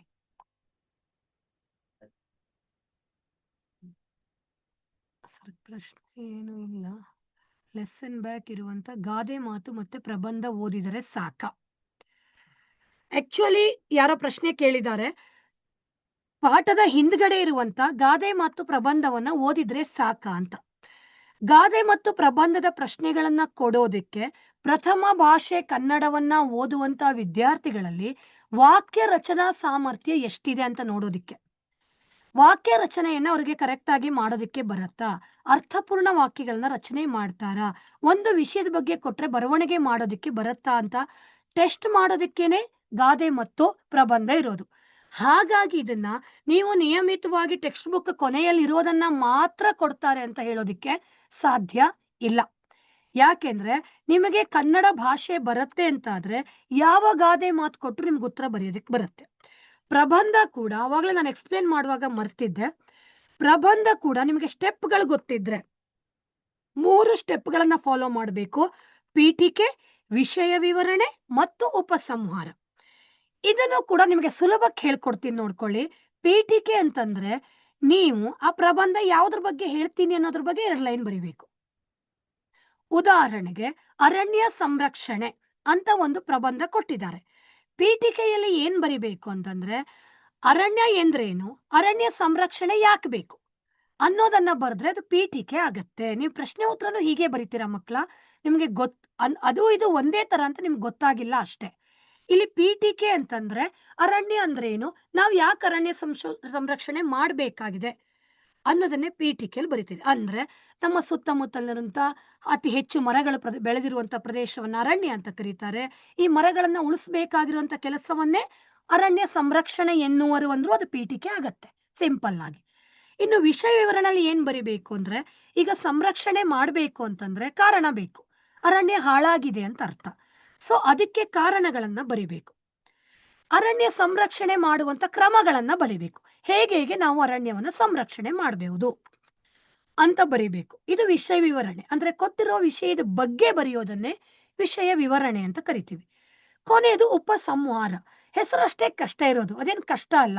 ಇಂಗ್ಲಿಷ್ ಅಲ್ಲಿ ಕನ್ಕ್ಲೂಷನ್ ಅಂತೀವಿ. ಮಾತಾಡುವಾಗ್ಲೇ ಹೇಳ್ತೀವಿ. ನಿಮ್ಮ ಭಾಷೆಯಲ್ಲಿ, ಮೂವಿ ಭಾಷೆಯಲ್ಲಿ ಕ್ಲೈಮ್ಯಾಕ್ಸ್ ಅಂತೀವಿ. ಸೀದಾ ಹೇಳ್ಬಿಡೋದು, ಕೊನೆಯಲ್ಲಿ ಒಂದು ಲೈನ್ 2 ಲೈನಲ್ಲಿ ಮುಗಿಸೋದು ಅಂತ ಅರ್ಥ, ಮುಕ್ತಾಯ ಹಾಡೋದು ಅಂತ ಅರ್ಥ. ನೀವು ಪ್ರಶ್ನೆ ಉತ್ತರವನ್ನ ಬರೆಯುವಾಗ ಕೊನೆಯಲ್ಲಿ ಬರೀತೀರಾ, ಹೀಗೆ ಕರ್ಣನು ಶ್ರೀಕೃಷ್ಣನಿಗೆ ಉತ್ತರವನ್ನು ನೀಡಿದನು, ಹೀಗೆ ಅಂತ ಬರೀತೀರ. ಹೀಗೆ ಶಬರಿಯು ಶ್ರೀರಾಮನನ್ನು ಉಪಚರಿಸಿದಳು, ಸತ್ಕರಿಸಿದಳು. ಅಂದ್ರ ಹೀಗೆ ಅಂತ ಏನು ಬರೀತಿರಲ್ಲ ಕ್ವಶನ್ ಆನ್ಸರ್ಸ್ ಅಲ್ಲಿ, ಅದೇ ಉಪಸಂಹಾರ. ಅದನ್ನೇ ಪ್ರಬಂಧದಲ್ಲಿಯೂ ಬರಿಬೇಕು. ಹೀಗೆ ನಾವು ಅರಣ್ಯವನ್ನು ಸಂರಕ್ಷಣೆ ಮಾಡೋದ್ರಿಂದ ಮುಂದೆ ನಮ್ಮ ಭವಿಷ್ಯ ಚೆನ್ನಾಗಿರುತ್ತದೆ, ಅಥವಾ ಅರಣ್ಯಗಳು ನಮಗೆ ಅನಿವಾರ್ಯ, ಮುಂದಿನ ಅಂದ್ರೆ ನಮ್ಮ ಪೀಳಿಗೆಗೂ ಕೂಡ ಅದನ್ನ ಉಳಿಸ್ಕೊಳ್ಬಹುದು ಅಂತ ಏನ್ ಕೊನೆಯಲ್ಲಿ ಮುಗಿಸ್ತಿರಲ್ಲ ಅದನ್ನೇ ಉಪಸಂಹಾರ ಅಂತ ಕರೀತಾರೆ. ಹಾಗಾಗಿ ನೀವು ಇದು 3 ಸ್ಟೆಪ್ ಅನ್ನ ಫಾಲೋ ಮಾಡಿದ್ರೆ ಯಾವ ಪ್ರಬಂಧ ಬಂದ್ರೂ ಕೂಡ ಬರಿಬಹುದು. ಇನ್ನೊಂದು ಏನ್ ಹೇಳ್ತೀನಿ ಅಂದ್ರೆ, ಪ್ರಬಂಧಕ್ಕೆ 2 ಟಾಪಿಕ್ ಕೊಡ್ತಾರೆ. ಇದ್ರೊಳಗಡೆ ಒಂದು ಈಗಾಗಲೇ ನಿಮ್ಗೆ ಗೊತ್ತಿರುವಂತ ಜನರಲ್ ಟಾಪಿಕ್ ಅಂದ್ರೆ ಟೆಕ್ಸ್ಟ್ ಬುಕ್ ಅಲ್ಲಿ ಬಂದಿರೋದು, ಹಳೆ ಕ್ವಶನ್ ಪೇಪರ್ ಅಲ್ಲಿ ಬಂದಿರುವಂತ ಟಾಪಿಕ್ ಅನ್ನ ಕೊಡ್ತಾರೆ. ಇನ್ನೊಂದು ಟಾಪಿಕ್ ಯಾವಾಗ್ಲೂ ಕರೆಂಟ್ ಅಫೇರ್ಸ್ ಬಗ್ಗೆ ಇರುತ್ತೆ, ಅಂದ್ರೆ ಪ್ರಚಲಿತ ವಿದ್ಯಮಾನಗಳು ಅಂತ ಕರೀತಾರೆ. ಅದ್ರ ಬಗ್ಗೆ ಈಗ ಸದ್ಯಕ್ಕೆ ಏನೇನ್ ನಡೀತಾ ಇದೆ ಅದ್ರ ಬಗ್ಗೆ ಹೆಚ್ಚಾಗಿ ಕಾನ್ಸಂಟ್ರೇಟ್ ಮಾಡಿರ್ತಾರೆ. ಒಂದು ಟಾಪಿಕ್ ಅಂತೂ ಜನರಲ್ ಟಾಪಿಕ್ ಅಂದ್ರೆ ಸಮೂಹ ಮಾಧ್ಯಮಗಳು, ರಾಷ್ಟ್ರೀಯ ಭಾವೈಕ್ಯತೆ, ಗ್ರಂಥಾಲಯ, ಅಂದ್ರೆ ಯಾವಾಗ್ಲೂ ಇರುವಂತ ಟಾಪಿಕ್ಗಳಿರುತ್ತೆ. ಸೊ ನಿಮಗೆ ಅದರಲ್ಲಿ ಯಾವ ಟಾಪಿಕ್ ಬಗ್ಗೆ ಹೆಚ್ಚಿಗೆ ವಿಷಯ ಗೊತ್ತಿದೆ ಅಂತ ತಿಳ್ಕೊಂಡು ಅದ್ರ ಬಗ್ಗೆ ಪ್ರಬಂಧ ಬರೆದ್ರೆ ಸುಲಭಕ್ಕೆ ಬರೆಯೋದಿಕ್ಕೆ ಸಾಧ್ಯವಾಗತ್ತೆ.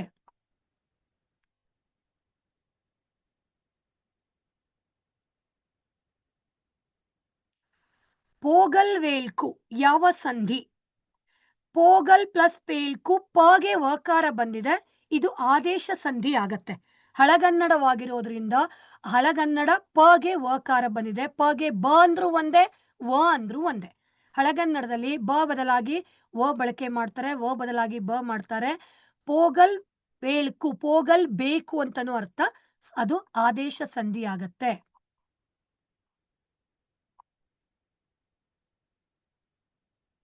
ಸಾರಾಂಶದ ಮೌಲ್ಯಗಳು.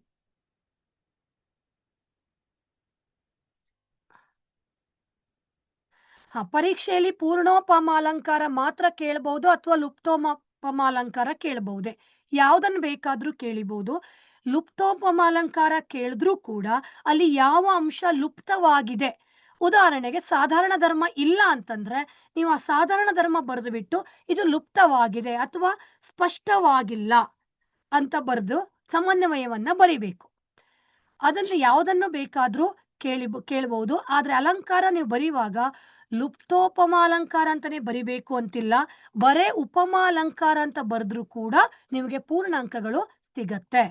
ಲುಪ್ತೋಪಮಾಲಂಕಾರ ಅಂತ ಬರಿಬೇಕು ಅಂತ ಇಲ್ಲ, ಉಪಮಾಲಂಕಾರ ಅಂತ ಬರೆದ್ರೂ ಕೂಡ ಮಾರ್ಕ್ ಸಿಗತ್ತೆ.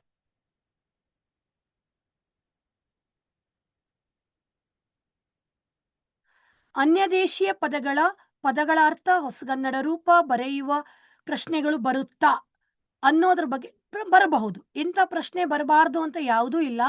ಹೊಸಗನ್ನಡ ರೂಪ ಅಂತಂದ್ರೆ ಗ್ರಾಂಥಿಕ ರೂಪನೇ,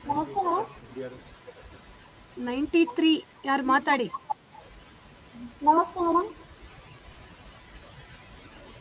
ಪತಿತಾಂತ ಭಾವನಾಮ ಮತ್ತು ಪ್ರಿಯಂತ ಭಾವನಾಮಕ್ಕೆ ಎಕ್ಸಾಂಪಲ್ ಅಂದ್ರೆ ಹಾ ಕೆಲವಕ್ಕೆ ಮತ್ತೆ ನಂಬಿಕೆ ಮ್ಯಾಮ್. ಹಾ ಕೆಲವಕ್ಕೆ ಮತ್ತೆ ಅಂಜಿಕೆ, ಕೇಳಿಸ್ತಿಲ್ಲ ಕಣೋ, ಇನ್ನೊಂದ್ ಸ್ವಲ್ಪ ಜೋರಾಗಿ ಹೇಳೋ ಪುಟ್ಟ. ಪತಿತಾಂತ ಭಾವನಾಮ ಮತ್ತು ಪ್ರಿಯಂತ ಭಾವನಾಮದಲ್ಲಿ ಹಾ ಅಂಜಿಕೆ, ಕೆಲವಕ್ಕೆ ನಂಬಿಕೆ ಅಂತ ಎಕ್ಸಾಂಪಲ್ ಬರ್ತಾರೆ. ಹೌದು ಬರ್ತವೆ. ಅಂಜಿಕೆ ಅನ್ನೋದು ಕೃದಂತ ಭಾವನಾಮ, ತದ್ದಿತಾಂತ ಅಲ್ಲ ಅದು. ಯಾಕೆಂದ್ರೆ ಅಂಜು ಅಂದ್ರೆ ಹೆದರು ಅಂತ ಅರ್ಥ. ಅಂಜು ಅನ್ನೋದು ಕ್ರಿಯಾಪದ, ನಾಮಪದ ಅಲ್ಲ. ಇನ್ನು ಚೆಲುವಿಕೆ ಇದು ನಾಮಪದ. ಯಾಕೆ ಅಂತಂದ್ರೆ ಚೆಲುವು ಅನ್ನೋದು ನಾಮಪದಕ್ಕೆ ಸಂಬಂಧಪಟ್ಟಿದ್ದು, ಚೆಲುವಿಕೆ ಅನ್ನೋದು ತದ್ದಿತಾಂತ ಭಾವನಾಮ, ಅಂಜಿಕೆ ಅನ್ನೋದು ಕೃದಂತ ಭಾವನಾಮ. ಎರಡರಲ್ಲೂ ಇಕೆ ಇದೆ, ಆದ್ರೆ ಒಂದ್ರಲ್ಲಿ ಕ್ರಿಯಾಪದ ಇದೆ, ಅದು ಕೃದಂತ, ಇನ್ನೊಂದ್ರಲ್ಲಿ ನಾಮಪದ ಇದೆ, ಅದು ತದ್ದಿತಾಂತ. ಓಕೆನಾ? ನಾನು ನಿನಗೆ ಕೃದಂತ ತದ್ದಿತಾಂತ ಹೇಳುವಾಗ ಹೇಳಿದೆ, ಫಸ್ಟ್ ಏನ್ ಮಾಡ್ಬೇಕು, ಕೊಟ್ಟಿರೋ ಪದವನ್ನ ನಾಮಪದನ ಕ್ರಿಯಾಪದನ ಅಂತ ಗುರ್ತಿಸ್ಕೋಬೇಕು. ಕ್ರಿಯಾಪದ ಅಂತಂದ್ರೆ ಅದು ಕೃದಂತಕ್ಕೆ ಸಂಬಂಧಪಟ್ಟಿದ್ದು, ನಾಮಪದ ಅಂತಂದ್ರೆ ಅದು ತದ್ದಿತಾಂತಕ್ಕೆ ಸಂಬಂಧಪಟ್ಟಿದ್ದು. ಅದನ್ನ ಮಿಸ್ ಮಾಡೋ ಹಾಗಿಲ್ಲ. ಕ್ರಿಯೆಯಿಂದ ಸ್ಟಾರ್ಟ್ ಆಗಿದ್ದು ಕೃದಂತ ಅನ್ಕೊಳ್ಳಿ. ಅದು ಅಂದ್ರೆ ಕ ಅಂತ ಅಂದ್ರೆ ಅವ್ರಿಗೆ ಕೆಲವರಿಗೆ ವ್ಯಾಕರಣ ಓದಿದ್ದು ಟೆಕ್ಸ್ಟ್ ಬುಕ್ ಬೇಸ್ಡ್ ವ್ಯಾಕರಣನೇ. ಟೆಕ್ಸ್ಟ್ ಬುಕ್ ಅಲ್ಲೇ ವ್ಯಾಕರಣದ ಎಲ್ಲಾ ನಿಯಮಗಳನ್ನ ನೀವು ಟೆಕ್ಸ್ಟ್ ಬುಕ್ ಬೇಸ್ಡ್ ಕಲ್ತ್ಕೊಂಡ್ರೆ ಯಾವ ಉದಾಹರಣೆ ಕೊಟ್ಟರು ಬರಿಬಹುದು. ಉದಾಹರಣೆಗಳು ಟೆಕ್ಸ್ಟ್ ಬುಕ್ ಬೇಸ್ಡ್ ಅಲ್ಲ, ವ್ಯಾಕರಣದ ನಿಯಮಗಳು text book based. Text book ಅಂತ ಅಲ್ಲ, ಯಾವ ಪುಸ್ತಕದಲ್ಲಿದ್ರು ವ್ಯಾಕರಣದ ನಿಯಮ ಬದಲಾಗೋದಿಲ್ಲ. ಅದೇ ಹೇಗೆ ಮ್ಯಾಥ್ಸ್ ಅಲ್ಲಿ ಮೊದಲನೇ ಥಿಯರಮ್ ಪ್ರಮೇಯದ ಸೂತ್ರ ಏನ್ ಬದಲಾಗಲ್ವೋ, ಹಾಗೆ ಗ್ರಾಮರ್ ಅಲ್ಲಿಯೂ ಕೂಡ ಆ ಸೂತ್ರ ಯಾವತ್ತೂ ಬದಲಾಗಲ್ಲ. ಆ ಸೂತ್ರ ಅದೇ ಇರುತ್ತೆ. ಅದನ್ನ ಕಲ್ತ್ಕೊಂಡ್ರೆ ಯಾವ ಉದಾಹರಣೆ ಕೊಟ್ಟರು ಬರಿಬಹುದು. 2 ಮಾರ್ಕ್ ಕ್ವಶನ್ ಟೆಕ್ಸ್ಟ್ ಬುಕ್ ಇಂದ ಬರುತ್ತಾ? ಎಲ್ಲ ಪ್ರಶ್ನೆಗಳು ಟೆಕ್ಸ್ಟ್ ಬುಕ್ ಇಂದಾನೇ ಬರೋದು. LB ಅಂತ ಏನ್ ಕೊಟ್ಟಿದ್ದಾರೆ ಅದು ಕೂಡ ಟೆಕ್ಸ್ಟ್ ಬುಕ್ ಅಲ್ಲಿ ಇರೋದೇ ಹೊರತು ಬೇರೆ ಯಾವುದು ಅಲ್ಲ. ಅದು ಟೆಕ್ಸ್ಟ್ ಬುಕ್ ಅಲ್ಲಿರೋ ಪ್ರಶ್ನೆಗಳು ಬರಲ್ಲ. 100 ಅಂಕ ಪಡೆಯೋರು ಟೆಕ್ಸ್ಟ್ ಬುಕ್ ಓದಿ ಅಂತಾನೆ ಇಲ್ಲಿವರೆಗೂ SRP MRP ಗಳು ನಿಮಗೆ ಹೇಳಿದ್ದಾರೆ. ಹೌದು, ಟೆಕ್ಸ್ಟ್ ಬುಕ್ ಓದ್ಲೇಬೇಕು. ಟೆಕ್ಸ್ಟ್ ಬುಕ್ ಓದ್ಲೇಬೇಕು. ಸ್ಪೆಲ್ಲಿಂಗ್ ಮಿಸ್ಟೇಕ್ಸ್ ಇದ್ರೆ ಮಾರ್ಕ್ಸ್ ಕಟ್ ಮಾಡ್ತೀರಾ? ಯಾರು 100ಕ್ಕೆ 100 ಅಂಕಗಳನ್ನ ತಗೊಳ್ತೀರಾ ಅವರಿಗೆ ಸ್ಪೆಲ್ಲಿಂಗ್ ಮಿಸ್ಟೇಕ್ ಇದ್ರು ಮಾರ್ಕ್ ಕಟ್ ಆಗುವ ಎಲ್ಲ ಸಾಧ್ಯತೆಗಳು ಇರುತ್ತೆ. ನಾನು ಹೇಳ್ತೀನಿ 8 822 822 ಮಾತಾಡಿ. 409 ಯಾರಾದ್ರೂ ಮಾತಾಡಿ. 409 822 409 ಮಾತಾಡಿ. 409 ಮಾತಾಡಿ.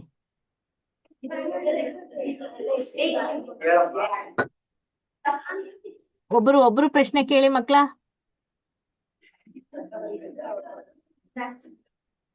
ಹ್ಮ್ 822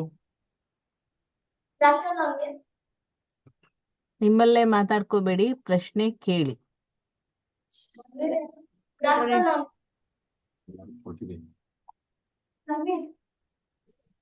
ಕೇಳ್ತಾ ಇಲ್ಲ. ಸರಿ, ನೆಕ್ಸ್ಟ್ ಕಾಲ್ ಇದೆ, ಅಂದ್ರೆ ಮುಗಿಸ್ಬೋದು. ನೆಕ್ಸ್ಟ್ ಸಬ್ಜೆಕ್ಟ್ ಇದೆಯಾ? ಇಲ್ಲ ಮೇಡಮ್. ಹಲೋ ಹಲೋ, ಯಾರು ಹೇಳಿ? ಮಾತಾಡಿ. ಮೇಡಮ್. ನಮಸ್ತೆ, ಹೇಳಿ.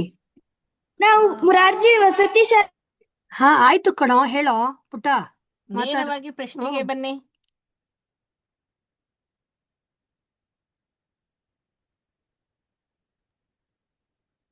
ಹಲೋ. ಯಾರೋ ಹಾಕಿದ್ದಾರೆ last year previous year out answer paper ಅಂತ. SSLC ಪರೀಕ್ಷಾ ಮಂಡಳಿಯ ವೆಬ್ಸೈಟ್ ಇದೆ, ನಿಮ್ಮ ಶಾಲೆಯಲ್ಲಿ ಈಗಾಗಲೇ ಹೇಳಿರ್ತಾರೆ. ಅಲ್ಲೊಂದು ಸ್ಟೂಡೆಂಟ್ ಕಾರ್ನರ್ ಅಂತ ಇದೆ, SSLC ವಿದ್ಯಾರ್ಥಿಗಳ ಅಂಕಣ ಅಂತ ಇದೆ. ಆ ಸ್ಟೂಡೆಂಟ್ ಕಾರ್ನರ್ ಅಲ್ಲಿ ಹೋದ್ರೆ ಅಲ್ಲಿ ಮಾದರಿ ಪ್ರಶ್ನೆ ಪತ್ರಿಕೆಗಳಿಗೂ ಸಿಗತ್ತೆ, ಬ್ಲೂ ಪ್ರಿಂಟು ಸಿಗತ್ತೆ, ಜೊತೆಗೆ ಔಟ್ ಬಂದಿರುವಂತ ಆನ್ಸರ್ ಶೀಟ್ಗಳು ಸಿಗತ್ತೆ. ಹಲೋ ಹಲೋ, ಹೇಳಿ. ನಮಸ್ತೆ ಮೇಡಮ್. ನಮಸ್ತೆ, ಹೇಳಿ. 272 ಕೋಡ್ ಮುರಾರ್ಜಿ ಹಾ ಹೇಳೋ ಕಣೋ, ಹೇಳೋ ಪುಟ. ರಾಮಪದದ ತತ್ಸಮ ರೂಪ ಏನ್ ಮೇಡಮ್? ರಾಮನೇ ತತ್ಸಮ ರೂಪಮ್ಮ. ರಾಮ ಅನ್ನೋದು ತತ್ಸಮ ರೂಪದ ಪದ ಅಲ್ಲ. ರಾಮ ಅನ್ನೋದು ನಾಮಪದ, ಅದನ್ನ ವಸ್ತುವಾಚಕ ನಾಮಪದ, ಅಂಕಿತ ನಾಮ, ಅದಕ್ಕೆ ತತ್ಸಮ ರೂಪಗಳು ಇಲ್ಲ. ಸೂರ್ಯ ಪದದ ತದ್ಭವ ರೂಪ. ಇಲ್ಲಿ ಕೇಳು ಪುಟ, ಈಗ ನಿನ್ನ ಹೆಸರು ಏನಪ್ಪಾ? ನನ್ನ ಹೆಸರು ಸ್ಫೂರ್ತಿ.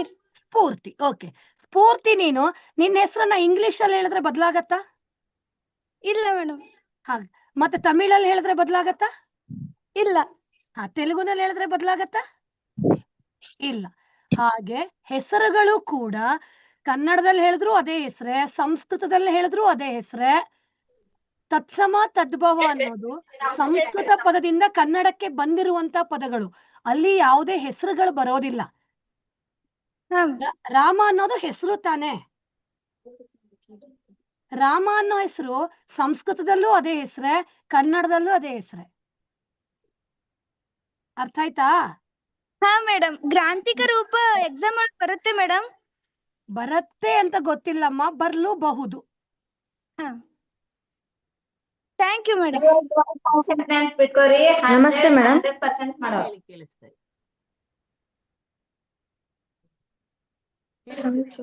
ಹೇಳಿ. ನನ್ನ ಹೆಸರು ಸುಮಾ ಅಂತ.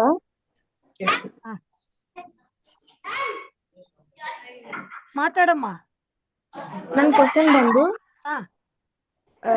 ನೀವು ಗಮಕ ಸಮಾಸದಲ್ಲಿ ಸರ್ವನಾಮ ಪ್ಲಸ್ ನಾಮಪದ ಅಂತ ಹೇಳಿದ್ರಿ. ಹಾ.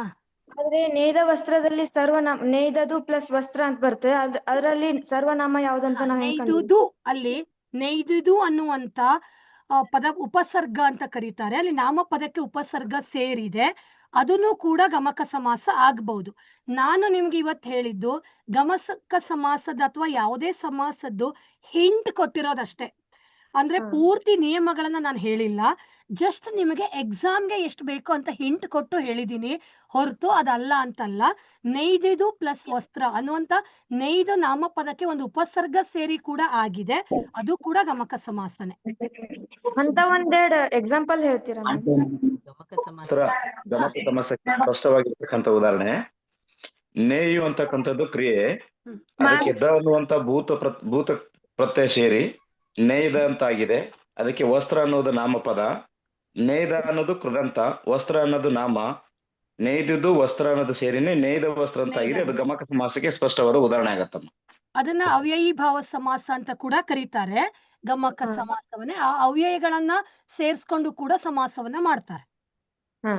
Thank you ma'am. ಹಾ, ಹೇಳಮ್ಮ. MDRS BC 54 ma'am. ಹಾ, ಹೇಳಮ್ಮ. ಡೈರೆಕ್ಟ್ ಪ್ರಶ್ನೆ ಕೇಳು. ಪೈಗಳು ಪ್ರಾಸ ಬಿಟ್ಟು ಬರೆಯಲು ಕಾರಣವೇನು? ಟೆಕ್ಸ್ಟ್ ಬುಕ್ ಅಲ್ಲಿ ಪಾಠ ಓದಿದೀಯಮ್ಮ? Yes ma'am. ಹಾ, ಪಾಠದಲ್ಲಿ ಇದೆ ಅಲ್ವಾ? ಇವಾಗ ನೀವಿಲ್ಲಿ ಗ್ರಾಮರ್ಗೆ ಪ್ರಶ್ನೆಗಳನ್ನ ಕೇಳಿದ್ರೆ ಪಾಠವನ್ನ ನಾನು ಎಕ್ಸ್ಪ್ಲೇನ್ ಮಾಡಕ್ ಹೋದ್ರೆ ಎಲ್ಲ ಪಾಠಗಳನ್ನು ಎಕ್ಸ್ಪ್ಲೇನ್ ಮಾಡ್ಬೇಕು, ಹೌದಾ? ಈ ಪ್ರೈಗಳು ಪ್ರಾಸ ಬಿಟ್ಟು ಬರೆಯಲು ಕಾರಣವೇನು ಅನ್ನುವಂತ ಪ್ರಶ್ನೆ ನಿಮ್ಮ ಟೆಕ್ಸ್ಟ್ ಬುಕ್ ಪಠ್ಯಪೋಷಕ ಅಧ್ಯಾಯದ ಕೊನೆಯಲ್ಲಿರುವಂತ ಪ್ರಶ್ನೆ, ಅಭ್ಯಾಸ ಪ್ರಶ್ನೆಗಳಲ್ಲಿಯೇ ಇದೆ. ಪಾಠದಲ್ಲಿಯೂ ಕೊನೆ ಪ್ಯಾರಾಗ್ರಾಫ್ ಅಲ್ಲಿ ಇದೆ, ಟೆಕ್ಸ್ಟ್ ಬುಕ್ ಅಲ್ಲಿ ಇದೆ. ಒಂದ್ಸಲ ಟೆಕ್ಸ್ಟ್ ಬುಕ್ ಅಲ್ಲಿ ಪಾಠದ ಮೊದಲಿಂದ ಕೊನೆವರೆಗೂ ಓದ್ಬೇಕು. Yes ma'am. ಓದ್ಬಿಟ್ಟು ಪ್ರಶ್ನೆಗಳಿಗೆ ಕಂಟೆಂಟ್, ಪಾಠಕ್ಕೆ ಸಂಬಂಧಪಟ್ಟ ಪ್ರಶ್ನೆಗಳನ್ನ ನೀವು ಪಾಠ ಓದಿದ್ರೆ ಉತ್ತರ ಸಿಗತ್ತೆ. ಹಲೋ, ಹೇಳಿ ಸರ್. ಕ್ರಿಯಾಪದದ ಅರ್ಥದ ರೂಪ ವ್ಯಾಕರಣ ಅಂಶದಲ್ಲಿ ಬರ್ತದೇನ್ರಿ? ಕ್ರಿಯಾಪದದ ಅರ್ಥದ ರೂಪದಲ್ಲಿ ವ್ಯಾಕರಣ ಅಂಶದಲ್ಲಿ ಬರ್ತದ? ಹಾ, ಬರತ್ತಪ್ಪ. ಸಂಭವನಾರ್ಥಕ, ವಿದ್ಯಾರ್ಥಕ, ನಿಷೇಧಾರ್ಥಕ ಎಲ್ಲವೂ ಬರುತ್ತೆ. ಅದ್ರ ಜೊತೆ ಕಾಲಸೂಚಕ ಪ್ರತ್ಯಯಗಳು ಬರುತ್ತೆ. ಮೇಡಮ್ ಅವ್ರು ಯಾವ ಕೇಳೋ ಉದ್ದೇಶ ಏನಪ್ಪಾ ಅಂದ್ರ, ಈಗಾಗಲೇ 4 ಮಾಡಲ್ ಕ್ವಶನ್ ಪೇಪರ್ ಇದೆಯಲ್ಲ, ಅದ್ರಲ್ಲಿ ವೇಟ್ ಮಾಡಪ್ಪ ಪುಟ್ಟ. ಅವರು ಹಲೋ ಮೇಡಮ್ ನಮಸ್ತೆ. ಹೇಳಿ ಸರ್. ಟೀಚರ್ ಮಾತಾಡ್ತಿದ್ದಾರೆ. ಹಲೋ ಮೇಡಮ್ ನಮಸ್ತೆ. ಹೇಳಿ. ನಮಸ್ತೆ ಹೇಳಿ ಮೇಡಮ್. MDRS ಪೂಲತ್ಪಲ್ಲಿ SC 52 ಇಂದ ಮಾತಾಡ್ತಿದೀವಿ ಮಿಸ್. ಹೇಳಿ. ನಮ್ಗೆ ಕೃದಂತ ಭಾವನಾಮಗೆ ತದ್ದಿಂತ ಭಾವನಾಮಗೆ ಸ್ವಲ್ಪ ಕನ್ಫ್ಯೂಸ್ ಆಗುತ್ತೆ, ಹೇಗೆ ಮಿಸ್? ಅದು ಹೇಳಿದ್ನಲ್ಲ ಪುಟ, ಕೃದಂತ ಭಾವನಾಮ ಮತ್ತು ತದ್ದಿತಾಂತ ಭಾವನಾಮ. ಭಾವನಾಮ ಅಂತಂದ್ರೇನೆ ಭಾವನೆಗಳನ್ನ ಸೂಚಿಸುವಂತ ಪದಗಳು, ಅಂದ್ರೆ ಅದು ಮನಸ್ಸಿನ ಭಾವನೆಗಳಿಗೆ ಸೂಚಿಸುವಂತ ಪದಗಳು. ಅವು ಕೆಲವು ಕ್ರಿಯಾಪದ ಸೂಚಕಗಳಾಗಿರ್ತವೆ, ಕೆಲವು ನಾಮಪದ ಸೂಚಕಗಳಾಗಿರ್ತವೆ. ಇಲ್ಲಿ ಕ್ರಿಯಾಪದಗಳಿಂದ ಕೂಡಿರುವಂತದ್ದು ಕೃದಂತ ಭಾವನಾಮ. ಕ್ರಿಯಾ ಕ್ರ ನೆನ್ಪಿಟ್ಕೊಳ್ಳಿ. ಇನ್ನು ನಾಮಪದಗಳು ತದ್ದಿತಾಂತ ಭಾವನಾಮಗಳಾಗ್ತವೆ. ಈಗ ನೆನಪು ಅನ್ನೋದು ನೆನಪು ಮಾಡ್ಕೊಳ್ಳೋದು ಅಂದ್ರೆ ಕ್ರಿಯೆನ ನಾಮಪದ ಕ್ರಿಯೆ, ಹೌದಾ? ನೆನಪು, ಹಾಗಾಗಿ ಅದು ಕೃದಂತ ಭಾವನಾಮ. ಇನ್ನೊಂದು ಗೆಲುವಿಕೆ ಅಥವಾ ಜಾಣ್ಮೆ, ಹಿರಿಮೆ, ಜಾಣತನ. ಜಾಣ ಅನ್ನೋದು ನಾಮಪದ, ಕ್ರಿಯಾಪದ ಅಲ್ಲ, ಹಾಗಾಗಿ ಅದು ತದ್ದಿತಾಂತ ಭಾವನಾಮ. ನಿನ್ ಕ್ರಿಯಾಪದ ಮತ್ತೆ ನಾಮಪದ ಡಿಫ್ರೆನ್ಸ್ ಮಾಡಕ್ಕೆ ನಿನಗ್ ಬರತ್ತೆ ಅಂದ್ರೆ ಅದು ನಾಮಪದ ಆಗತ್ತೆ. ನಾಮಪದಕ್ಕೂ ನಿನಗೆ ವ್ಯತ್ಯಾಸ ಗೊತ್ತಾದ್ರೆ ಕೃದಂತ ನಮಸ್ತೆ ಮೇಡಮ್. ಗೊತ್ತಾಗಕ್ ಚಾನ್ಸ್ ಇಲ್ಲ. ನಮಸ್ತೆ ಮ್ಯಾಮ್. ನಮಸ್ತೆ, ಹೇಳಿ. ನಮಸ್ತೆ ಮ್ಯಾಮ್. ಹಾ ಹೇಳಿ please. Ma'am KRCRS 404 ma'am. Question ಕೇಳ್ತಿದೆ ನೋಡಿ ಮ್ಯಾಮ್. ಡೌಟ್ ಇದೆ ಮ್ಯಾಮ್ ಅಲಂಕಾರ ಮಾಡೆಲ್ ಪೇಪರ್ ಪ್ಯಾಟರ್ನ್ ತರಾನೇ ಓದ್ತಾ ಇದೀವಿ. ಮಾಡೆಲ್ ಪೇಪರ್ ನಾಗೆ ಪದಗಳ ಅರ್ಥ ಬಂದಿಲ್ಲ, ನೀವು ಪದಗಳ ಅರ್ಥ ಅಂತೀರಲ್ಲ. ಎಲ್ಲ ಚಾಪ್ಟರ್ ಅಲ್ಲಿ ತುಂಬಾ ಪದಗಳ ಕೇಳಿಸ್ಕೊಳ್ಳಮ್ಮ. ಮಾಡೆಲ್ ಪೇಪರ್ ಅಲ್ಲಿ ಮಾಡೆಲ್ ಪೇಪರ್ ಪ್ಯಾಟರ್ನ್ ಅಷ್ಟೇ. ಅದು ಪ್ಯಾಟರ್ನ್ ಅಂದ್ರೆ ಬಹು ಆಯ್ಕೆ ಪ್ರಶ್ನೆಗಳನ್ನ 10 ಕೊಡ್ತೀವಿ ಅನ್ನೋದು ಮಾಡೆಲ್ ಪೇಪರ್. 6+4 ಸಹ ಸಂಬಂಧಿ ಕೊಡ್ತಾರೆ. ಆ 6ರಲ್ಲಿ ನೀವು ಒಂದು ಮಾಡೆಲ್ ಪೇಪರ್ ಅಲ್ಲಿ ಒಂದು ಪ್ರಶ್ನೆ ಬಂದಿರಬಹುದು, ಇನ್ನೊಂದ್ರಲ್ಲಿ ಇನ್ನೊಂದು ಬಂದಿರಬಹುದು. ಅದ್ರೊಳಗಡೆ ಯಾವ್ದ್ರಲ್ಲಿ ಬೇಕಾದ್ರೂ ಕೊಡ್ಬೋದು. ಪದಗಳ ಅರ್ಥ ಅನ್ನೋದು ಹಲೋ ಮ್ಯಾಮ್. ಹಲೋ ನಮಸ್ತೆ ಮ್ಯಾಮ್. ಹಲೋ 2-3 ಕನೆಕ್ಟ್ ಆಗ್ತಾ ಇದೆ. Hello ma'am. ಹೇಳಪ್ಪ. Hello ma'am. ಹಲೋ ಹೇಳಿ. ಸಾರಾಂಶದ ಮೌಲ್ಯವನ್ನ ಬರೀಲೇಬೇಕಾ? ಹೌದು, ಬರೀಲೇಬೇಕು. ಸಾರಾಂಶ ಬರೆಯೋದು ಕೂಡ ಸಂದರ್ಭ ಬರ್ದಾಗೆ. ಆ ಕೊಟ್ಟಿರೋ ಪದ್ಯ ಭಾಗವನ್ನ ಯಾವ್ದ್ರಿಂದ ಯಾವ ಕವಿಗಳು ಬರೆದಿದ್ದಾರೆ, ಎಲ್ಲಿಂದ ಆಯ್ಕೆ ಮಾಡ್ಕೊಂಡಿದ್ದಾರೆ ಅಂತ ಬರೀರಿ. ಅದಾದ್ಮೇಲೆ ಅದರ ಸಂದರ್ಭ ರೀತಿಯಲ್ಲಿ ಬರೀರಿ, ಅಂದ್ರೆ ಅದರ ಅರ್ಥ ಏನು ಅಂತ ಬರೀರಿ. ನೆಕ್ಸ್ಟ್ ಮೌಲ್ಯಗಳನ್ನ ಬರೀಬೇಕು. ಹಲೋ ಕೇಳಿಸ್ತಿದೆ, ಹೇಳಪ್ಪ.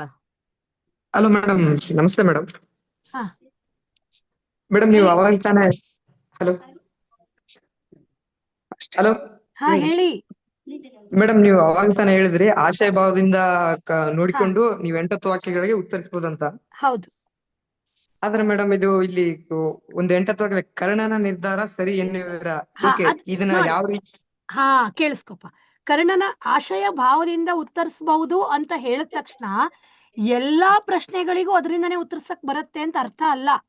ನಾನ್ ಹೇಳಿರೋದು ಅಲ್ಲಿ ಹೇಳುವಾಗ ನೀವು ಗಮನ ಕೊಟ್ಟಿಲ್ಲ ಅಂತ ಅನ್ಸತ್ತೆ. ಯಾರಿಗೆ 35 ಅಂಕ ತಗೊಳ್ಳೋದಿಕ್ಕೆ ಕಷ್ಟ ಆಗತ್ತೆ, ಪಾಸಿಂಗ್ ತುಂಬಾ ಕಷ್ಟ ಇದೆ ಅನ್ನೋರು, ನನಗೆ ಸ್ವಂತವಾಗಿ ಉತ್ತರ ಬರೆಯಕ್ಕೆ ಬರಲ್ಲ ಅನ್ನೋರು ಅಟ್ಲೀಸ್ಟ್ ಆ ಆಶಯ ಭಾವವನ್ನ ಓದಿಕೊಂಡ್ರೆ 8 ವಾಕ್ಯದ ಪ್ರಶ್ನೆಗಳಿಗೆ ಸಾರಾಂಶಕ್ಕೆ ಸಂಬಂಧಪಟ್ಟಂಗೆ ಅಟ್ಲೀಸ್ಟ್ 1-2 ಮಾರ್ಕನ್ನ ತಗೋಬಹುದು. ಇನ್ನೊಂದು, ನೀನ್ ಕೇಳಿರೋ ಪ್ರಶ್ನೆ ಕರ್ಣನ ನಿರ್ಧಾರ ಸರಿ ಎನ್ನುವಿರಾ ಯಾಕೆ ಅನ್ನೋದು ಅಪ್ಲಿಕೇಶನ್ ಪ್ರಶ್ನೆ, ಅನ್ವಯ ಪ್ರಶ್ನೆ ಅಂತ ಕರೀತಾರೆ. ಅಂದ್ರೆ ಕರ್ಣನ ನಿರ್ಧಾರ ಸರಿನಾ ತಪ್ಪ ಅನ್ನೋದು ನಿಮಗ್ ಬಿಟ್ಟಿದ್ದು. ಟೆಕ್ಸ್ಟ್ ಬುಕ್ ಅಲ್ಲಿ ಕೊಟ್ಟಿಲ್ಲ, ಅದನ್ನ ಸರಿ ಅಂತಾನೂ ಕೊಟ್ಟಿಲ್ಲ, ತಪ್ಪು ಅಂತಾನೂ ಕೊಟ್ಟಿಲ್ಲ. ನಿಮಗ್ ಕೊಟ್ಟಿರೋ ಪದ್ಯ ಭಾಗದಲ್ಲಿ ಕರ್ಣನ ಯಾವ ನಿರ್ಧಾರ ತಗೊಂಡಿದ್ದಾನೆ ಅಂತಷ್ಟೇ ಕೊಟ್ಟಿದ್ದಾರೆ, ಅದು ಸರಿ ತಪ್ಪು ಅಂತ ಕೊಟ್ಟಿಲ್ಲ. ಈಗ ಅದನ್ನ ಓದಿರುವಂತ ನೀವು ಜಡ್ಜ್ ಮಾಡ್ಬೇಕು, ಇದು ಸರಿನಾ ತಪ್ಪ ಅಂತ. ಅದು ಆಶಯದಲ್ಲಿ ಇರೋದಿಕ್ಕೆ ಚಾನ್ಸ್ ಇಲ್ಲ.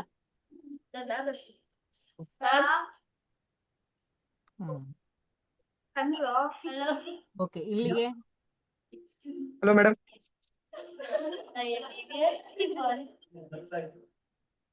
ಹಲೋ ಹೇಳಿ. ಇದು ಕೊನೆ ಪ್ರಶ್ನೆ, ನಂತರ ಈ ಒಂದು ಓರಿಯಂಟೇಶನ್ ಮುಗಿಸ್ತೀವಿ. ಹೇಳಪ್ಪ. ಕೊನೆ ಪ್ರಶ್ನೆ, ಯಾರೋ ಒಬ್ರಿಗೆ ಮಾತ್ರ ಅವಕಾಶ. ಅಲ್ಲಿಗೆ ಪ್ರೋಗ್ರಾಮ್ ಮುಗ್ದೋಗತ್ತೆ. ಯಾರಾದ್ರೂ ಕೇಳೋರು ಇದ್ರೆ ಕೇಳಿ. ಹಲೋ ಹೇಳಮ್ಮ. ಈ ಬಾರಿ ಪದಗಳ ಅರ್ಥ ಕೊಡ್ತಾರಮ್ಮ? ಪದೇ ಪದೇ ಅದೇ ಪ್ರಶ್ನೆ ಕೇಳಬಾರ್ದು ಪುಟ. ಒಂದ್ಸಲ ಒಬ್ರು ಒಂದ್ ಪ್ರಶ್ನೆ ಕೇಳಿ ಅದಕ್ಕೆ ಉತ್ತರ ಕೊಟ್ಟಾಗ ನೀವು ಅದನ್ನ ಕೇಳಿಸ್ಕೋಬೇಕು. ನೀವು ಬೇರೆಯವ್ರು ಹೇಳೋದನ್ನ ಕೇಳಿಸ್ಕೊಳ್ದೆ ನೀವು ಪದೇ ಪದೇ ಸೇಮ್ ಪ್ರಶ್ನೆ ರಿಪೀಟ್ ಮಾಡಿದ್ರೆ, ನಿಮ್ ಜೊತೆ ನಿಮ್ ಟೀಚರ್ಸ್ ಇಲ್ವಾ? ಅವ್ರ ಪ್ರಶ್ನೆ ಕೇಳೋ ಮುಂಚೆ ಕೇಳಕ್ ಹೇಳಿ. ಯಾಕಂದ್ರೆ ಎಲ್ಲ ಸೆಷನ್ ಅಲ್ಲಿ ಇದ್ದೀರಾ, ಇದು ಪ್ರಶ್ನೆಗೆ ಉತ್ತರ ಕೊಟ್ಟಿದಾರ ಅವರು. ಹಲೋ ಮೇಡಮ್, ನಮಸ್ತೆ. ನಮಸ್ತೆ, ಹೇಳಿ. ಎರಡು ಕಡೆಯಿಂದ ನನ್ನ ಹೇಳ್ತಿದ್ದಾರೆ. ಹೆಸರು ಭೂಷಣ್ ಅಂತ. ಹಾ ನನ್ನ ಹೆಸರು ಭೂಷಣ್ ಅಂತ. ಹಾ, ಹೇಳಿ. ಓಕೆ, ಹೇಳಪ್ಪ, ಪ್ರಶ್ನೆ ಹೇಳಿ. ರಗಳೆ ಬರ್ಬೋದಾ ಮೇಡಮ್ ಎಕ್ಸಾಮ್ ನಲ್ಲಿ? ರಗಳೆ ಬರ್ಬೋದು. ಇದು 3ನೇ ಸಲ ಸರಿ.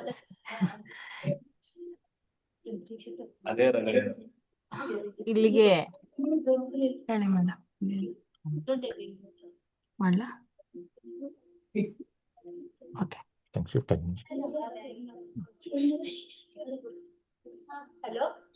ಮೇಡಮ್, ಒಬ್ರು ಒಂದ್ ಪ್ರಶ್ನೆ ಕೇಳಿದ್ರು. ಕೊನೆಯಲ್ಲಿ ಪದ್ಯದ ಸಾರಾಂಶ ಬರೀಬೇಕಾದ್ರೆ ಮೌಲ್ಯ ಬೇಕಾ ಅಂತ ಕಂಡೀಷನ್ ಆಗಿ ಕೇಳಿದ್ರು. ಇಲ್ಲಿ ನೋಡಿ, ಸ್ಕ್ರೀನ್ ಅಲ್ಲಿ ಕಾಣ್ತಿದೆ. ಒಂದು ಪದ್ಯದ ಮೌಲ್ಯ ಬರೆಯದೇ ಇರೋದಕ್ಕೆ ಒಂದ್ ಅಂಕ ಕಡಿತಗೊಳಿಸಿರ್ತಕ್ಕಂಥದ್ದನ್ನ ಸ್ಕ್ರೀನ್ ಅಲ್ಲಿ ನೋಡ್ಬೋದು ಅಂತ ಅವ್ರಿಗೆ ಉತ್ತರ ಕೊಡ್ತಿರೋದು. ಹಾ, ಇನ್ನೊಂದ್ಸಲ ಹೇಳ್ಬಿಡಿ ಸರ್, ಅದನ್ನೇ ಮತ್ತೊಮ್ಮೆ ಹೇಳಿ. ಈಗ 4 ಅಂಕಕ್ಕಾಗಿ ಪದ್ಯದ ಆದ್ರೆ 4 ಅಂಕಕ್ಕಾಗಿ ಪದ್ಯದ ಸಾರಾಂಶ ಬರೆಯುವ. ಮೇಡಮ್, ಕೇಳಿಸ್ತಿದೆನಾ? ಇವಾಗ ಕಟ್ ಆಗ್ತಿತ್ತು, ಈಗ ಹೇಳಿ ಸರ್, ಈಗ ಕೇಳಿಸ್ತಾ ಇದೆ.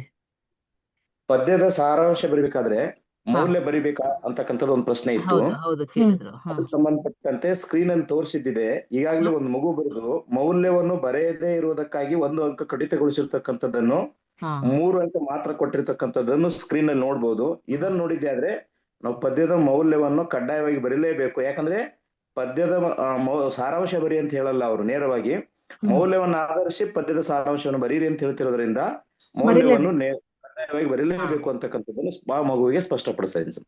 ಓಕೆ ಸರ್, ಅರ್ಥ ಆಗಿದೆ ಅನ್ಕೋತೀನಿ ಮಕ್ಕಳಿಗೆ. ಮೌಲ್ಯವನ್ನ ನೀವು ಬರೀಲೇಬೇಕು, ಇಲ್ಲ ಅಂದ್ರೆ ಅಂಕ ಕಡಿತಗೊಳ್ಳುತ್ತೆ. Thank you. ಸ್ಕ್ರೀನ್ ಶೇರಿಂಗ್ ಏನ್ ಮಾಡಿ? ಸ್ಕ್ರೀನ್ ಶೇರಿಂಗ್ ಎಂಡ್ ಮಾಡಿ ಸರ್.